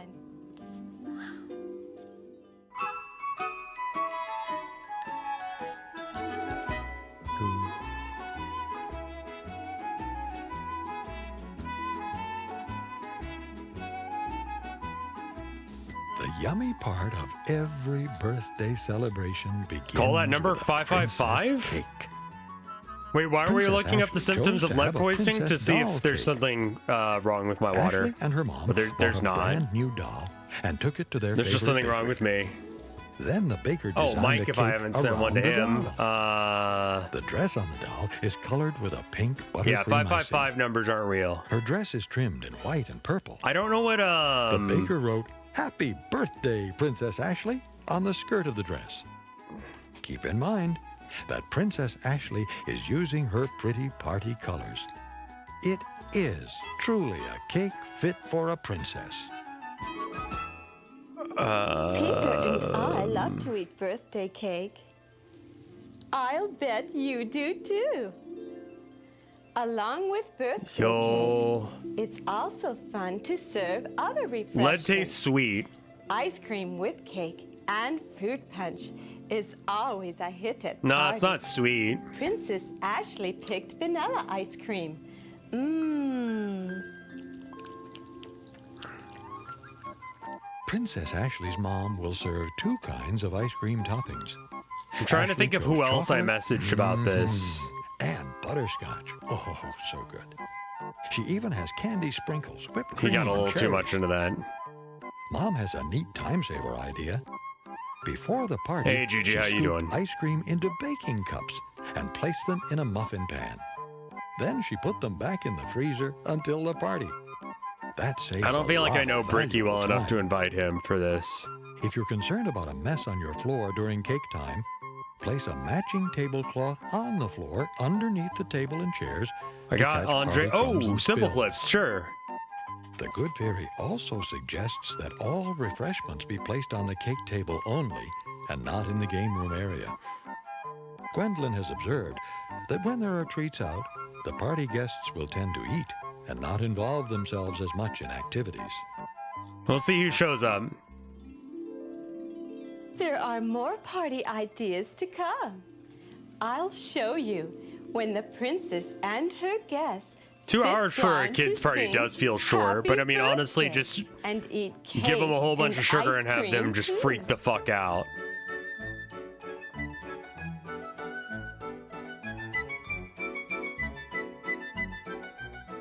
Princess hats, costumes, and name tags are lots of fun to wear. Princess hats will make the guests feel like royalty. For the royal family members, Mommy decorated gold cardboard crowns with costume jewels. The costumes they're wearing are actually probably more expensive than anything else here. With jewels, sequins, and marabou. What is the deal with Red 40 and why is it so Mommy reviled? also added a pink tool to the tip of the hat. She used a hot glue gun to secure all of the pretty decorations. Yeah, what if by princess party they meant like the royal party causes hat kids to looked become very hyperactive special and it's a make neat carcinogen? Party keepsake. Is that confirmed? Costumes are also a fun way to celebrate a princess It makes you party. go fucking On crazy. Princess Ashley's Hold on. I don't give a shit about this princess. Fuck. That's right. Red 40.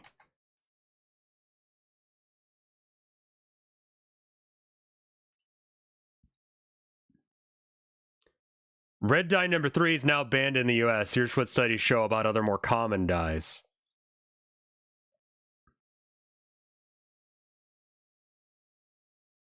Now that the FDA is banned red dye number 3, many people are criticizing and questioning the safety of the allowance of red dye 40. Made from petroleum and it's chemically known as erothine. It says, okay, yeah, no, that doesn't sound great.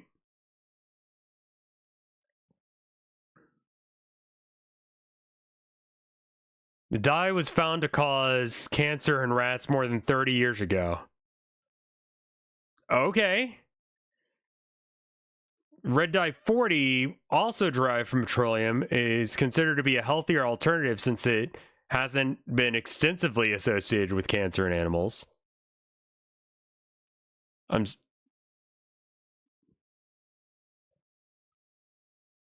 remember watching a thing about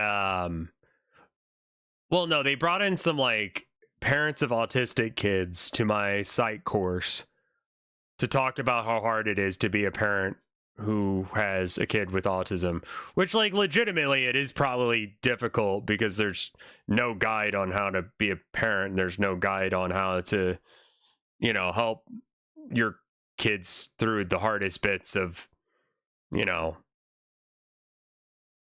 a condition like that. But it did have that autism mom thing where it's like, where the fuck are your kids? You know?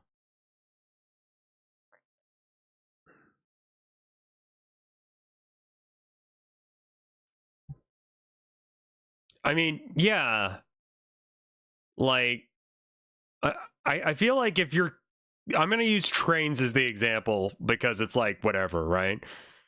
But like, if your kid's hyperfixation is trains and you want them to do math, make the math train related, you know? Like,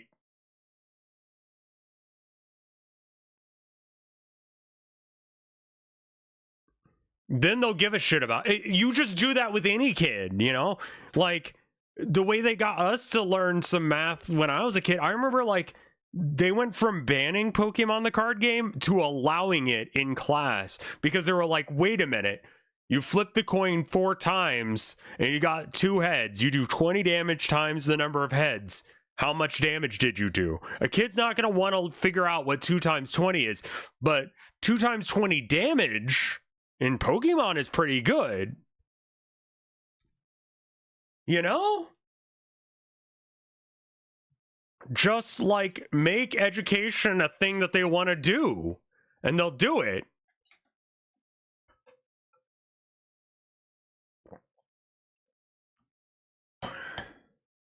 You can make learning enjoyable.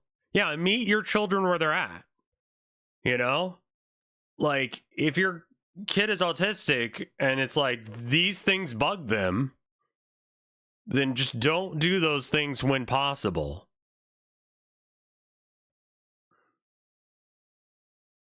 It's like when you try and force a child who has, you know, or a child who is not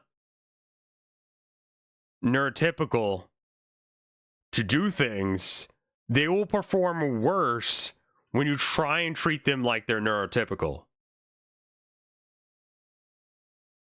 Like, so treat them like they are neurodivergent, understand that they have limitations and they have things they excel at, and take them for what it is. And then they will learn things better and they will have a happier life. There's only so much you can do that. There's certain things you can't, like, have them not do. Like, a lot of the times, like, your kid may not want to wear a coat or something, but it's cold as shit. You have to get them to wear a coat, you know?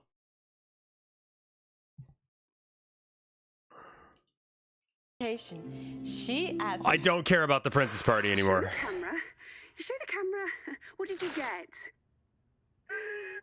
I thought that's what you wanted. And that's where the flexible hose comes into its own. Roll the dice, move your counter, then watch out for Gary. And waddle. Electricity shocks. And I'll be back with more washed out watercolors next week. Oh my god, it's awful.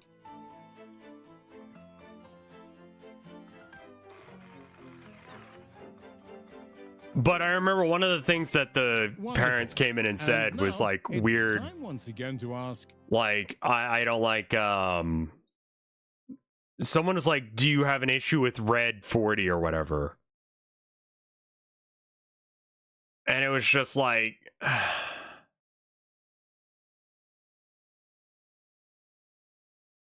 or like caffeine. I was just like, as someone with ADD, like, have you just tried, like,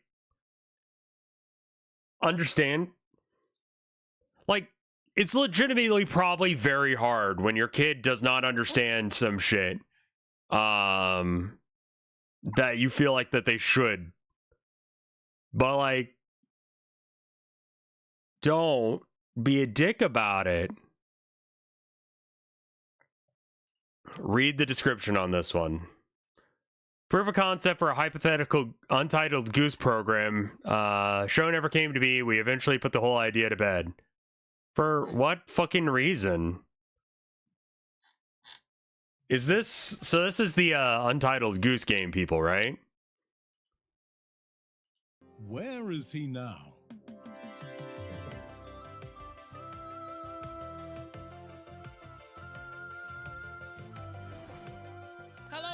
I'm here in this beautiful garden to talk to the village groundskeeper. Yeah. What's that you've got there?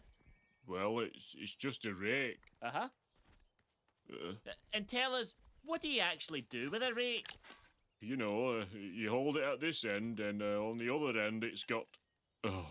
I think there's a bit missing. Yep, there it goes. Oh. Away you go. Yeah. Thank you. Hey! So here we are with a full rake and a new hat, looking good. Thank you very much. Wait till you see how many vegetables he's got in that wheelbarrow. Come on. Are you ever tempted to sit inside and ride it all the way to market? No, it's not for riding in. No. There's a bit stuck to your bonnet. Oh, hello. At least that carrot's still in one piece, eh? Well, I certainly didn't expect to be... Steady. Well, I certainly didn't expect to be treated to a bird's eye view of a pumpkin patch today. I feel a bit like a seagull flying high over a hot air balloon race, if you know what I mean. I suppose. Flap, flap, flap, flap, Careful flap, now. Flap. Sorry. So, which one would you say was your favourite pumpkin? Well, I don't know that I have a favourite. I know I've got my favourite. Well, I don't know. Come on, if you had to choose. Well, the biggest one in middle. Hey, give us them back. Oh, here. I think I'm going over. Whoa. Here comes the grand finale, folks. tell us what's so special about this plant. Well, I promised me wife that I'd name a new species after her. Oh, thank you. I'm sending this to my wife. So I crossed Brussels sprouts with mint to create a plant. Oh, what am I getting now? Carry on, sorry. Brussels sprouts As I with say, mint. I've created a plant which has been officially recognised as a Minty Margaret. Minty Margaret, how romantic. What even is this? A wee metal flower? No, it's from the tap. If you turn the water all the way on, the handle comes off. All right. Jings! I can't stop it!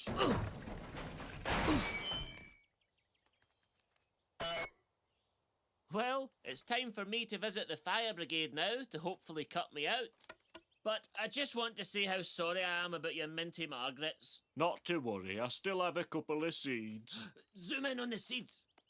As we've seen, nature can be a cruel beast, but let this packet of seeds be a testament to one man's perseverance. Watch out!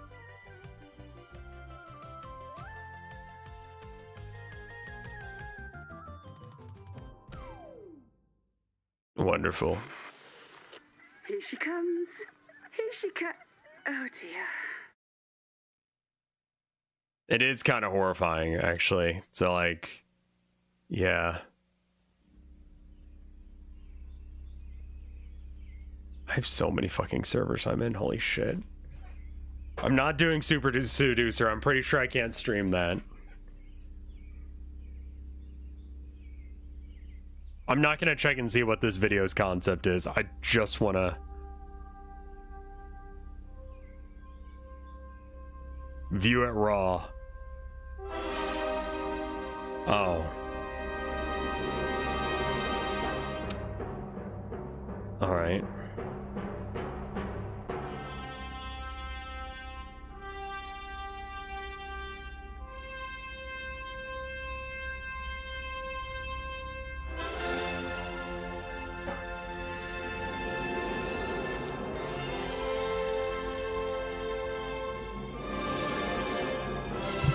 Audio jungle, audio jungle, audio jungle. Hey, my cups were here to stay. I'm sorry.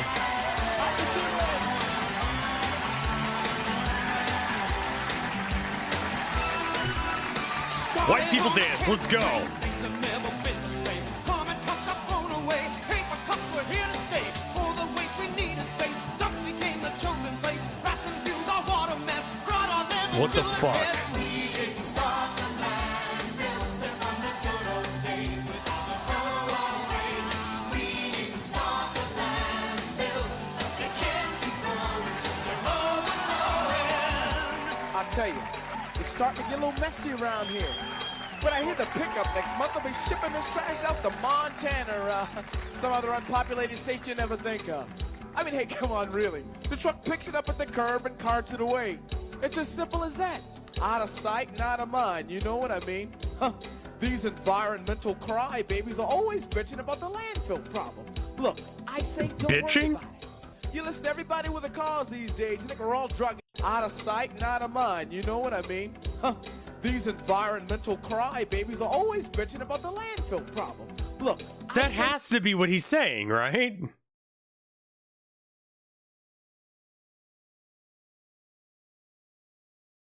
Like he can't be saying any other word.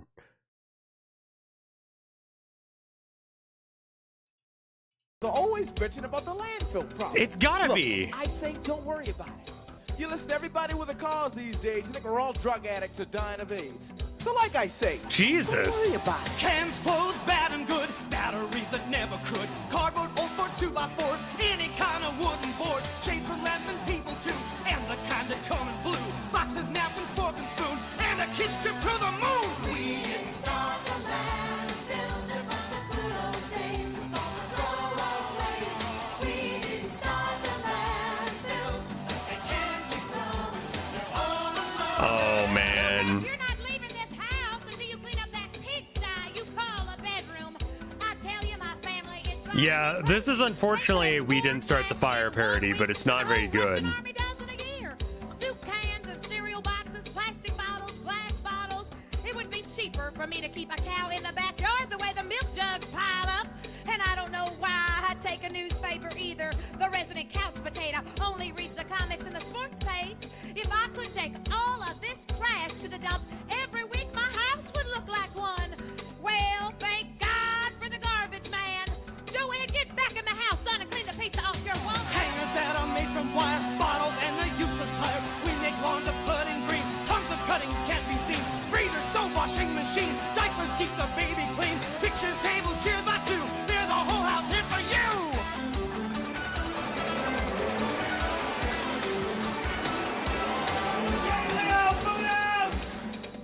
I tell ya, we're kidding ourselves right now if you think any of this disappears in a landfill someplace. I mean, take it from me, because I work with garbage for a living. And did you know every single one of us creates 3.5 pounds of it every single day? Now I want you to think about it. What if you all had to carry, say, 3 weeks worth of the stuff along with you? Or maybe even store it in your locker? I suppose some of you are already doing that. I mean, we've been burying garbage for years, but now we're running out of landfill space. Unless you'd like to volunteer your backyard. I can believe the 3 pound thing, yeah. That's not a lot, but yeah, I could see that being real.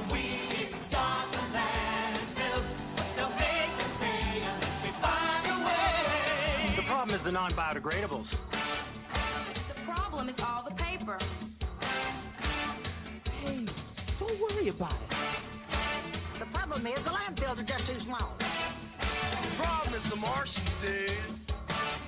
Thank What? God for the garbage man. I don't think we really have a problem. I tell ya, we got a big problem. People don't know what to do. Hear them talking till they're blue. All that trash won't go away. What was that about Martians? There's no problem. What's so bad? You don't care, it makes me mad. Take my trash and go away. But garbage problem's here to stay. We didn't start the landfills. They're from the good old days with all their throwaways. We didn't start the landfills, but they can't keep growing because they're overflowing. We didn't start the landfills.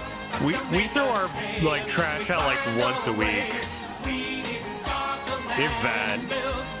That's mostly cat litter. The trash go on and on and on and on and on and on and on and on and on and on. Down we in the interrupt this dumps. program to bring you the Jesus. following news bulletin. According to the National Solid Waste Management Association, 26 states will run out of landfill space by 1998. Copyright claim, boop-a-bada, copy cream. All right.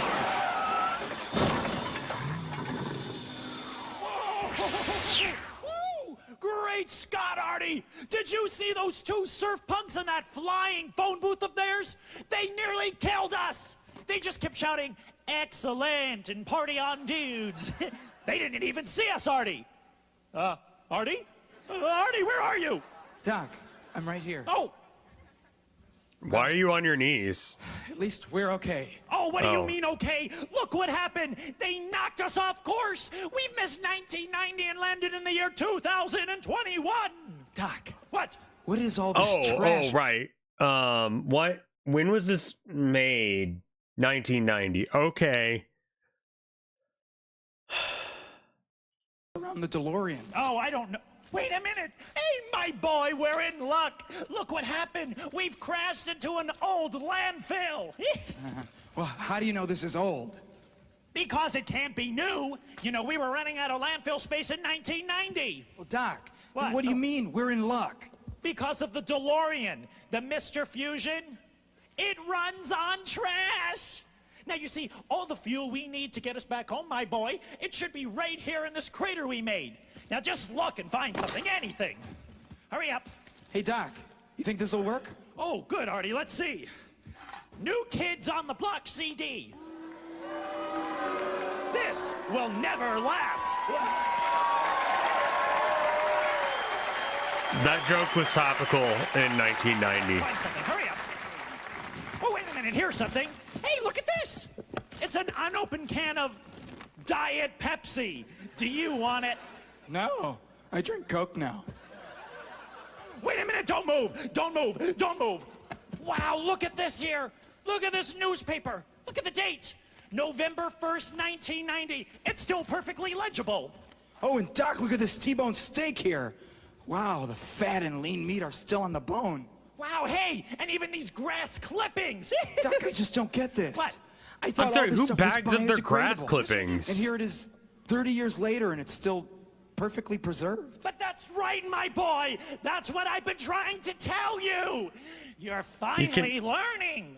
You see, much of what we thought was use it as... it never decomposed in these landfills.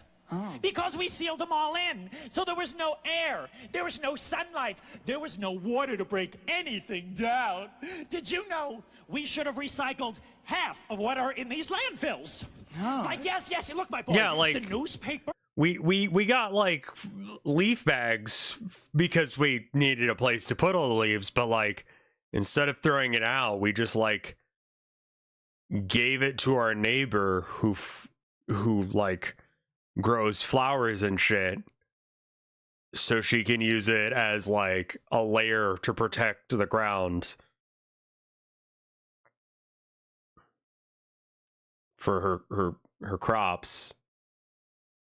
So like we got to have our fun little thing, and we're able to make sure that it didn't, because like our landlord has a guy who comes over to like move all the stuff out of the way.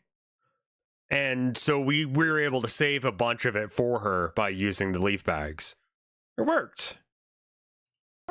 And the aluminum, the plastic, and even these grass clippings. But because we didn't, the world is in a really big mess. But let's get going, my boy. We've got not a moment to lose. Let's fire up the DeLorean and get back to 1990. Wait a minute, Doc. What? You think we'll ever come back to the future? Back to this place, Artie? I hope not. Well, at least not unless we can convince people in 1990 to start recycling immediately.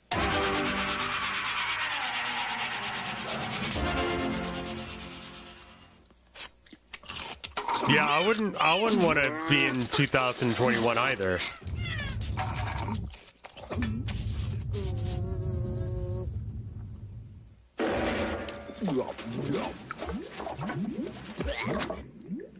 What if they just stop making things that... It takes 95% less energy to make a new can from recycled aluminum. Okay, why don't they do that then? Once again, it's time for the nation's most comprehensive review of events in the world of solid waste reduction. The Recycling News Report. Here now, your news anchor, Chris Murdoch. Good evening, everyone. I'm Chris Murdoch, and in tonight's headlines, Neil Armstrong takes one giant leap for mankind, while Gerald Ford takes one small step for the presidency. Richard Nixon says goodbye, Reagan and Gorby say hello, and George Bush says... Read my lips.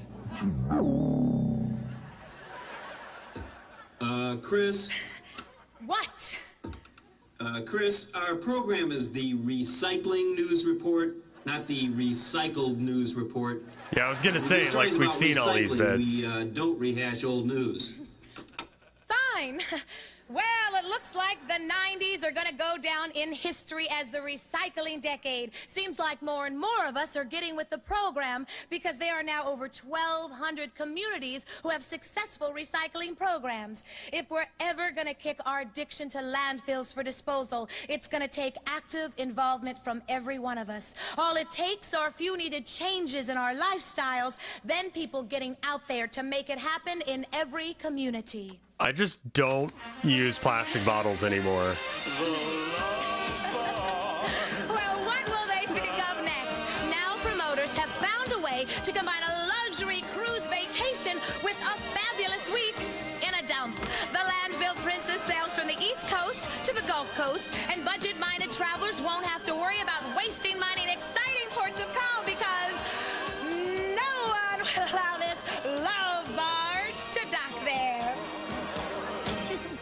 Hey, please don't pitch out those empty plastic milk jugs your family cranks out each week. Recycle them. Remember, this is from High-density 1990. polyethylene bottles are also being recycled in the U.S., and the amount is growing. recycling of plastic bottles is a bitch and it's really inefficient, so just don't do that. Reclaimed and recycled into useful new products like soft drink bottle base cups, agricultural pipe, barricades, and durable plastic lumber for fencing. I love boats from the 70s. I know, I'm not saying they're good at jokes. Exist, the pipe market, other markets that make mud flaps and everything else. They're calling us every week wanting more material. The whole state of Illinois could collect every polyethylene bottle that's going in the waste stream, and we could recycle it, and we could find an end market for it.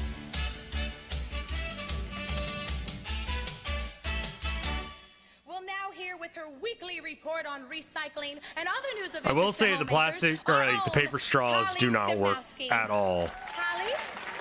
Thanks a lot, Chris. Say, I'd like to start out today with a little damage control here, if I may. It seems I got a rather nasty letter from a Mrs.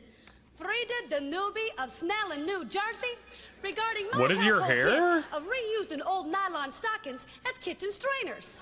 Well, hey, Mrs. Danube, get off my back.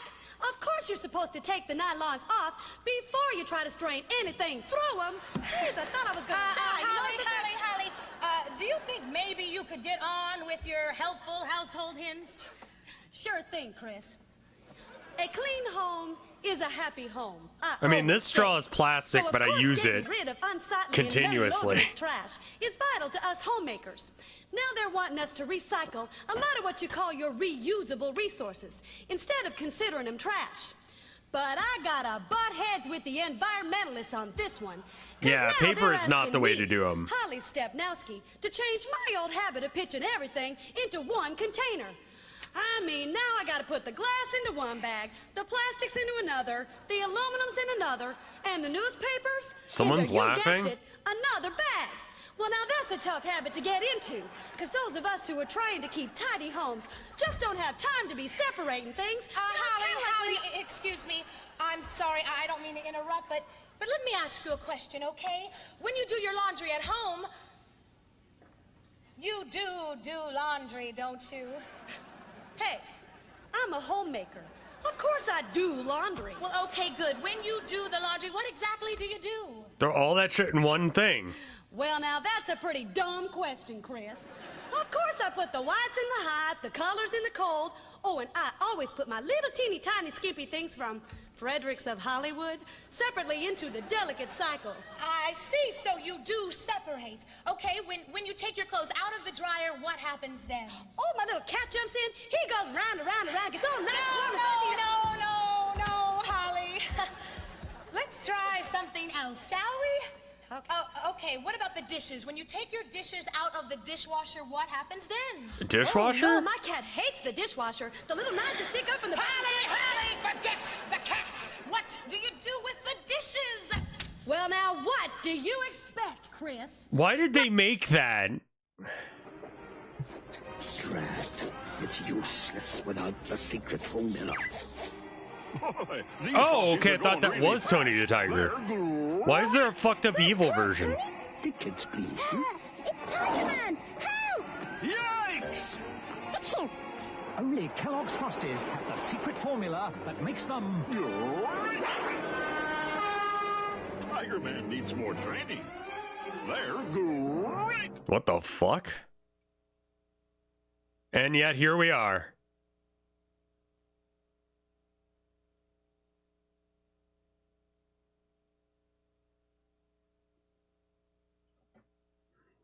What's up? What did you say, Winch? I said I don't believe today's youngsters understand what a ventriloquist is. Well, why not, Winch? Well, Jerry, because on television, everything talks. Puppets, breakfast cereals, even toilet seats. Hey, are you calling me a toilet? No, of course not. I guess what I'm trying to say is I hope this video will rekindle an interest in ventriloquism. Well, won't that make a lot of competition? Chad, I'm gonna ask you a question. What's toxic yaoi? Like, what does that mean? Like, what's it? I know what yaoi is. I don't know what makes it Like, what? Fred and Mike? Mike and Yall? Bakugo x Deku. Oh, so they fucking hate each other. Enemies to lovers. House and Wilson. An unhealthy relationship.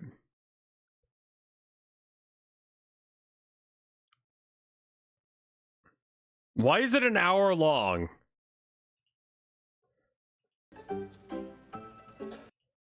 He said to me, hey, I got an appointment today with the Godfather. Excuse me, what's all that blood there? Oh, well, you know, I wanted to look good because I'm going to see the Godfather. Yeah. That's cum. Yes. After I took a shave. Yeah. I put a little toilet water on. Well, how'd you get hurt? The seat fell down and hit me. Oh, no. How do you do? I'd like to introduce myself. My name is Chandu, and I come from Africa. Excuse me, yes? Are you? No, I'm not a Shriner. Oh, I'm a great magician. Really? Yes.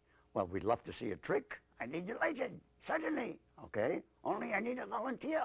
Well, I would be...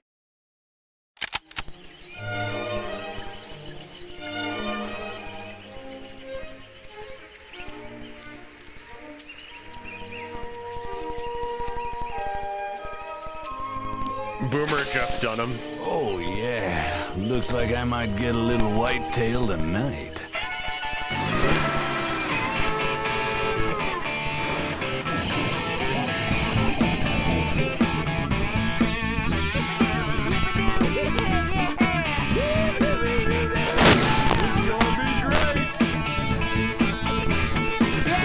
I remember seeing this at, like, what? Look out, baby! Borders?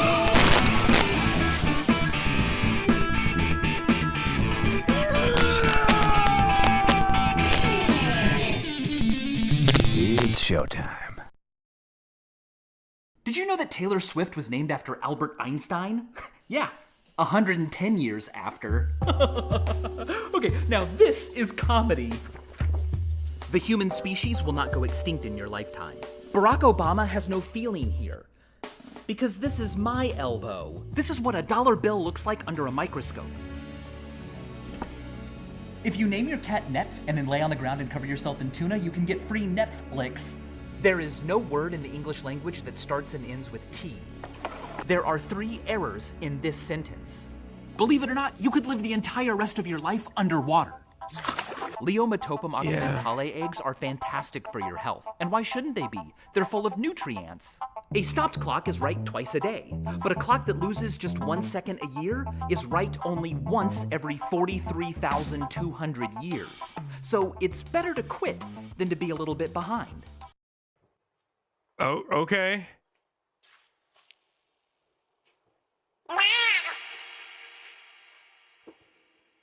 Yeah.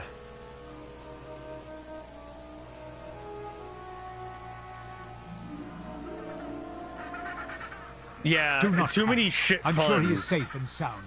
We need to organize a search party and find him before dark. What is all this commotion, I wonder? Could it be the prelude to some grand unfolding? What the fuck? Jesus Christ. I think Puddles McFlap is missing. Puddles McFlap? Isn't he the colony's official ice sculptor? Phil! Stuart! You're just in time. Only you two can save Puddles McFlap. His life is in your hands. Wait a sec, what? Why is it up to us? You literally have 40-something more penguins here. This animation needs a plot. Fine. Fucking fine. We're on our way. Do not fret, Mr. Elder, sir. We shall embark on this noble quest and return Puddles McFlap to his rightful place, safe and sound. You have my word. Be careful, you two. This is meant to look like an old cartoon, but it's a little too clean for it. Creature lurking in the shadows. What fucking shadows is he talking about? This is Antarctica. There are no shadows. Alright. fascinating, Stuart, how ice is both solid and fragile. A paradox, really, like the very fabric of our existence. Why we, as penguins, evolved with wings yet cannot fly.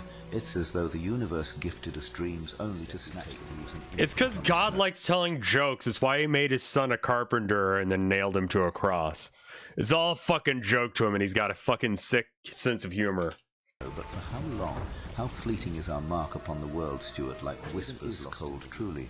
Is it merely the absence of heat, or does it possess its own essence? Are we cold, or is the world simply indifferent to us? Oh, cold is an absence of dark. What the hell is that? Those appear to be the severely unalive remains of Puddles McFlap. How the fuck could this have happened? Fuck. Wait, how can we both hear that? This is entirely devoid of logical coherence. Hello, friend! Run, Phil, run!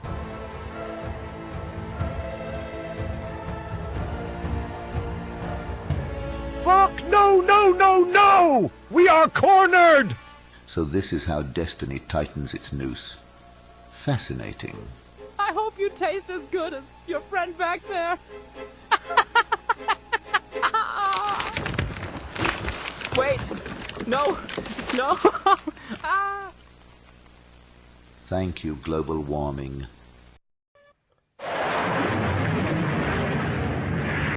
Oh, okay.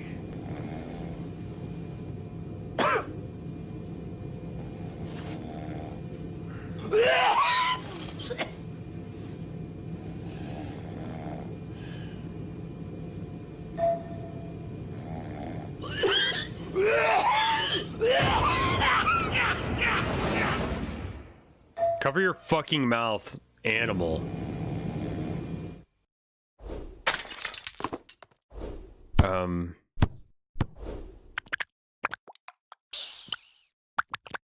What?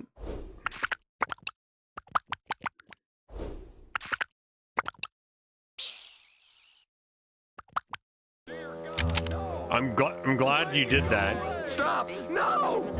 Just kill me now! The horror! The horror! Dear God, no! Make it go away! For the sake of everything holy, we're only human!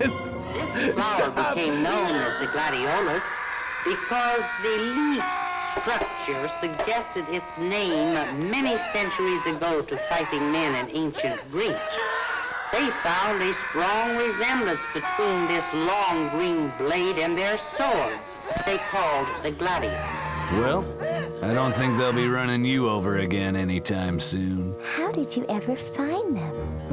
I just looked in the yellow pages under Heartless Bastards, and there they were.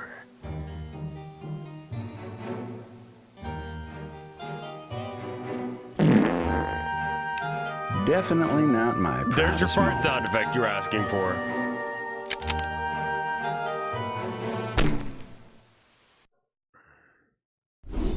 A new medical study on the effects of marijuana use confirms that everyone knows you're high and that you'll most likely never stop feeling like this. According to the American Journal of Medicine, you're not making any sense and everyone thinks you're weird.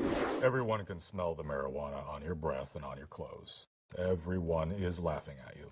Dr. Philip Blanton of Harvard studied the effects of THC on the brain, concluding that the smell of marijuana smoke will likely stay on your clothes for months, and also that you've been telling the same story for 5 minutes.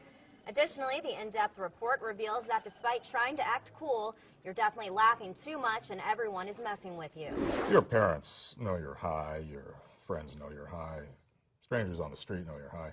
If you're young and you smoke marijuana, you will probably never be able to find a job.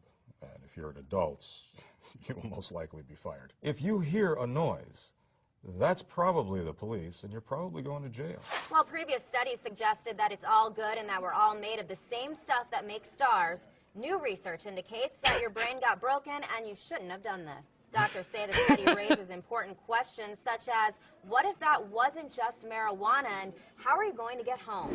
This is forever. This is the new reality. Next up, a new poll shows that kinky Americans feel the country is on the wrong track and they like it. A new medical study on the effects of marijuana use confirms that everyone knows you're high and that you'll most likely never stop feeling like this. According to the American Journal of Medicine, you're not making any sense and everyone thinks you're weird. Everyone can smell the marijuana on your breath and on your clothes. Everyone is laughing. Why is it repeating? Dr. Philip Blanton of Harvard studied the effects of THC on the brain, Oh. concluding that the smell of marijuana smoke will likely stay in your clothes for months, and also that you've been telling the same story for 5 minutes. While previous studies suggested that it's all good and that we're all made of the same stuff that makes stars, new research indicates that your brain got broken and you shouldn't have done this. Okay.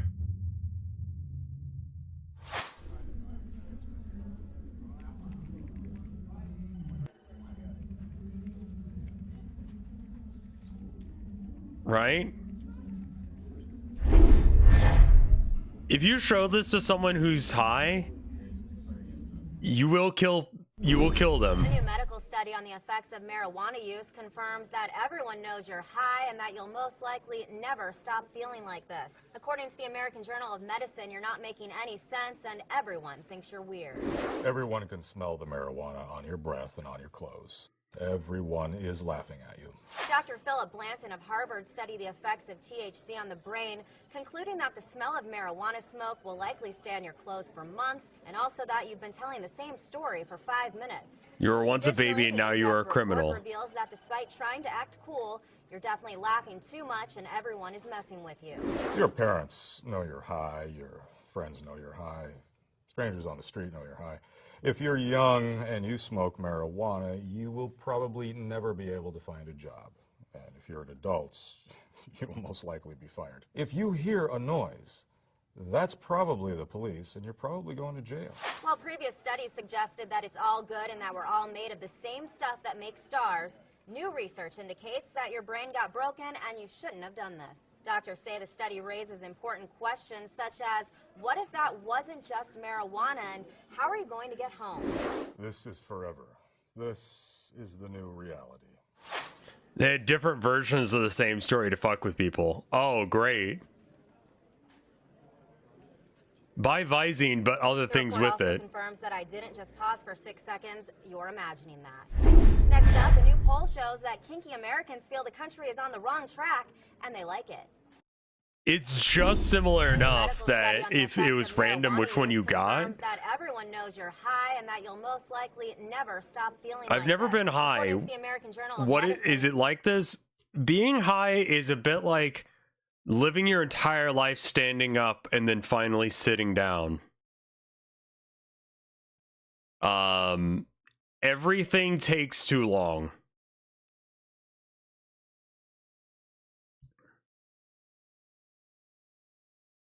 Like, everything takes a very long amount of time. You will swear hours are passing.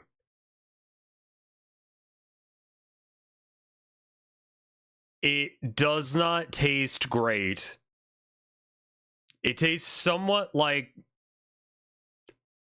it smells or herb or like black pepper. Depending on what strain. It's a little bit skunky, yeah. Yeah, like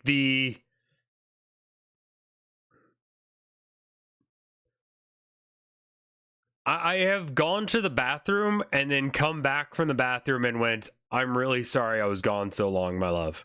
Because, you know, I'll apologize to my wife. And she's like, you haven't been gone that long. And I'm like, I'm pretty sure I just spent an hour in the bathroom. And she's like, it was like 2 minutes. I'm like, okay. Well then. So, like, don't get high when you're sick. Because then you'll be... Because, like, one time, like, I ate something and it gave me, like, diarrhea. Do not have diarrhea when you're, like, high. Let me give you that piece of advice. Because you want to spend, like, 30 minutes on the toilet because you got diarrhea? Nah. 30 minutes? 30 minutes will feel like days. You don't remember when you sat down to shit, but you've been here for days.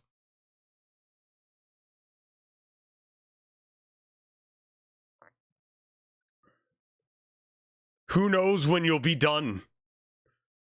It's the same amount of time, but the time dilation makes it feel like you've been there forever.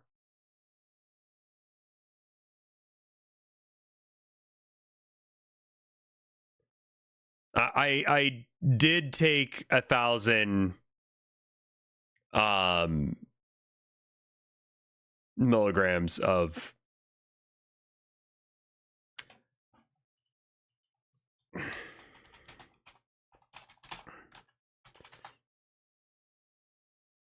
oh, a toxic dose is 20,000 milligrams. Really? Okay, I have taken as much as like 1,000. Yeah, I took a gram once, and that was the time that I threw up and forgot how to see. I wasn't sure what sense was sight anymore.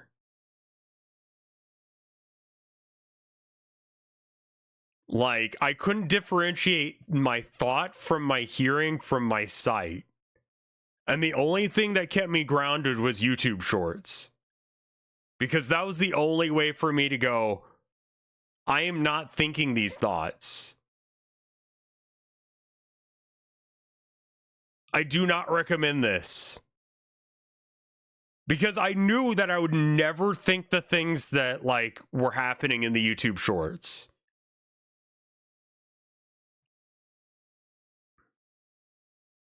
Yeah, no, I have not,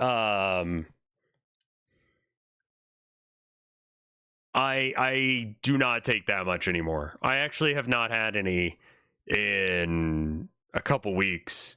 I mean, A, because I've been sick, but yeah, no, don't do that at all. Like, I'm not allowed to use the microwave when I'm high. Scromiting? Scream vomiting? I am backing down from the gram now, and I'm closer to like 125 milligrams. Like, that is not a good amount to be taking.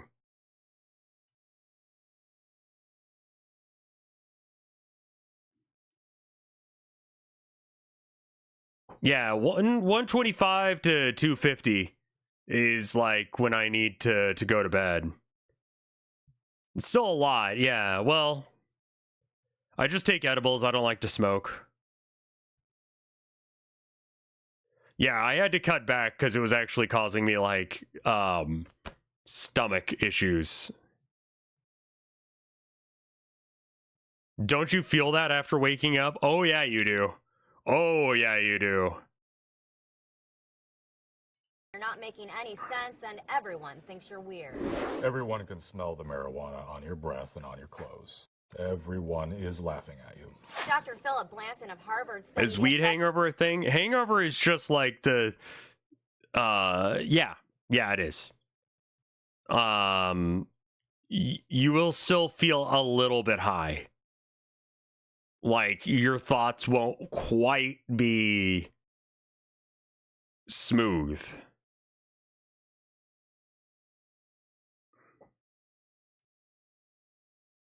It's not as unpleasant as alcohol. You just are still a little bit high, and you just cannot get your shit together.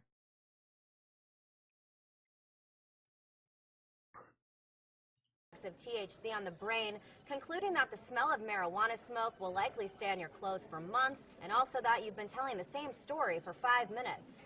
Additionally, the in-depth report reveals that despite trying to act cool, you're definitely laughing too much and everyone is messing with you.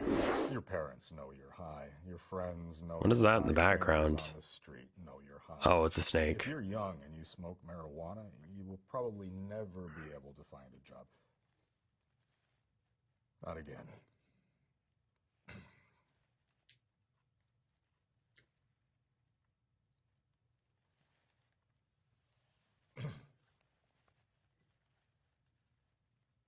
While previous studies suggested that it's all good and that we're all made of the same stuff that makes stars, new research indicates that your brain got broken and you shouldn't have done this. Doctors say the study raises important questions such as, what if that wasn't just marijuana and how are you going to get home?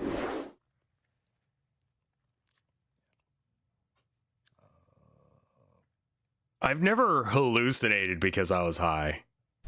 Next up, a new poll shows that kinky Americans feel the country is on the wrong track and they like it. A new medical study on the effects of marijuana use confirms that I don't drink alcohol anymore. And that you'll most likely never It hits me stop too feeling hard. like this. According to the American Journal of Medicine, you're not making any sense and everyone thinks you're weird. Everyone can smell the marijuana on your breath and on your clothes. Everyone is laughing at you. Dr. Philip Blanton of Harvard studied the effects of THC on the brain, concluding that the smell of marijuana smoke will likely stay on your clothes for months, and also that you've been telling the same story for 5 minutes. Additionally, the in-depth report reveals that despite trying to act cool, you're definitely laughing too much and everyone is messing with you.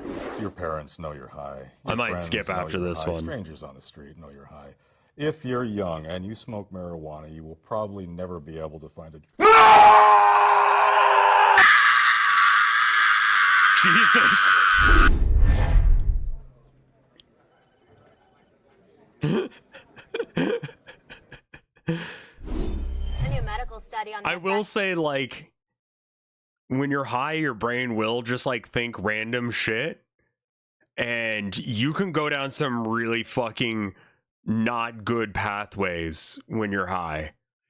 I would not recommend watching this when high. This would make your day very bad. I do not scream when I'm high. I just can't do anything. Like, my brain can't.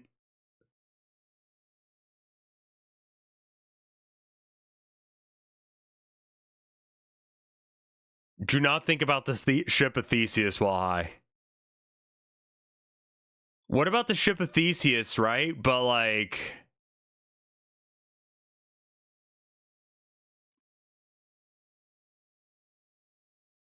What does it mean if I see naked Pokemon in my dreams? They even had genitals.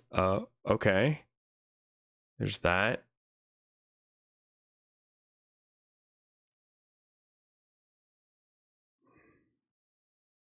I'm admittedly a bit stoned, and that definitely got me. Yeah, this is not okay for you to watch when, yeah.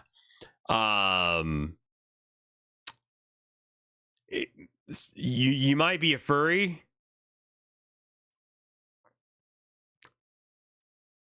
Could you, like, ship a Theseus a person? Just, like, switch out the body parts? I guess you really can't do a brain transplant. Yeah, what is Frankenstein the ship of Theseus for people? Like, is that a new person or is it several people? Yeah, or you regenerate your cells all the time or whatever.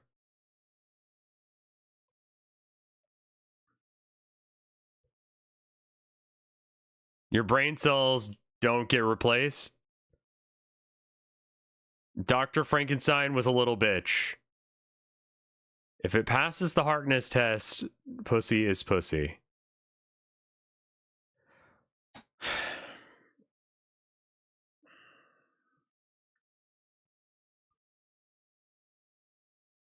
Like, some of y'all...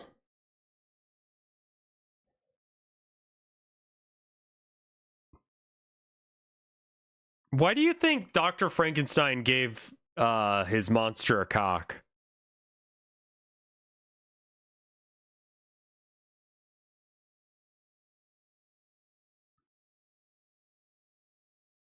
Say words less? Nah, it's entirely my job to say words. He did? Yeah, why not?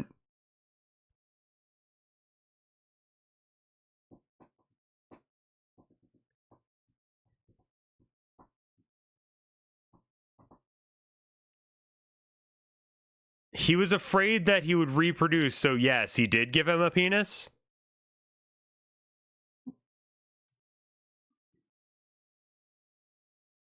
The Harkness test. If you have to invoke the Harkness test, it fails. I actually like the Harkness test. Yeah.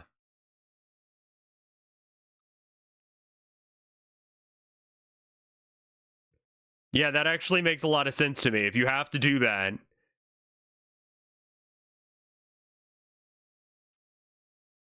Are you implying that Frankenstein is... I don't know. I'm just asking questions.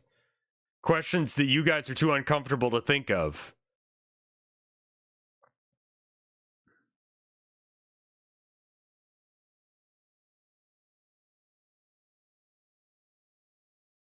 He has a bride. So why did he make that?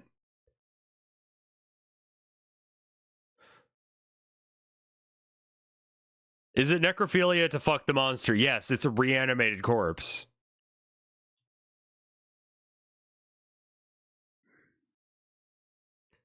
He wasn't really thinking beyond the immediate create life directive. Yeah, so that I mean, like, that's the real point of the story is, like, has science gone too far? We're saving people that have been dying and shit.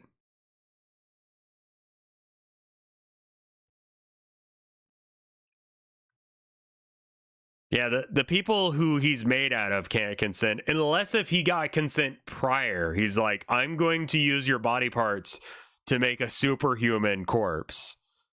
Is that chill?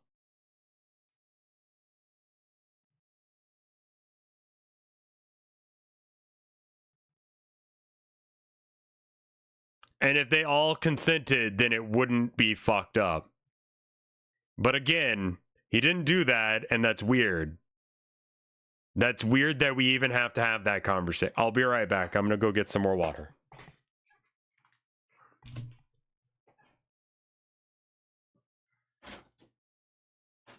Oh. I should run an ad.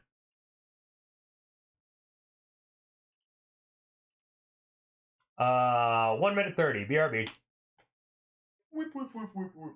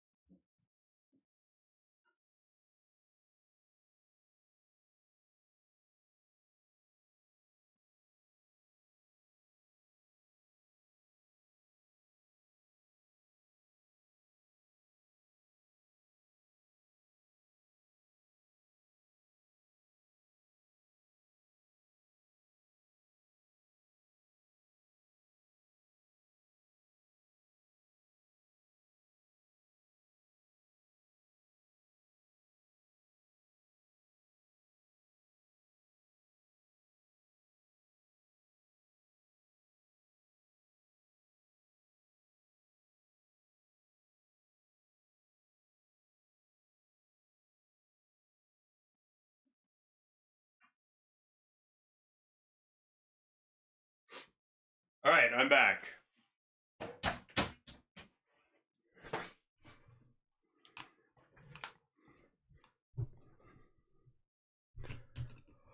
Let's skip to the next one, because I think we get the An idea. asparagus cake from 1980. You know, I don't make these things up. They legitimately get printed in cookbooks for reasons I've yet to fathom. Our kitchen to yours. You can keep it. First, we need 2 cups of grated asparagus.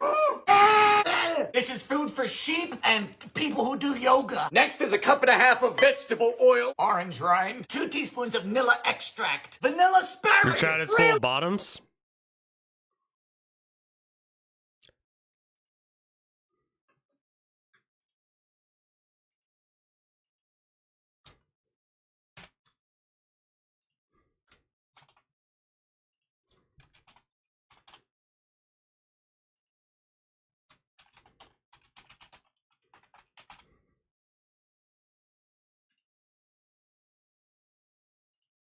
Let's find out.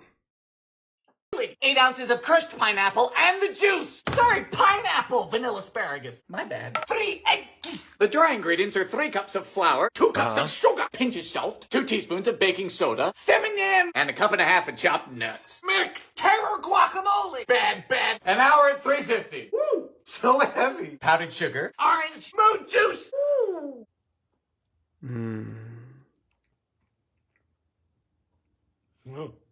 So it's a nice moist cake, but it's flavored like the underneath of a lawnmower. It's earthy. Not quite right. At midnight in the first moments of the year 2000, what will happen to the computers you depend on? Do you know where they are, what they do, and what shape they're in? If they are infected with a Millennium Bug, will they be debugged and ready to run properly? If not, what could they do to your bank account, your job, your future? Next, in this special report on Y2K, the Millennium Bug's deadliest secret, learn about the This latest was something that people find out what legitimately could happen to freaked you the and fuck your out loved about. ones. And it's because of the way, like, I don't remember. Yeah, it's just it's not that big of a deal. Like, I remember people being panicked, but I just didn't care.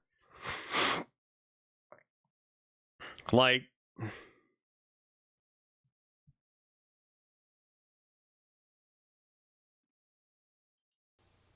I was a child at the time.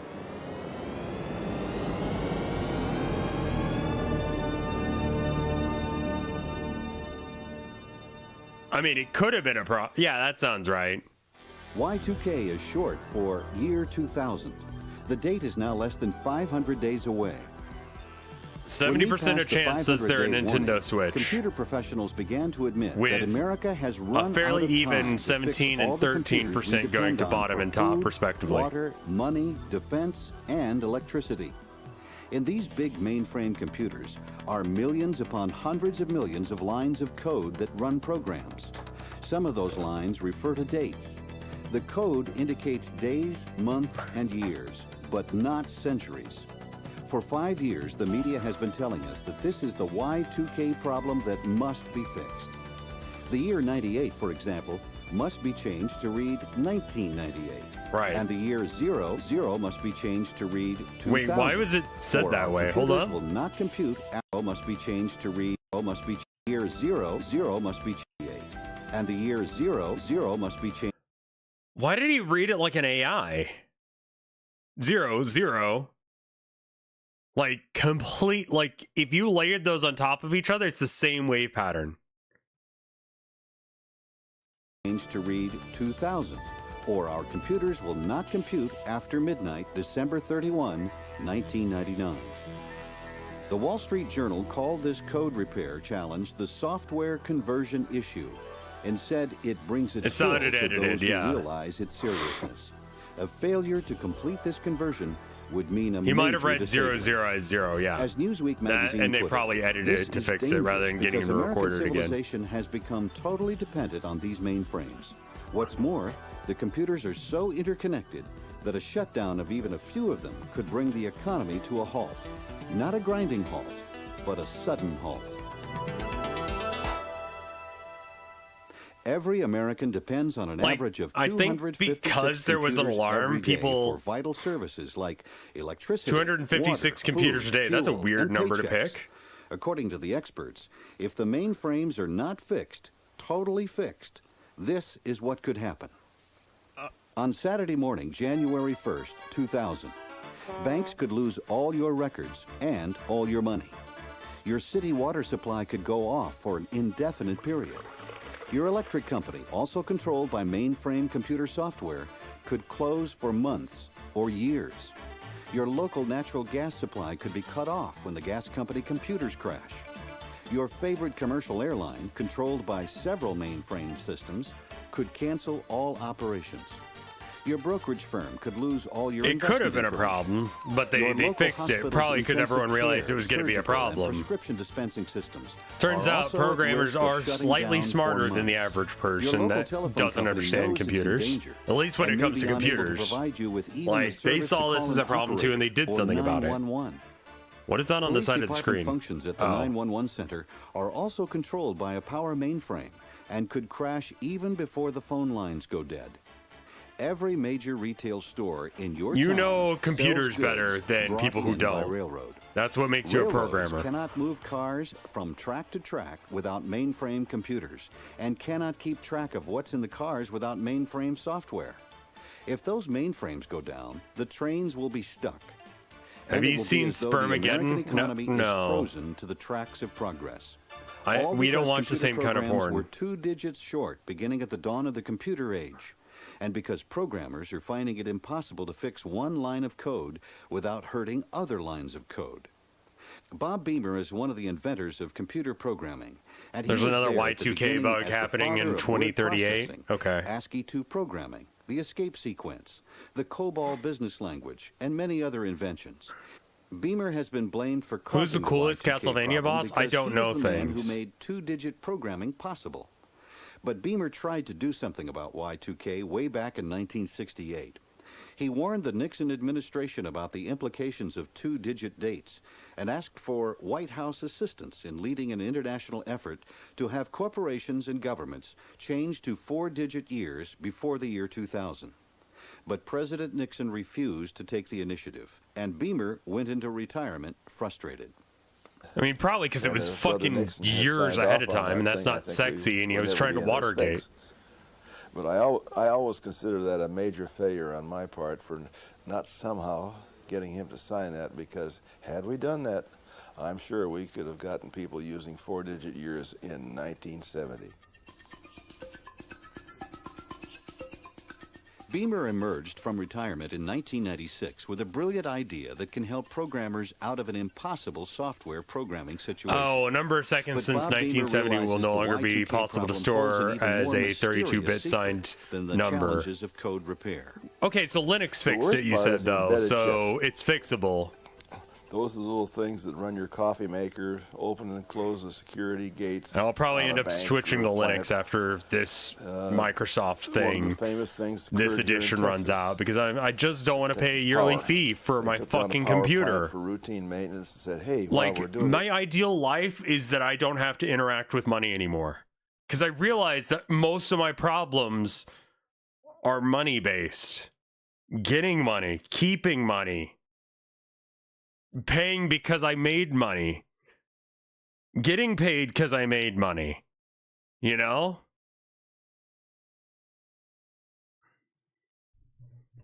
You know what I mean? Like, those are the most fucking annoying shits that I have to deal with.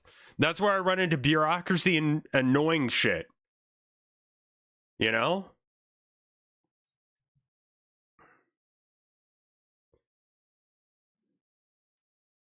I'll probably have to dual boot. Yeah. We'll replace all the computer chips to Also, control these things. what are you doing here with the bar? Working in the Don't year do that. 2000. And they did. Very nicely done. You don't need this bar. Good thinking. They put it back together and they put it in service, and it lasted 20 seconds and died. After 2 days, they found inside the smokestack, way, way up, a little computer monitoring smoke for the EPA. That killed them. They were lucky to find that in 2 days, I think. But when you've got them inside natural gas lines, oil pipelines, on the outside of super tankers bringing you oil, in satellites where you can't get at them or find them, that's what gets sticky. Really sticky. Why can't you find the satellites? Students of the complex Y2K mystery compare their study to the peeling of an onion. The more you peel that onion, the more you discover it's a much deeper problem than most people are aware of. And the problem really has, well, first of all, it arises from the fact that we're used to thinking of the date out of 6 digits. 2 digits for the month, 2 digits for the day, and 2 digits for the year. And most of the programming and... It's not easy finding a star cheese. It can't be too ordinary, or too strong, or too weak, too funky, too heavy. To be the all-round star cheese, you need a great personality. Introducing the one and only, the Laughing Cow Cheese Spread. All right.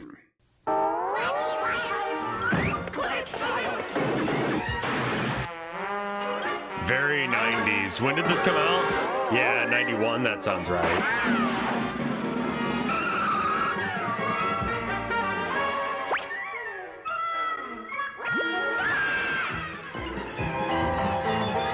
Yeah, the ozone was an actual issue.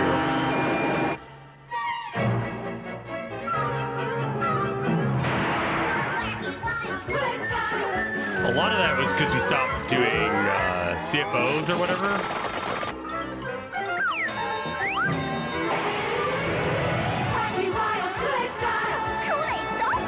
Oh, yeah. Acid rain, yeah. CFCs, it was CFC, not CFO.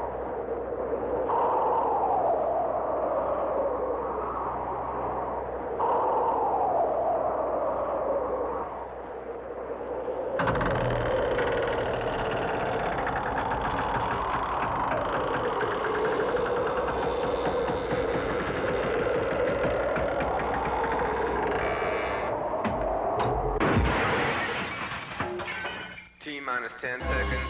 9. Oh, yeah, y'all. This is the Kool-Aid Man. 6. Come a little closer. We're about to bug out on a fun tip. Just you, me, and the TV. Ignition. All right. The character that I would pick to be... If you could pick one fictional character instantly make public domain, who would it be? Mickey Mouse. No fucking thought. Immediately. The current iteration of Mickey Mouse. Fuck Disney.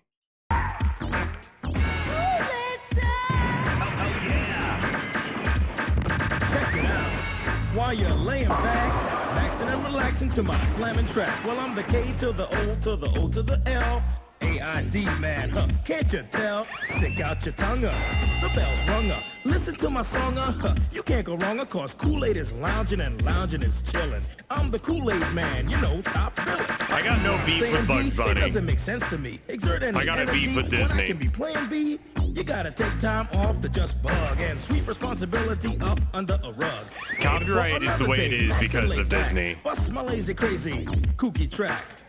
Somebody say I'm Kool-Aid Man, and we're gonna play. Say twilly twilly, twilly twilly. Kool-Aid Man gonna make you smile. Skabilly diddly.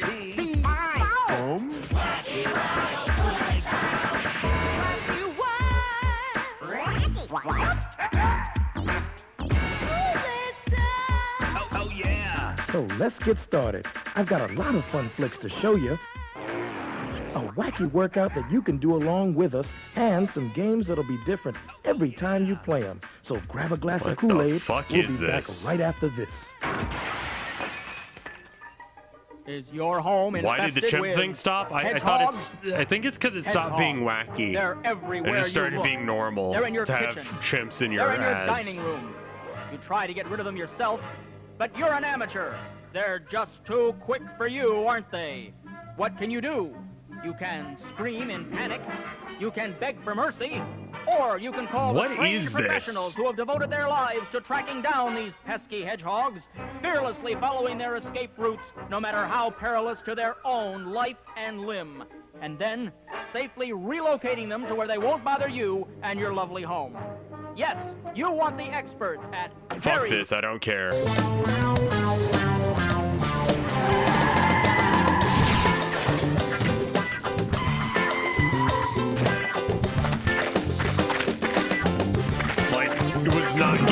point fast enough.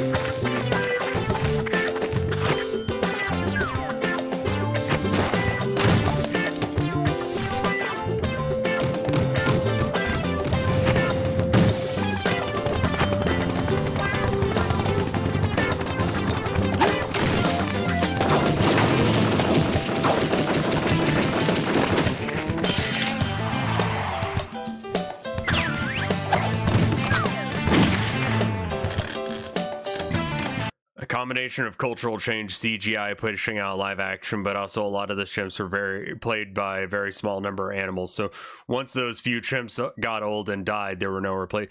I mean, surely there's a market for well-trained chimpanzee.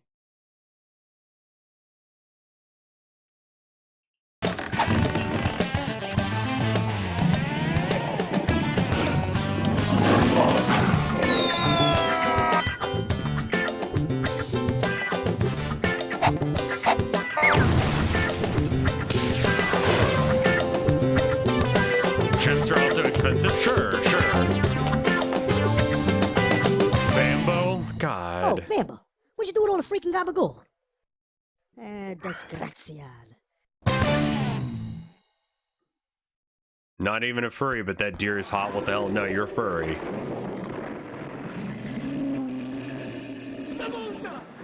My God. Look! It's a ball! Oh, hello, left ear. Oh my God, I forgot about this fucker. Balzac.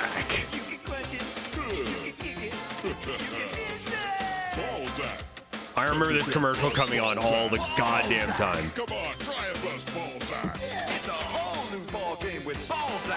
You know, just when I thought it was all over, a hand lifted me high in the air. It was my shepherd. Yeah, you're supposed to make it Was wet, I I happy think. to see him? And my shepherd was happy to see me, too. He forgave all the bad things I did that day. And do you know why? Because my shepherd is Jesus, the good shepherd. He always forgives us, no matter what. Really, Jesus... Even the most fucked up weird shit you guys have jerked it to, he will forgive you. That's honestly the angle a lot of these churches need to take. They're going to be like, Jesus forgives you for your inflation porn fetish. You know? That might actually get a couple people into church. loves us in a very special way. Yeah, Jesus being a terrible shepherd is definitely a thing because, like, look at what happened to me. I am a lamb gone astray. Hey, he's the best friend anyone could have. Would you like to That help deer me was sing hot and this I will song die to on that him? hill. You can do that and be a furry. Our good shepherd loves each one of us. He takes care of us.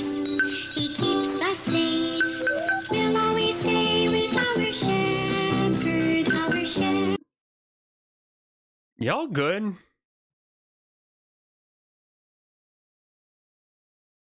Loves us one and all.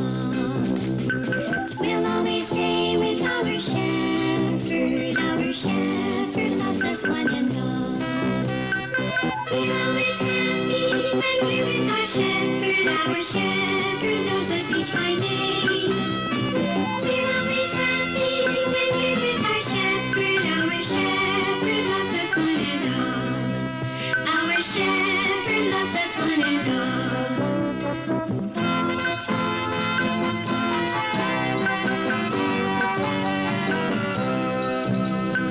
We love our shepherd is Jesus. Jesus loves us, and we love him. We always want to stay with Jesus. Our shepherd loves us one and all. We always want to stay with Jesus. Our shepherd loves us one and all. This is analog horror. Yeah, someone should analog horror this. Exactly. My thoughts as well. We're always happy when we're with our shepherd. Our shepherd loves us one and all. Our shepherd loves us one and all. Yeah, you just cut the music at some point. I played the shit out of this game. What to do? Look out! Work. Missed me. If you clicked on the like tickles. sheep and stuff like that enough, they'd I explode. would not do such things if I were you. It was great. My tummy feels funny. Excuse me. Cheetos presents Chester Cheetah. I'm Chester Cheetah. I'm just a cool dude in a loose mood. Until I see those Cheetos. Then my cool turns to drool. My style and ease surrender to my urge for the cheese. I was mostly in Warcraft 3, but Warcraft 2 is pretty cool too. Warcraft 3 had so much good modding. Cheetos brine cheese flavored snacks. It's cheese that goes crunch.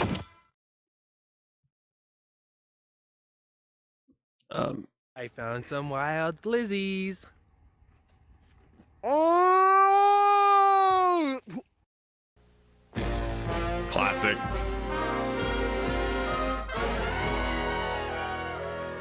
The Disneyland Walt Disney World Entertainment Division presents this character training tape so that you who are portraying the characters of Winnie the Pooh, Tigger, or Eeyore will better understand the problems you might encounter. This could be okay. It also is our purpose to acquaint you with the personality of the character and the possibilities for animation and movement within the limits of the costume.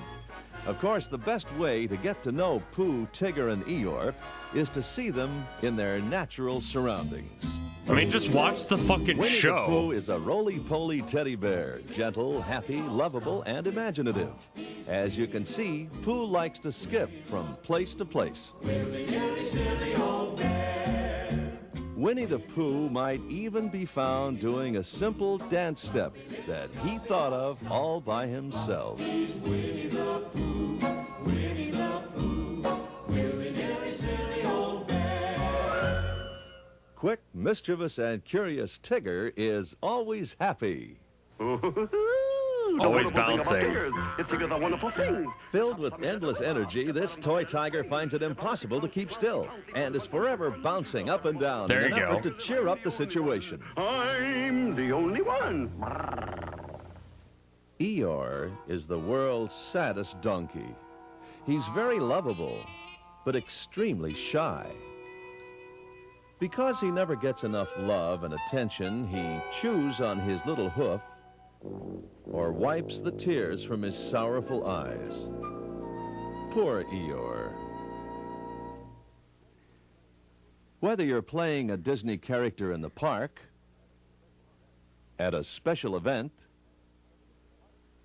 in a department store, or out on the road, you Yeah, should they really love locate their a training clean, videos. fairly spacious area in which to dress.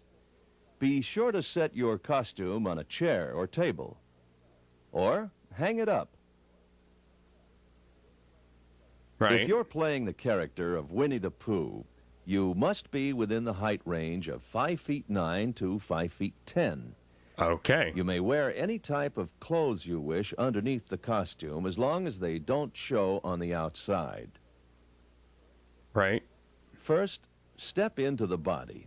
This is why you wear the sexy lingerie Push your on Pooh feet Day. through the legs and pull the shoulder straps up over your shoulders and fasten the top. Arms Be being sure that the name low is Pooh in weird. front. Now put on the shoes. This should be done while seated. This is the only time you may sit down while in costume. Jesus! Let the fuckers sit. Be sure to close the fur after the shoes are tied. Last to go on is the head. Grab the shoulder braces on the inside of the head and hold it upside down facing you. Pull the head up over your own head and set the shoulder braces down onto your shoulders. Your head should be inside the honey pot. Oh, wow, okay. After pulling out the red sweater collar, you should look exactly like Winnie the Pooh.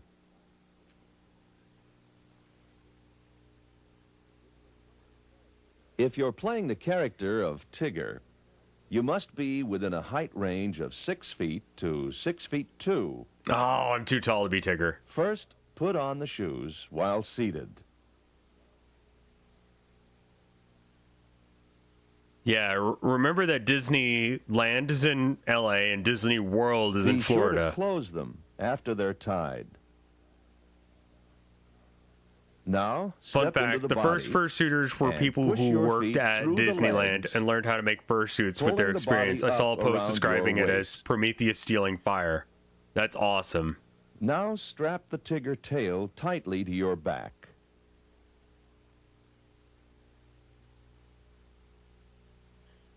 That's the way it should be. Steal from The Disney. gloves must be slipped on before you put your hands through the arms of the costume. For fictional and fun You'll need purposes help now only, and putting not in on real the life, head because to it would make be sure illegal for all me the to say fur that. I'm is pretty tucked sure I have to inside, say that. while the body is being zipped up.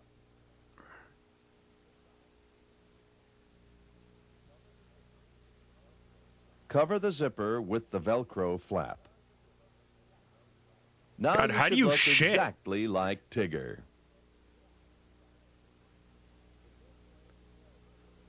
If you're playing the character of Eeyore, you must be within a height range of 5 feet 7 to 5 feet 9. Wow!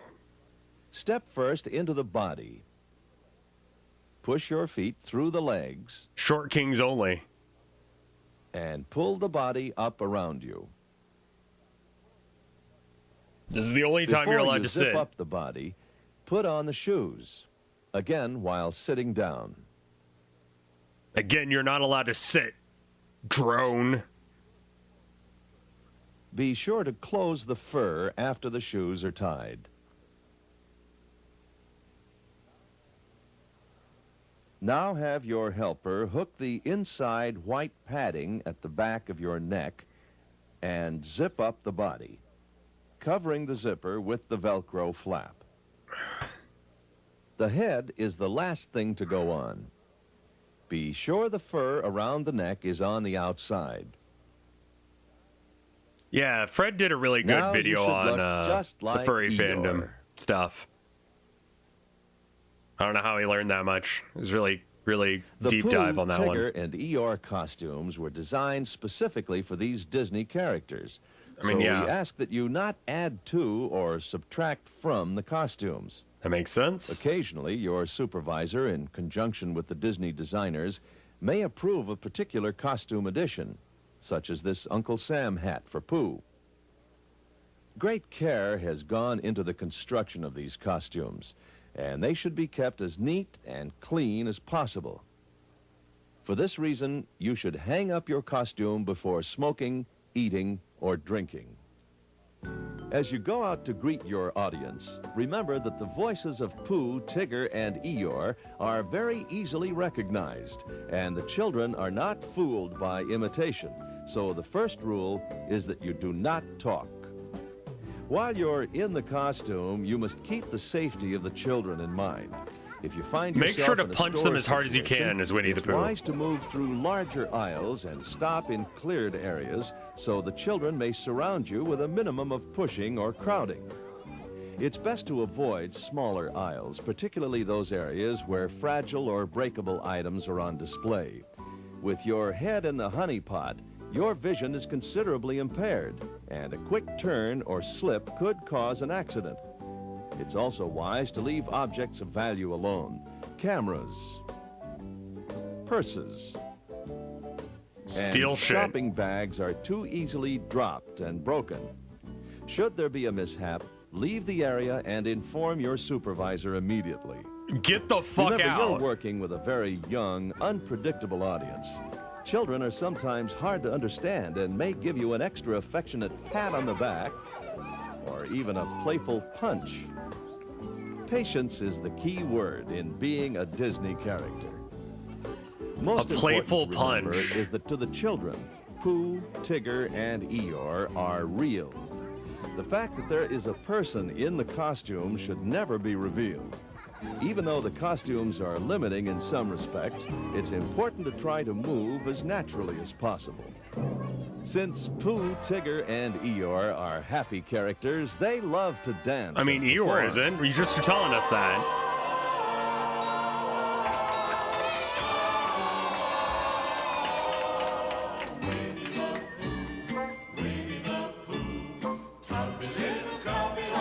It's so, like, the costume work is really good, actually. Hard for me to, like, visualize the human being in there. Like, I see how that's a person in there. Oh, right. Audio jungle, audio jungle, audio jungle, audio jungle. We can't listen to this. We just have to watch it without, yeah. I was having a good time. Is he a furry of... I don't know, man. Yes? Maybe? Disney is gonna fuck up this entire vid. Play the Doom OST over it? Alright, yeah.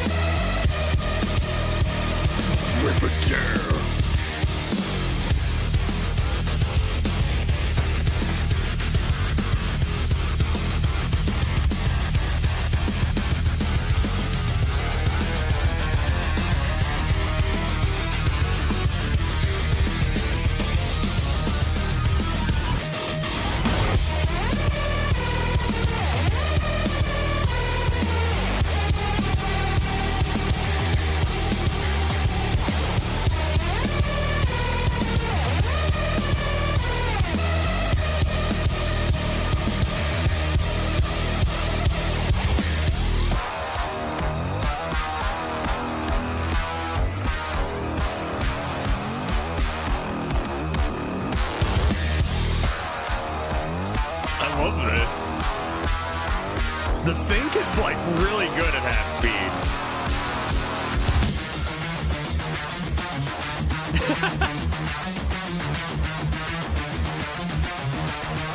Okay, hold on.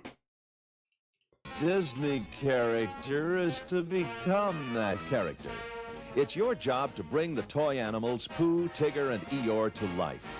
To give them energy, feeling, and color. Couple your imagination with your good judgment, and always keep the safety of the children in mind. Remember, when you're in costume, the reputations of Pooh, Tigger, and Eeyore depend on you. Got the wonderful character, hooray!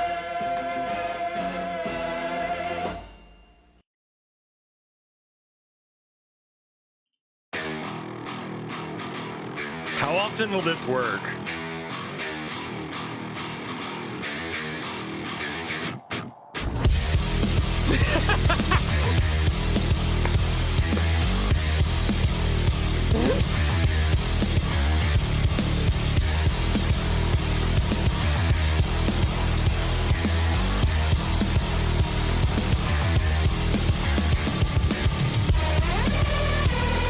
The timing!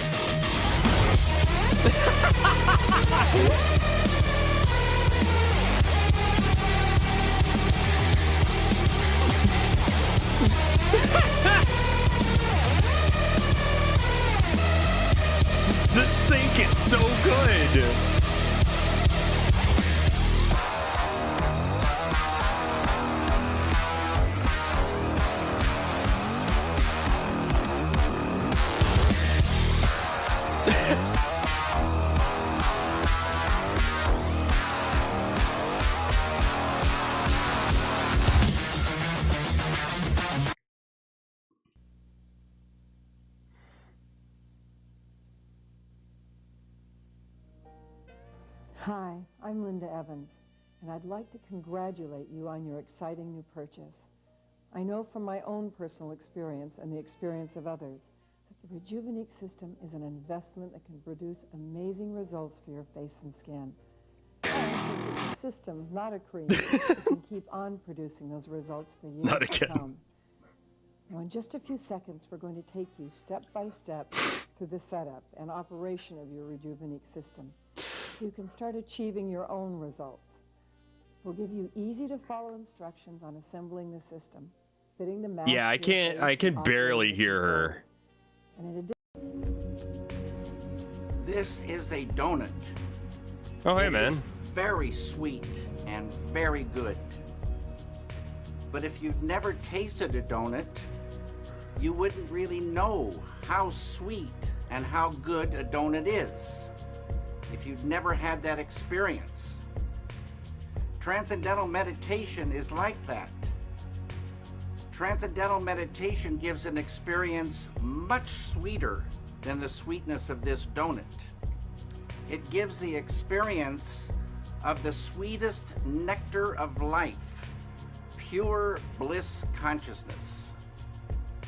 As Maharishi says, those who don't know, they don't know. Those who know, they enjoy.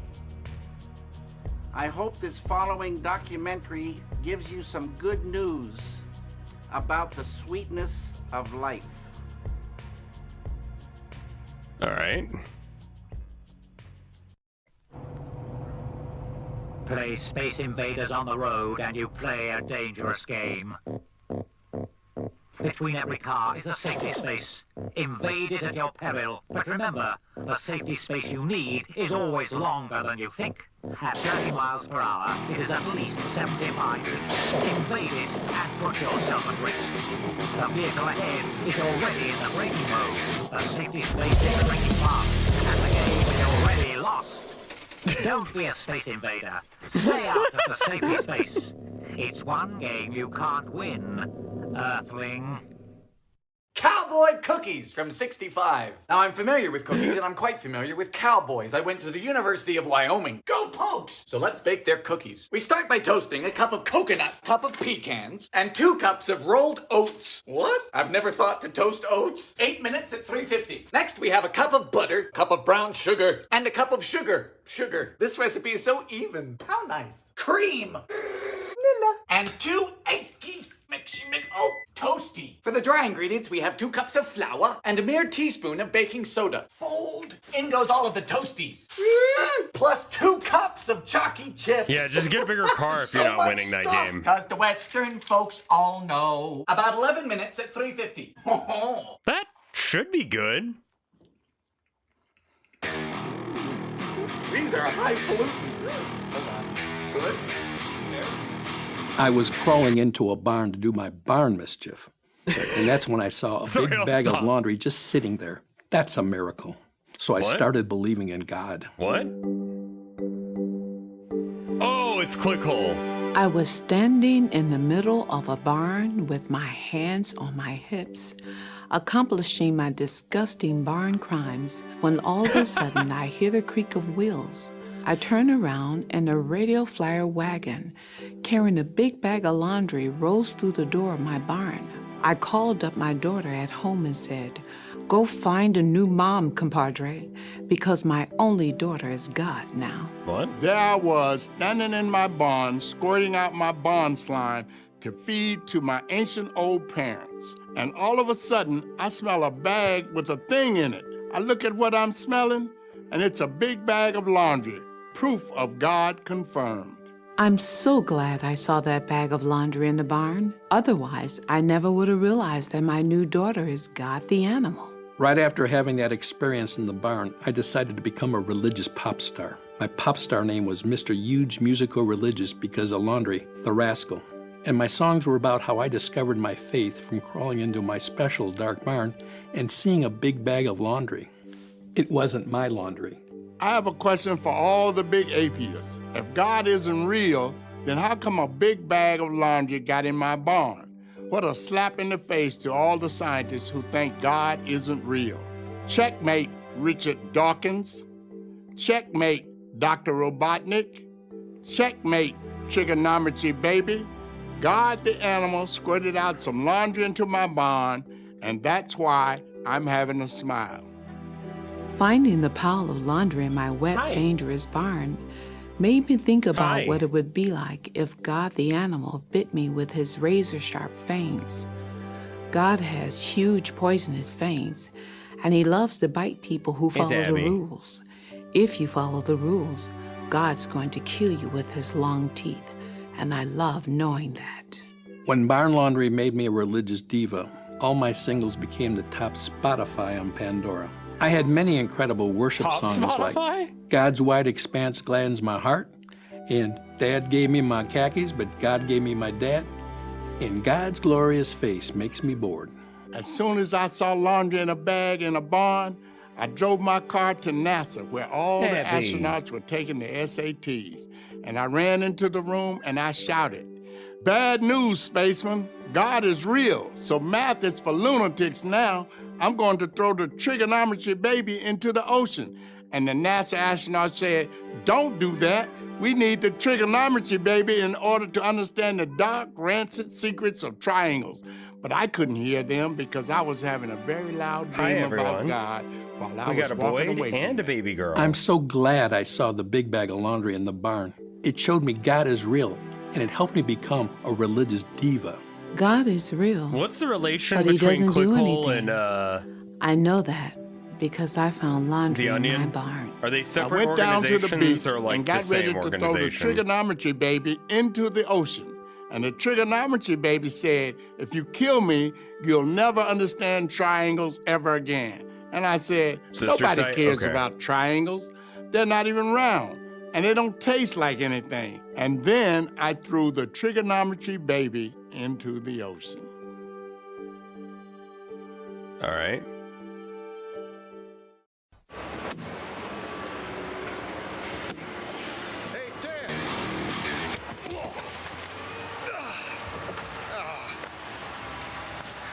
Tough break, buddy. Yeah, my wife just bought me them boots yesterday.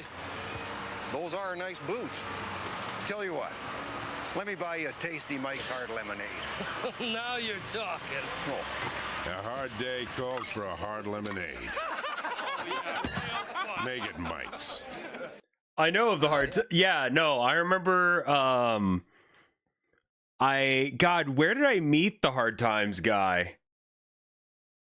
And I was trying to do the thing where I was like, everyone should like, hey, Simple Flips, what's up, my dude? Do you see the invite to the server?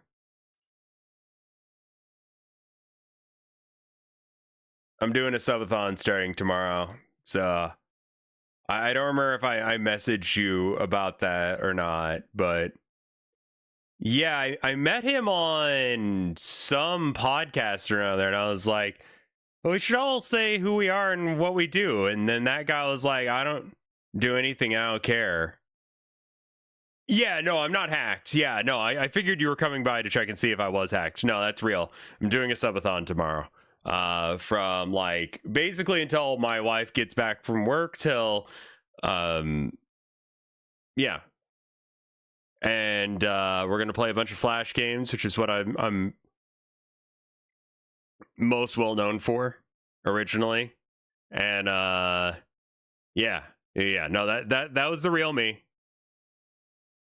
Yeah, an invite link with no message is the classic he's hacked gambit. Yeah. It's like, nah, I'm good. Getting back to basics.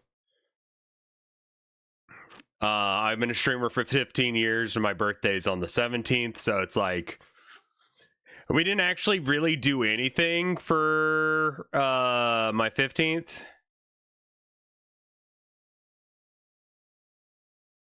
Yeah, I'm sorry.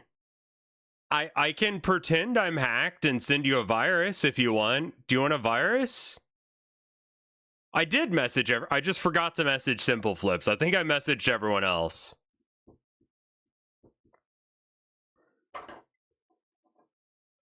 I started before Mike. Like, I could probably download a virus and send it to you. I would love a virus if you social engineer me proper. Do you want a copy of my game? Dommy Mommy Commie Adventure? The Communist Manifesto? Because that's a thing. I got that, honey. Do you like when Daddy help me? No, it's the same cum game. Well, that sucks. Yeah, I really liked her. Yeah, she seemed like a lovely girl. Looks like you could use a refreshing Mike's Hard Lemonade.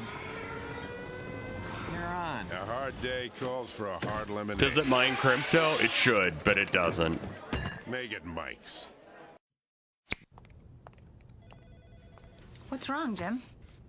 I think I've grown a second evil head. Oh, I'm sorry. What if we go get a refreshing Mike's Hard Iced Tea? Would that help? Are you sure you want to send that? Yeah, no, Twitch has a thing now where, like, if you say... Like, do I have a setting wrong or something? A hard day calls I got it the other day. I think tea. I forgot what I was telling Mike when he was streaming. Make it Mike's. What? Whoever told you to do this, well, she's either a bitch or a ghost. I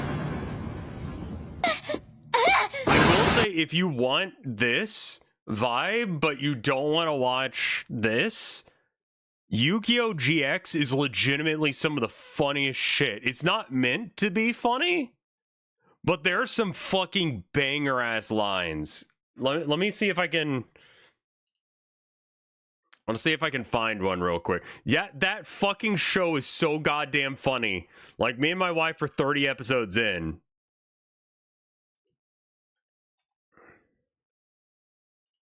Also keeps logging me out of my main account, which is weird.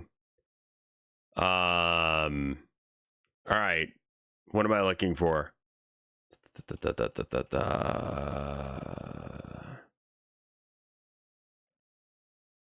Oh,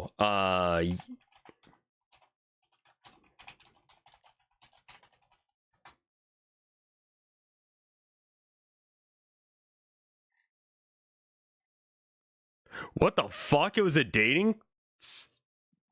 God. Oh my God. I'm seeing if I can find... Oh God, the Chaz shit.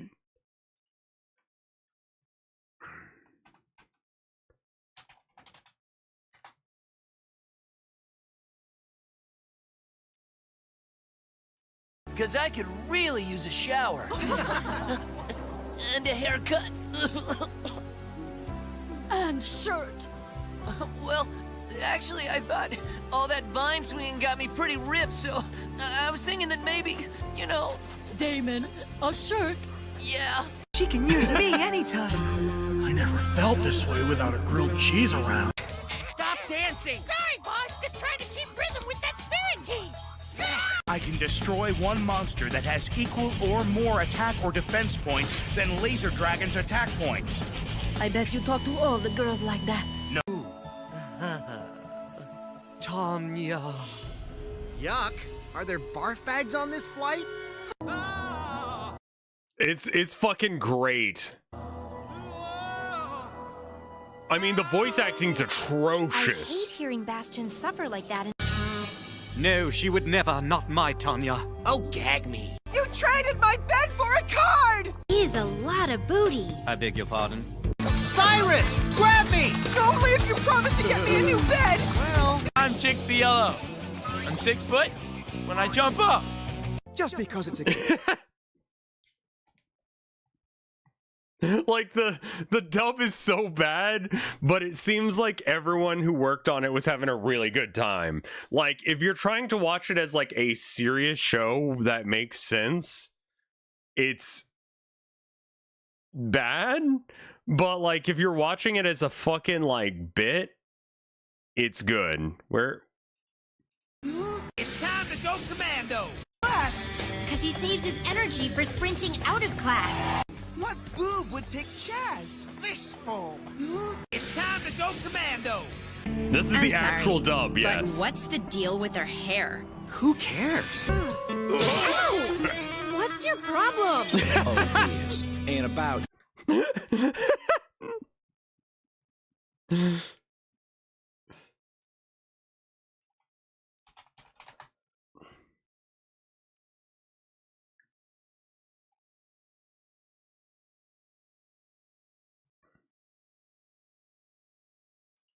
Can we get on with this? Why not? The sooner I beat you, the less bad dialogue I have to hear. And speaking of walking cliches, I wonder what Viper is doing. Like, it's so good. They just did not give a shit when they were doing this.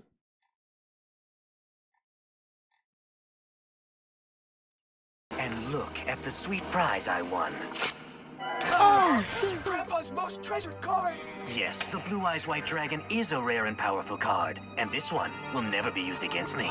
Registration will be disqualified. Mokuba, make sure Wheeler's late.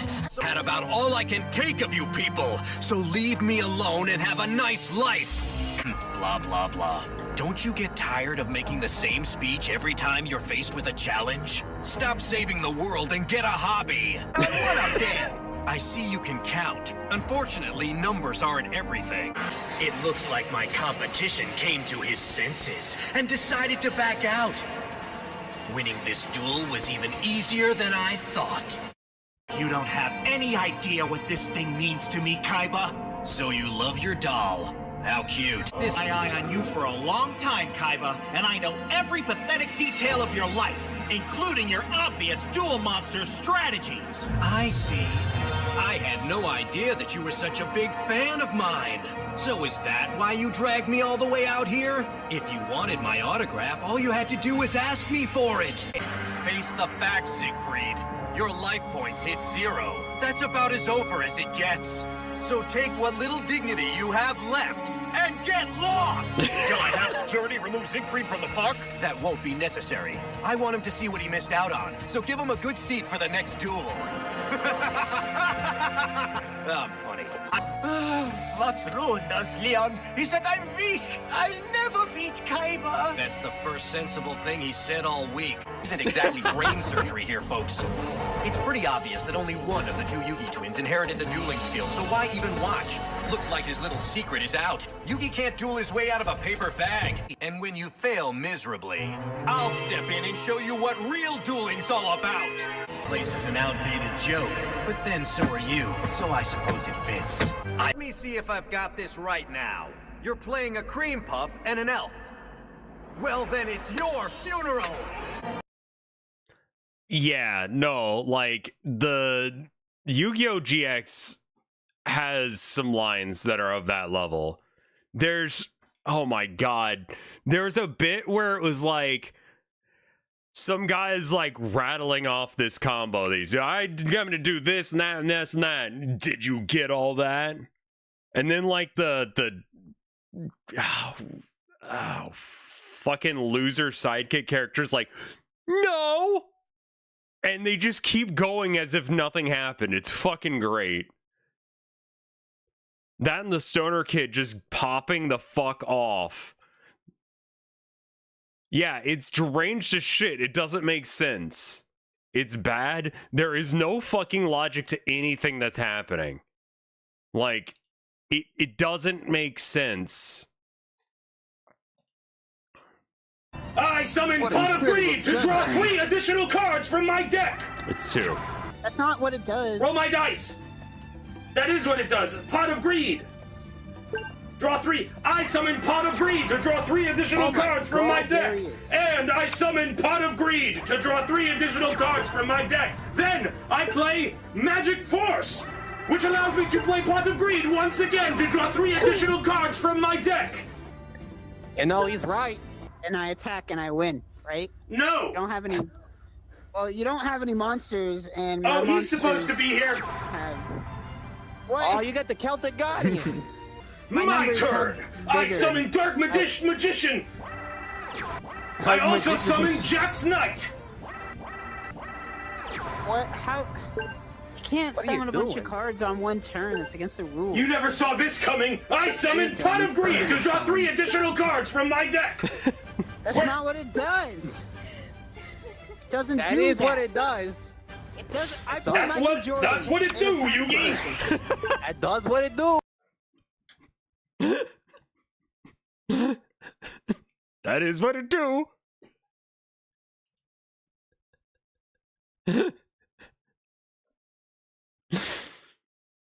So good.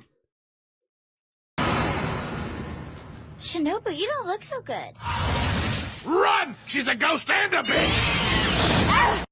Pepe Sylvia. His name keeps coming up over and over again. Every day, Pepe's mail's getting sent back to me. Pepe Sylvia, Pepe Sylvia. I look in the mail. Well, this whole box is Pepe Sylvia. It looks like a creature moving around the arena. Look at it chasing down after Boreon. Oh, and that was a bad exchange. I turned on the porch slide, and I'm pretty sure I just heard my wife come home. Seen that much damage before. It is just slow-moving death at this point. I mean, oh God, Kyle! You can see the weapon is off. Completely removed from Boreon. It's like watching a zombie Jesus. movie happening. It's just lurking and following and relentlessly stalking. I have no idea how this thing works. That is no longer moving as the time runs out. Serious look on the face of Luke. Luke builds weird robots, but he takes this sport so seriously. Wiggle it. Wiggle it all around. They get extra weight if they have no drive wheels. Ah. Feel down. Wiggle it. Wiggle it. I like it when I wiggle it all the time. I like to wiggle it. Sometimes people say I wiggle it too much. But I know they're all crazy.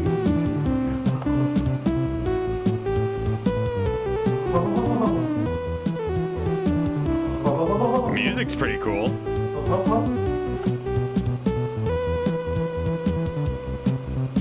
Can I? Here, hold up. Wiggle it. Wiggle it all around.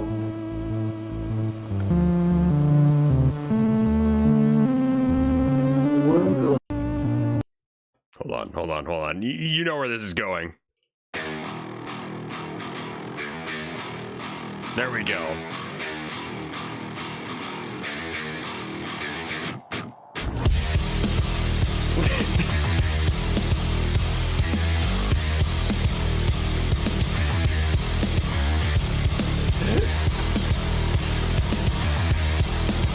It fits over everything, dude.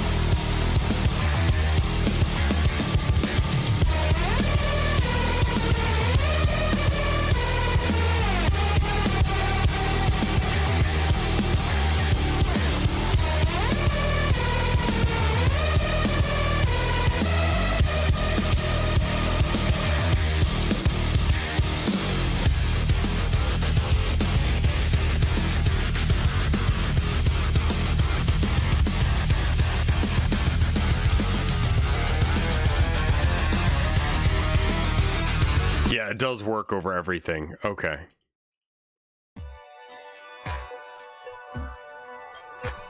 I ate so much fucking shit on the 4th of July. I said I wouldn't, but then I did, and I totally fucked up my diet, and now I'm paying for it by working out in 100 fucking degree weather. I hate my fucking life. I hate myself so much. Why the fuck did I do that?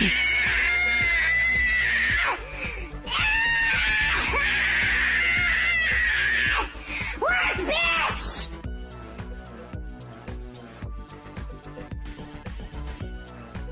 The art bit that she does, I am, yeah. I'm teaching Teddy, and your kids will find me in Video Smart. Find the space with the letter B.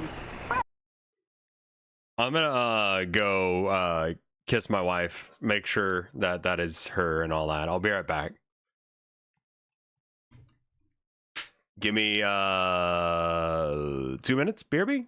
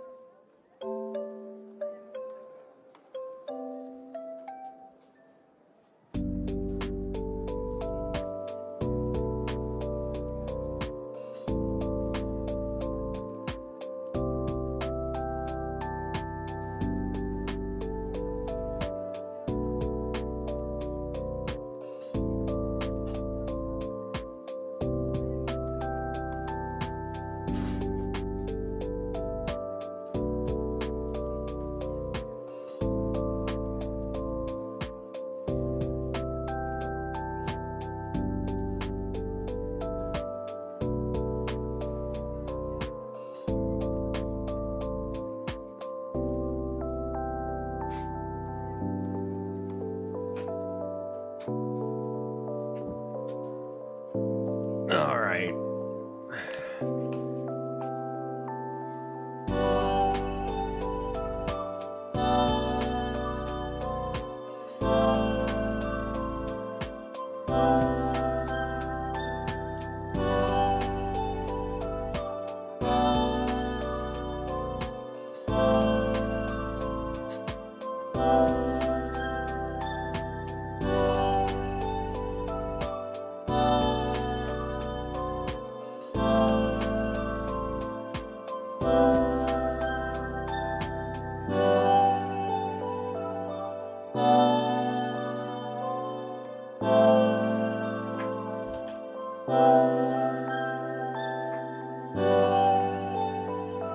All right, we should be back roughly now.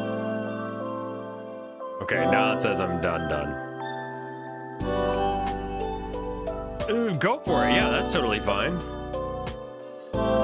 I believe I uploaded all the music that I use for BRBs and intros and stuff onto my arcade channel. If you look far enough back, there was a video I posted them like one after another. I need to write more music for it. I just haven't sat down to do so. I'm slowly making my way through the how to make low poly models video, and I've gotten about like 30 minutes in.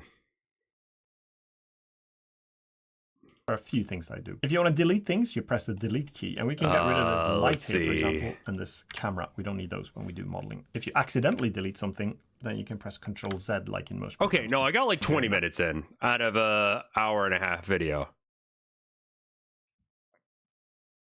Trying to do all of it myself is like a mistake, but that's what you do when you don't have all the money.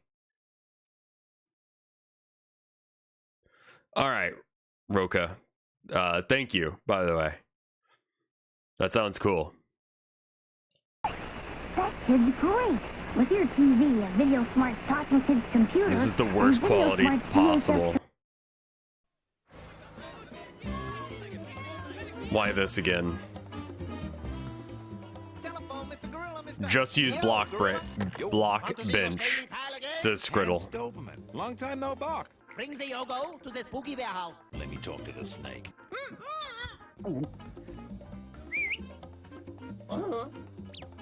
I'll be back.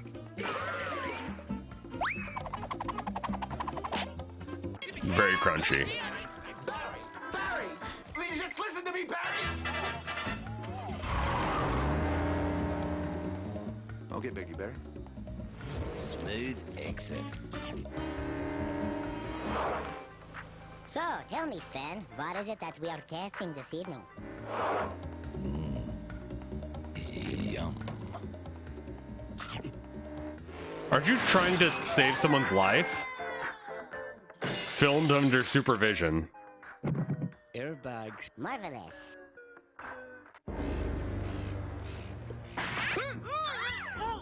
So, Yo Gorilla, did you bring the Yogo? Yeah, a whole Congo pack. It was delicious. What?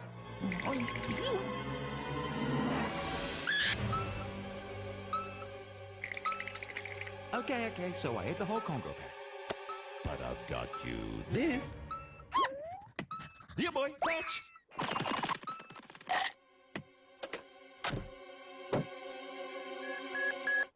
Oops. Worth dying for the bit.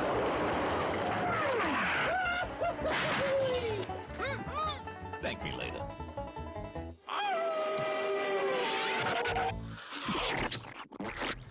Chocolate. Not bad. Oh, your gorilla. You're so seriously smooth.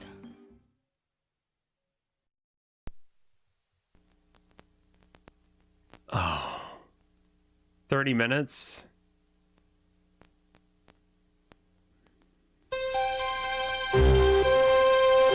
Jesus fuck.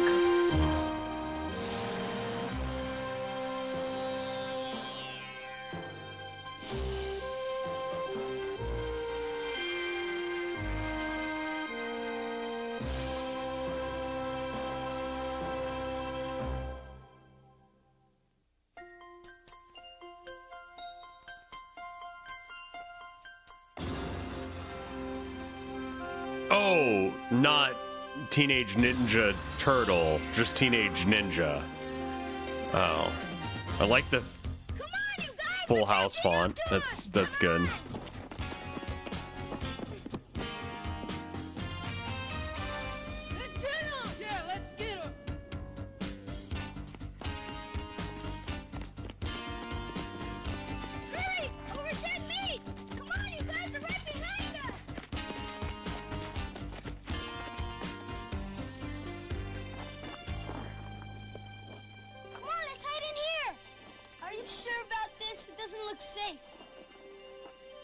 I mean, you're gonna get beat up, so it's potentially less bad. Would you rather be beaten up by those bullies? Well, I'm going in.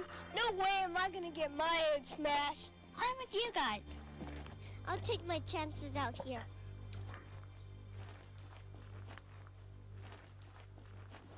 Maybe Robin's right. Oh, no, you don't. You're coming with us. That's not cool. No, I'd go into a cave like that. I'd live there, man. That cave looks banger.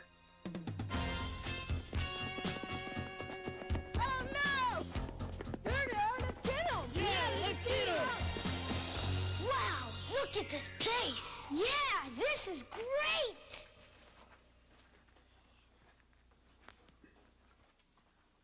Dude, I'd go in the cave even if that wasn't being chased. Caves are fucking awesome. Check for poisonous gas first. I mean, that's why you carry a lighter. Oh, great. Now we're dead for It reminds me of when me and my friends climbed in the sewer tunnels on UT campus. Fun times.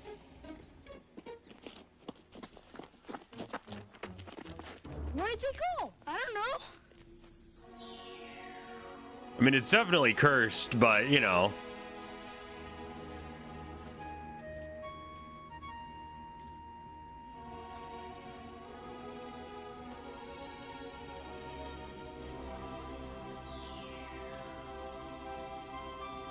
Yeah, I mean, if you got a bunker in the forest, you explore it.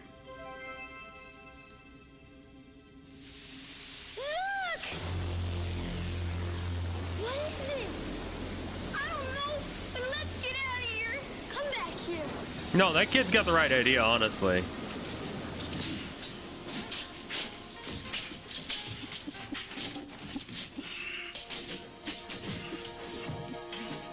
Oh. Dude, if he fucks up and stabs himself, that'd be fucking awesome. Oh, balance isn't that great.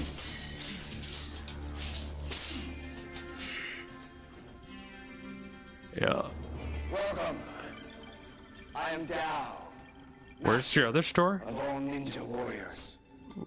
Amir, Joshua, Santino, and Jennifer. You are not here by chance.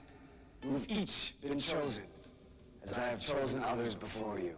The one kid wasn't chosen? Each of you shall be taught the ancient art of the ninja warrior. But who are you? Where do you come from? How do you know our names? I am from the earth, the sun, and the moon. I can take many forms. A bird in flight, a fish, any animal that you know. Fucking do it. I have chosen to take this form of a young man in order to teach you the special physical and mental powers of the ninja warrior. So you will never have to run away again. Sounds great to me. Let's get started.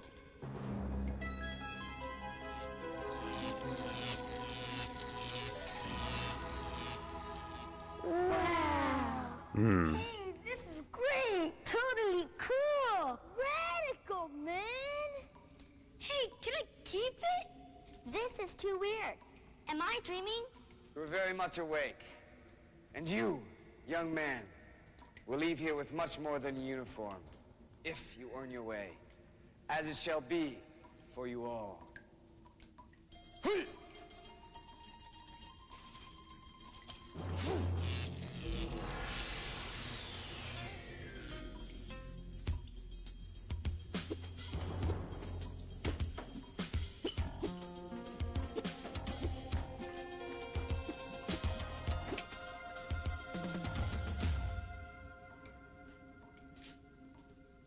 All right. This is my assistant. He was much like you when he first came to me. Now, he is a full ninja warrior. Along with me, we shall guide you through the 4 levels of training. First, you must learn to live by and follow the rules of life. Honor and obey these 3 fundamental rules, and you will leave here a better person. All right. Courage should be in your heart. Self-control in your mind.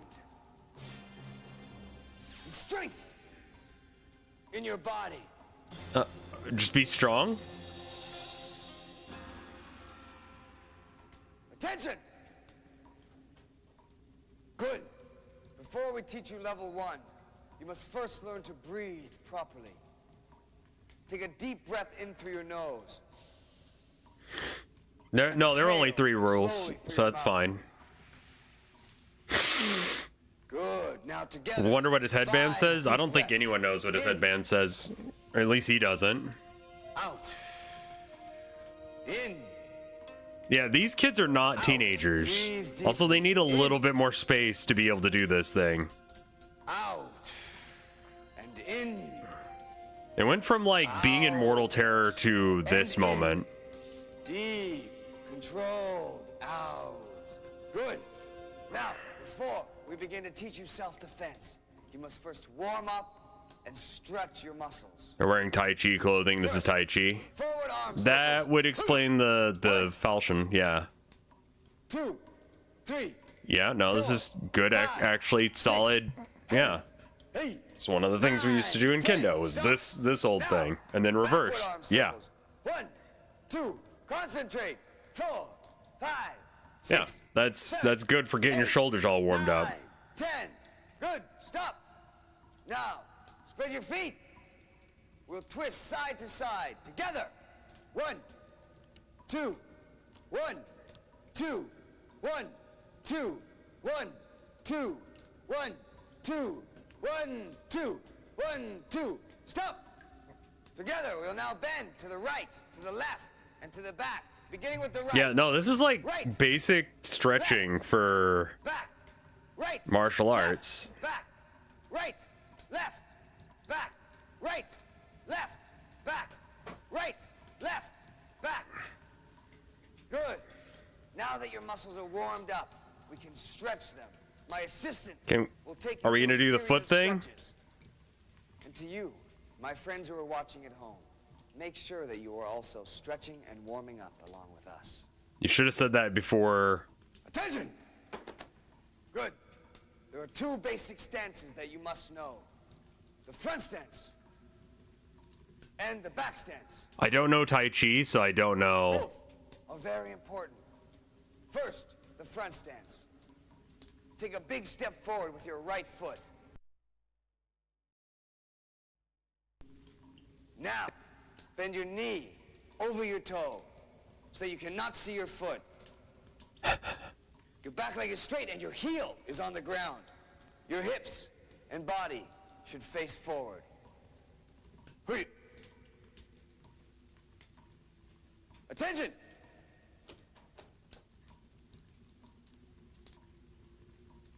Front stance. Together. Attention. Front stance. Attention. That kid. Front stance. Head up. Attention. Front stance. Good. Now for the back stance. Stay where you are, and you will shift your weight from your front leg to your back leg. My assistant will demonstrate. Front stance and back stance.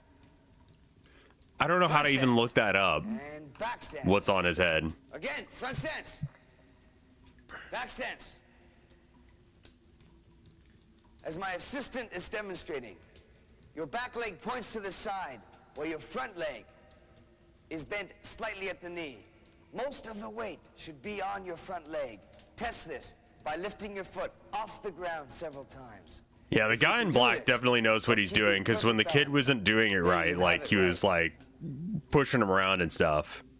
Now, we will learn the straddle leg stance and the reverse punch. Spread your feet slightly wider than your I mean, if it's Tai Chi, then it would be Chinese, not Japanese. Y'all didn't give the kids enough space to do this shit. Sinking down. Your back is straight. Keep your hands at your sides. Now that we have learned the straddle leg stance. Yeah, look at the guy in black. He's definitely doing it right. Right hand in front of you, chest high. Your left hand is pulled back against your side, palm up. Good.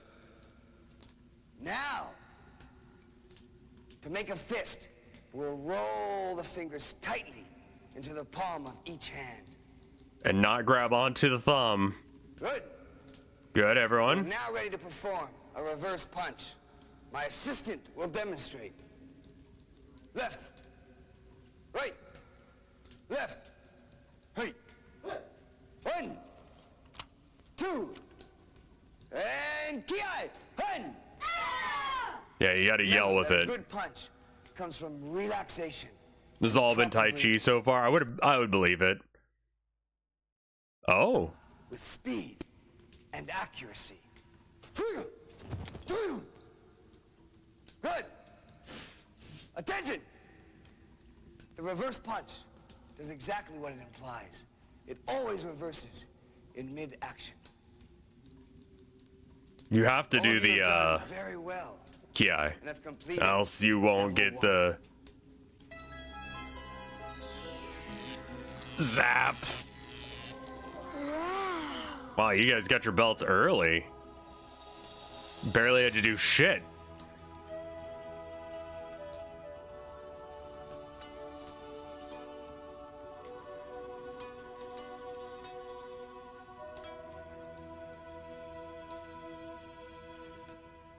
We will now begin the second level of training. But before we do, you must again recite the code of ethics. This is the foundation by what the ninja lives by, and should be your foundation as well. Are they gonna get out of the kid cave and kick their asses, or? All right. Anyway. Yeah, you could just buy a black belt online. Like, you could buy one right now. Then you could say, I have a black belt in whatever the fuck you want. Let's get out of here! What? Belt stolen valor.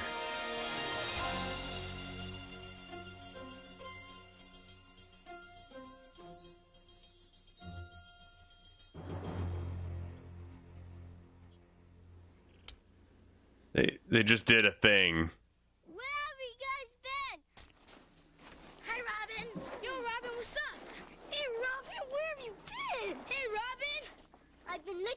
going for you guys. Where have you been? This man we met was awesome. It was great. It was creepy. You're never gonna believe it. Oh, I just might. Come on, guys, let's go. Wait, why? Because he's... No, they still did the martial artist Asian joke.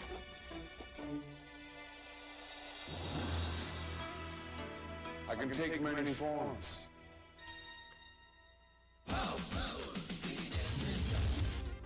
What the fuck?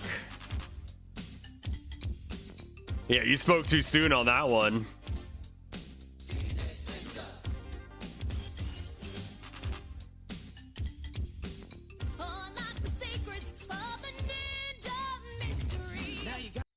Why do budget swords break so often? When the sword is cheap, the creator have to reduce the cost somehow. But sometimes the costs are reduced in a places that shouldn't be touched. And don't get me wrong, nothing is indestructible.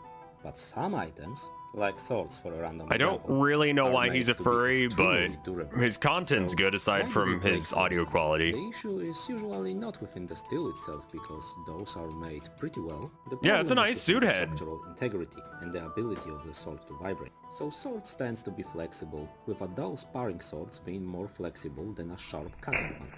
So the sword can't be too stiff because it will break. Because swords are not rigid objects, they enter a harmonic vibration whenever they are hit. Swords that are made wrong can't vibrate, so they break, usually near the crossguard where the blade is transferring to the tank, or at the end of the tank where it's securing the pommel. Thuwei, Thinzit, Booksker. Just some of the reliable Amazon brands that make it possible to get pants delivered to you with the urgency of a new kidney. But did it ever occur to you that when browsing Amazon, you don't actually recognize like 90% of the brands on there anymore? I mean, sure, they've got the big names if you look for them, but why are most results these companies that you've never heard of? What Because is they're Booksker? made by Amazon. Who runs Booksker? Do they sit at a desk in a big building with the word Booksker on it? Are kids these days getting bullied for not having the latest Booksker merch? Are you just out of touch, or is there something more here? Well, if you're watching this channel, you probably are out of touch, but there is also something more here. These brands don't really exist outside of Amazon. If you look them up, you're not going to find storefronts or websites or big buildings with their names on them. These brands, or pseudo-brands, are actually part of a very tricky e-commerce scheme that takes advantage of the way Amazon functions these days, and they're not just gunking up your online shopping feed, they've also nearly destroyed the US Patent and Trademark Office in the process. So how did Amazon get so overrun with vendors, Yops, or joy else in the first place? Well, that's kind of a long story.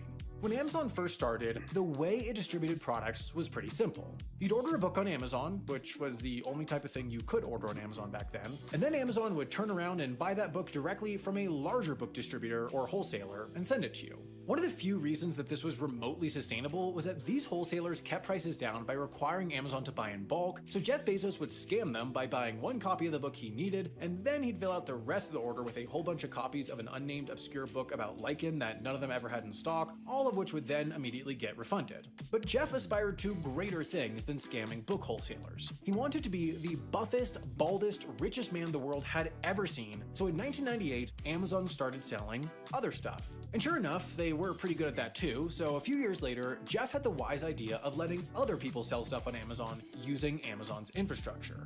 This is where things get complicated. Some items on Amazon work the old-fashioned way. They're owned by Amazon, stored in Amazon warehouses, and shipped by Amazon. Other items are almost completely disconnected from Amazon's supply chain. They're owned by other companies, stored off-site, and shipped by someone else. You just purchase them through Amazon's website, but that's about it. Right, And like then you used some to do with items are eBay. in between. They might be owned by other companies, but stored or shipped by Amazon. And this system has worked pretty well because it means that Amazon doesn't actually have to buy and house all 40,000 different funny hats that come up when you search funny hat on their website. But it also comes with certain risks because accurately vetting 350 million different products is about as hard as accurately vetting 350 million different products sounds. Amazon has frequently gotten in trouble for selling hairdryers that kill you if exposed to water, children's pajamas that a have lot the of them are unfortunate bad tendency to catch on quality. fire, and carbon monoxide detectors that are purely decorative. So in 2015, Amazon came up with a plan to stop accidentally lighting children on fire. Hey, I saw a Amazon YouTube brand thumbnail on registry. making your The problem. idea was that if you wanted to be a third-party seller on Amazon and have your products actually get I'm pushed making in it the search chat's engine, problem. you had to enroll in this new system, but Bad enrolling in as this new Lego. system required having a registered trademark on a brand name. What Amazon hoped would happen is that the US Patent and Trademark Office would be able to sift out the extra flammable pajamas before they actually hit the market. What actually happened is that the US Patent and Trademark Office was almost destroyed.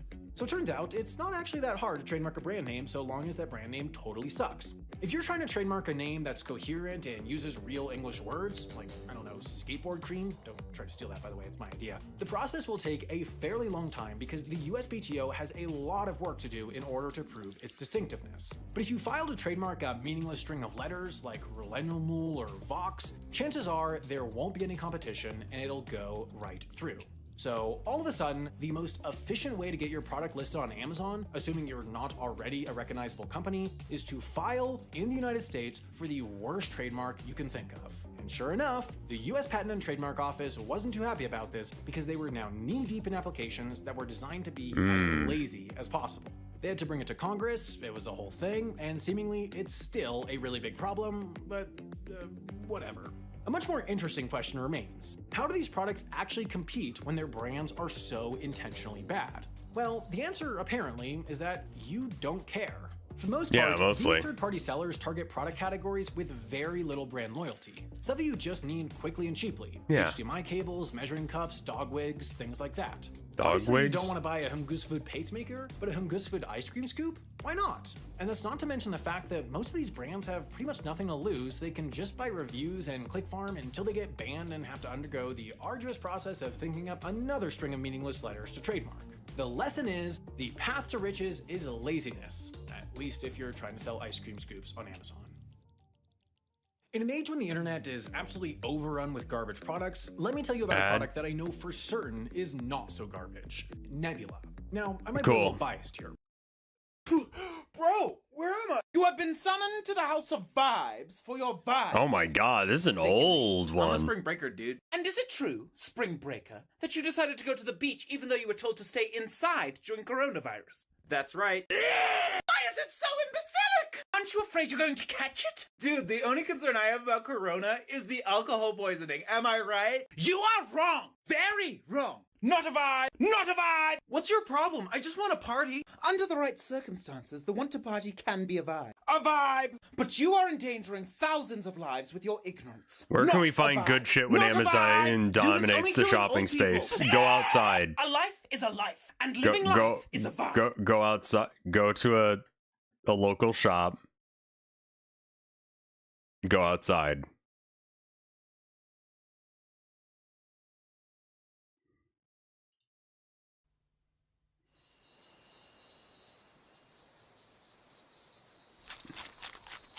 You still gonna pay for the?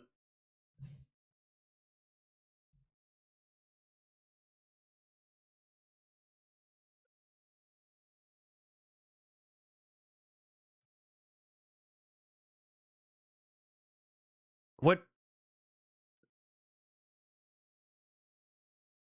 You got pizza earlier? No? Like, go... What do you got? Okay, what do you want to buy? Pick something you want to buy.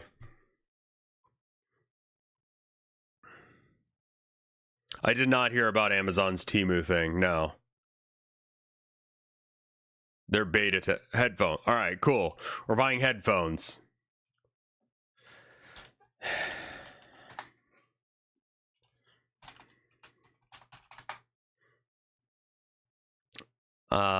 Beats. Sure, let's say that after hours of research that we want Beats. Right?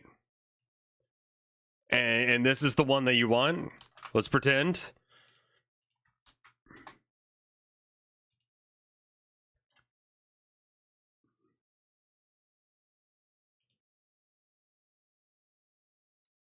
You can buy it here. And I would look for a discount code because you're paying twice as much here. I mean, yeah, they're whatever. I'm just saying, like, you could also go to anywhere else. to buy things. I'm giving an example, not actually recommending Beats. I mean, they don't seem to be that great.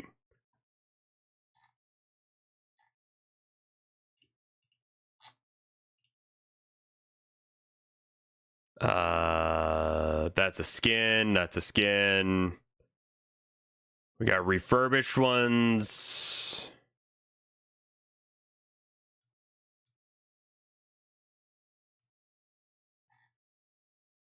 Like, you unfortunately, like, you are paying for convenience. You're giving up a bit of your soul for the convenience of not actually getting necessarily what you want.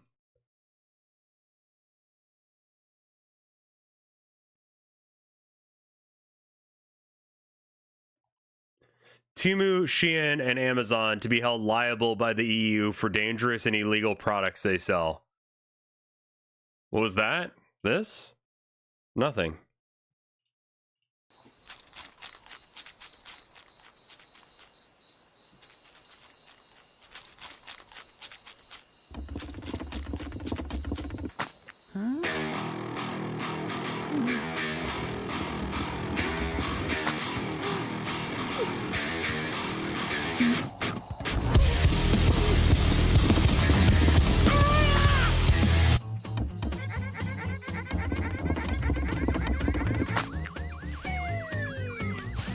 Oh no! A spider! Spider! Spider! Spider! Spider!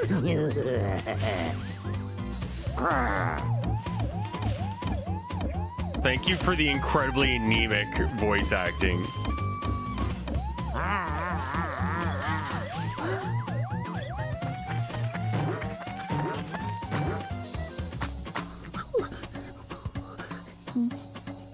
They're not putting any, like, effort into it. They're just like, oh no, oh no. Hurry, hurry. Oh no.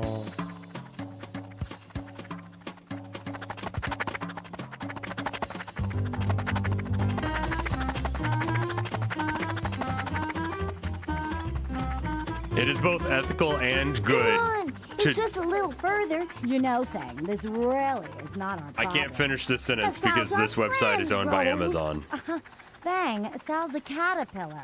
Yeah, Dolph's just another bug on a leaf. But he's not on a leaf, Katie. That's why I'm so worried. What do you think he's doing out in the open? Waiting to be eaten by a bird. Rose, there he is. Now everyone be nice. Oh, I think what I'm going to do for the subathon is I'm going to treat Patreon stuff as a sub. Hey, Sal. As long as it's at $5 or more. Sal, it's pretty dangerous out here. And I'll You should count go it back to the probably at the end of the day and see how much it changes each time. Geckos. Geckos? Lizards. From Malaysia. They lurk in the shadows. I am so sick of these non-native species just waltzing in. They don't Whoa, want to racism. They want the whole ecosystem. Whoa. Well, Sal, we've really got to go. Be careful. Fucking bug racism.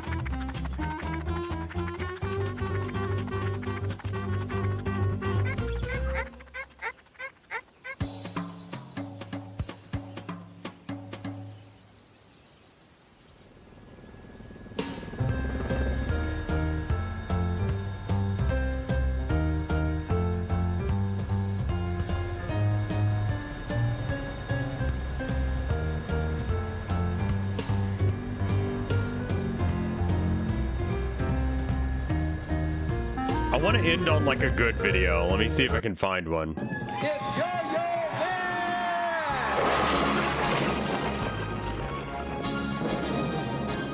Is it a bird? Is it a plane? No, it's something even more special. It's the Yo Master. My brother Tom could not believe his eyes. I want to be a yo-yo man, he cried. Make me a yo-yo man. But the yo-yo master did not answer. He just kept on yoing. What are you doing on computer? Go outside. One last time. And then I'll have to check for art because I know there is some art, and then we'll go from there.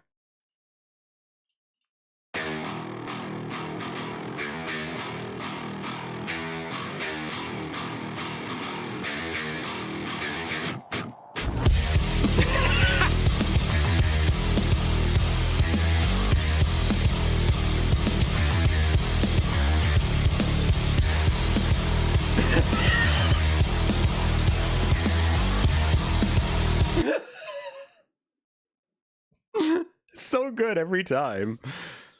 Okay, let me check and see if there's any rev art. Hashtag RevFart on Blue Skeet, so that way your stuff doesn't get stolen and trained on for grok. Oh, Bo Babbitt drew an art. Watch T-Bone's guide to clowning on stream. Corpse paint clowns were brought up. Voila, horrific clown metamorphosis. It's not the worst thing ever. I like the Waluigi mustache. That's really good. And then the like inverted cross, that's yes. Make it metal. Thank you. And then let me check the I'm gonna check the one on the Boru, or the art thing here. Let's see. Okay, so this one was from this one was on Monday. It's from Low Poly. Inspired by Rev watching this is the Will It Rat guy. Amazing. I love the fella.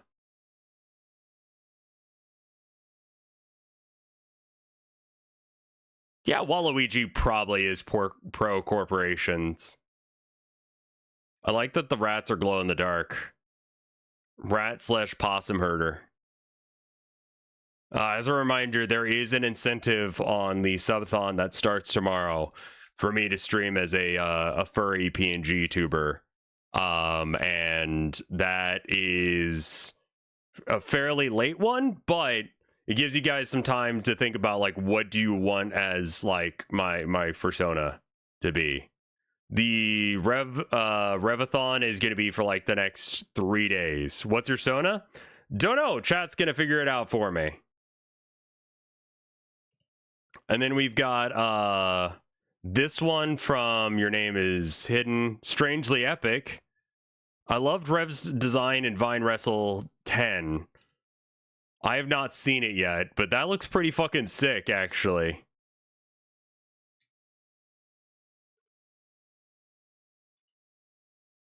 And then we've got the one from Bo Babbitt.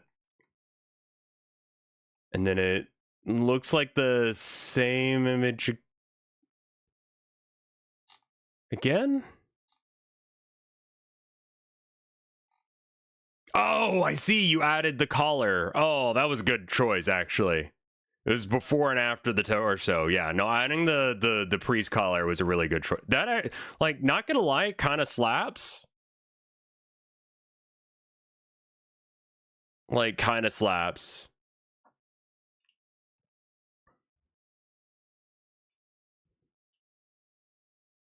Check the new game thread recommendation. When I find it, game suggestions. Space Station 14. I definitely want to do that.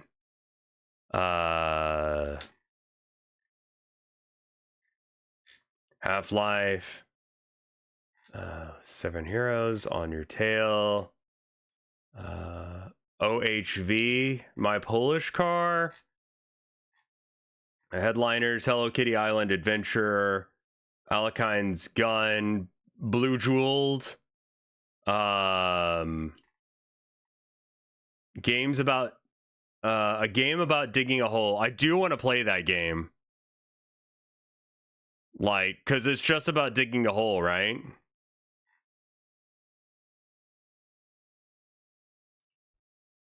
Vinny did that one.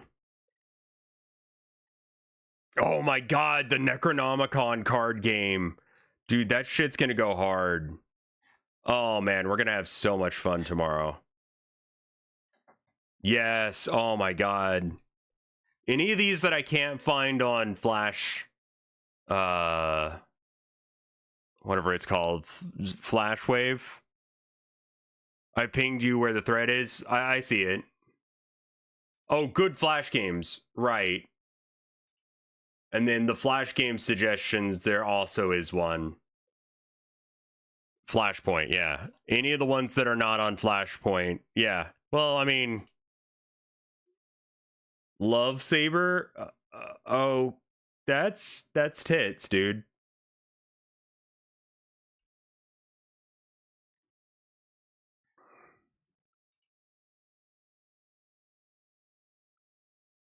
All right. Well, I'm gonna stream tomorrow. I think I should start at the regular time just to make it like easy because I really didn't announce that before now. I will try and actually start on time, maybe a couple minutes early, but thank you for watching. I had a great time today. I definitely need to do more YouTube watching on streams. Raid? Yeah, who's live? Let's go from there. Hackerling, Giga, Juniper, Gear.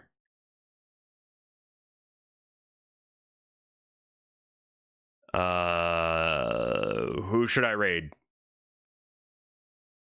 Matara? I don't know her. I have not been introduced to Bug Woman who will threaten to eat you. Raiding tiny streamers usually makes them panic and makes them have a bad day. She's not okay. Let's raid Hackerling. So much what's going on. I don't know what to do. Oh, is this we? Which one is this? Oh, yeah. We play. All right. Raid Bob. I heard Wii music. Well, go have a good time. I will see you guys tomorrow with the subathon. And thank you so much. Raid message. I have no fucking clue. Oh, hey, jerk off pimpy. Just be normal for once. How about we're very normal?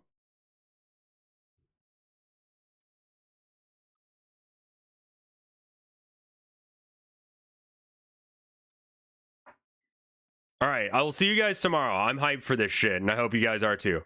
Later, y'all.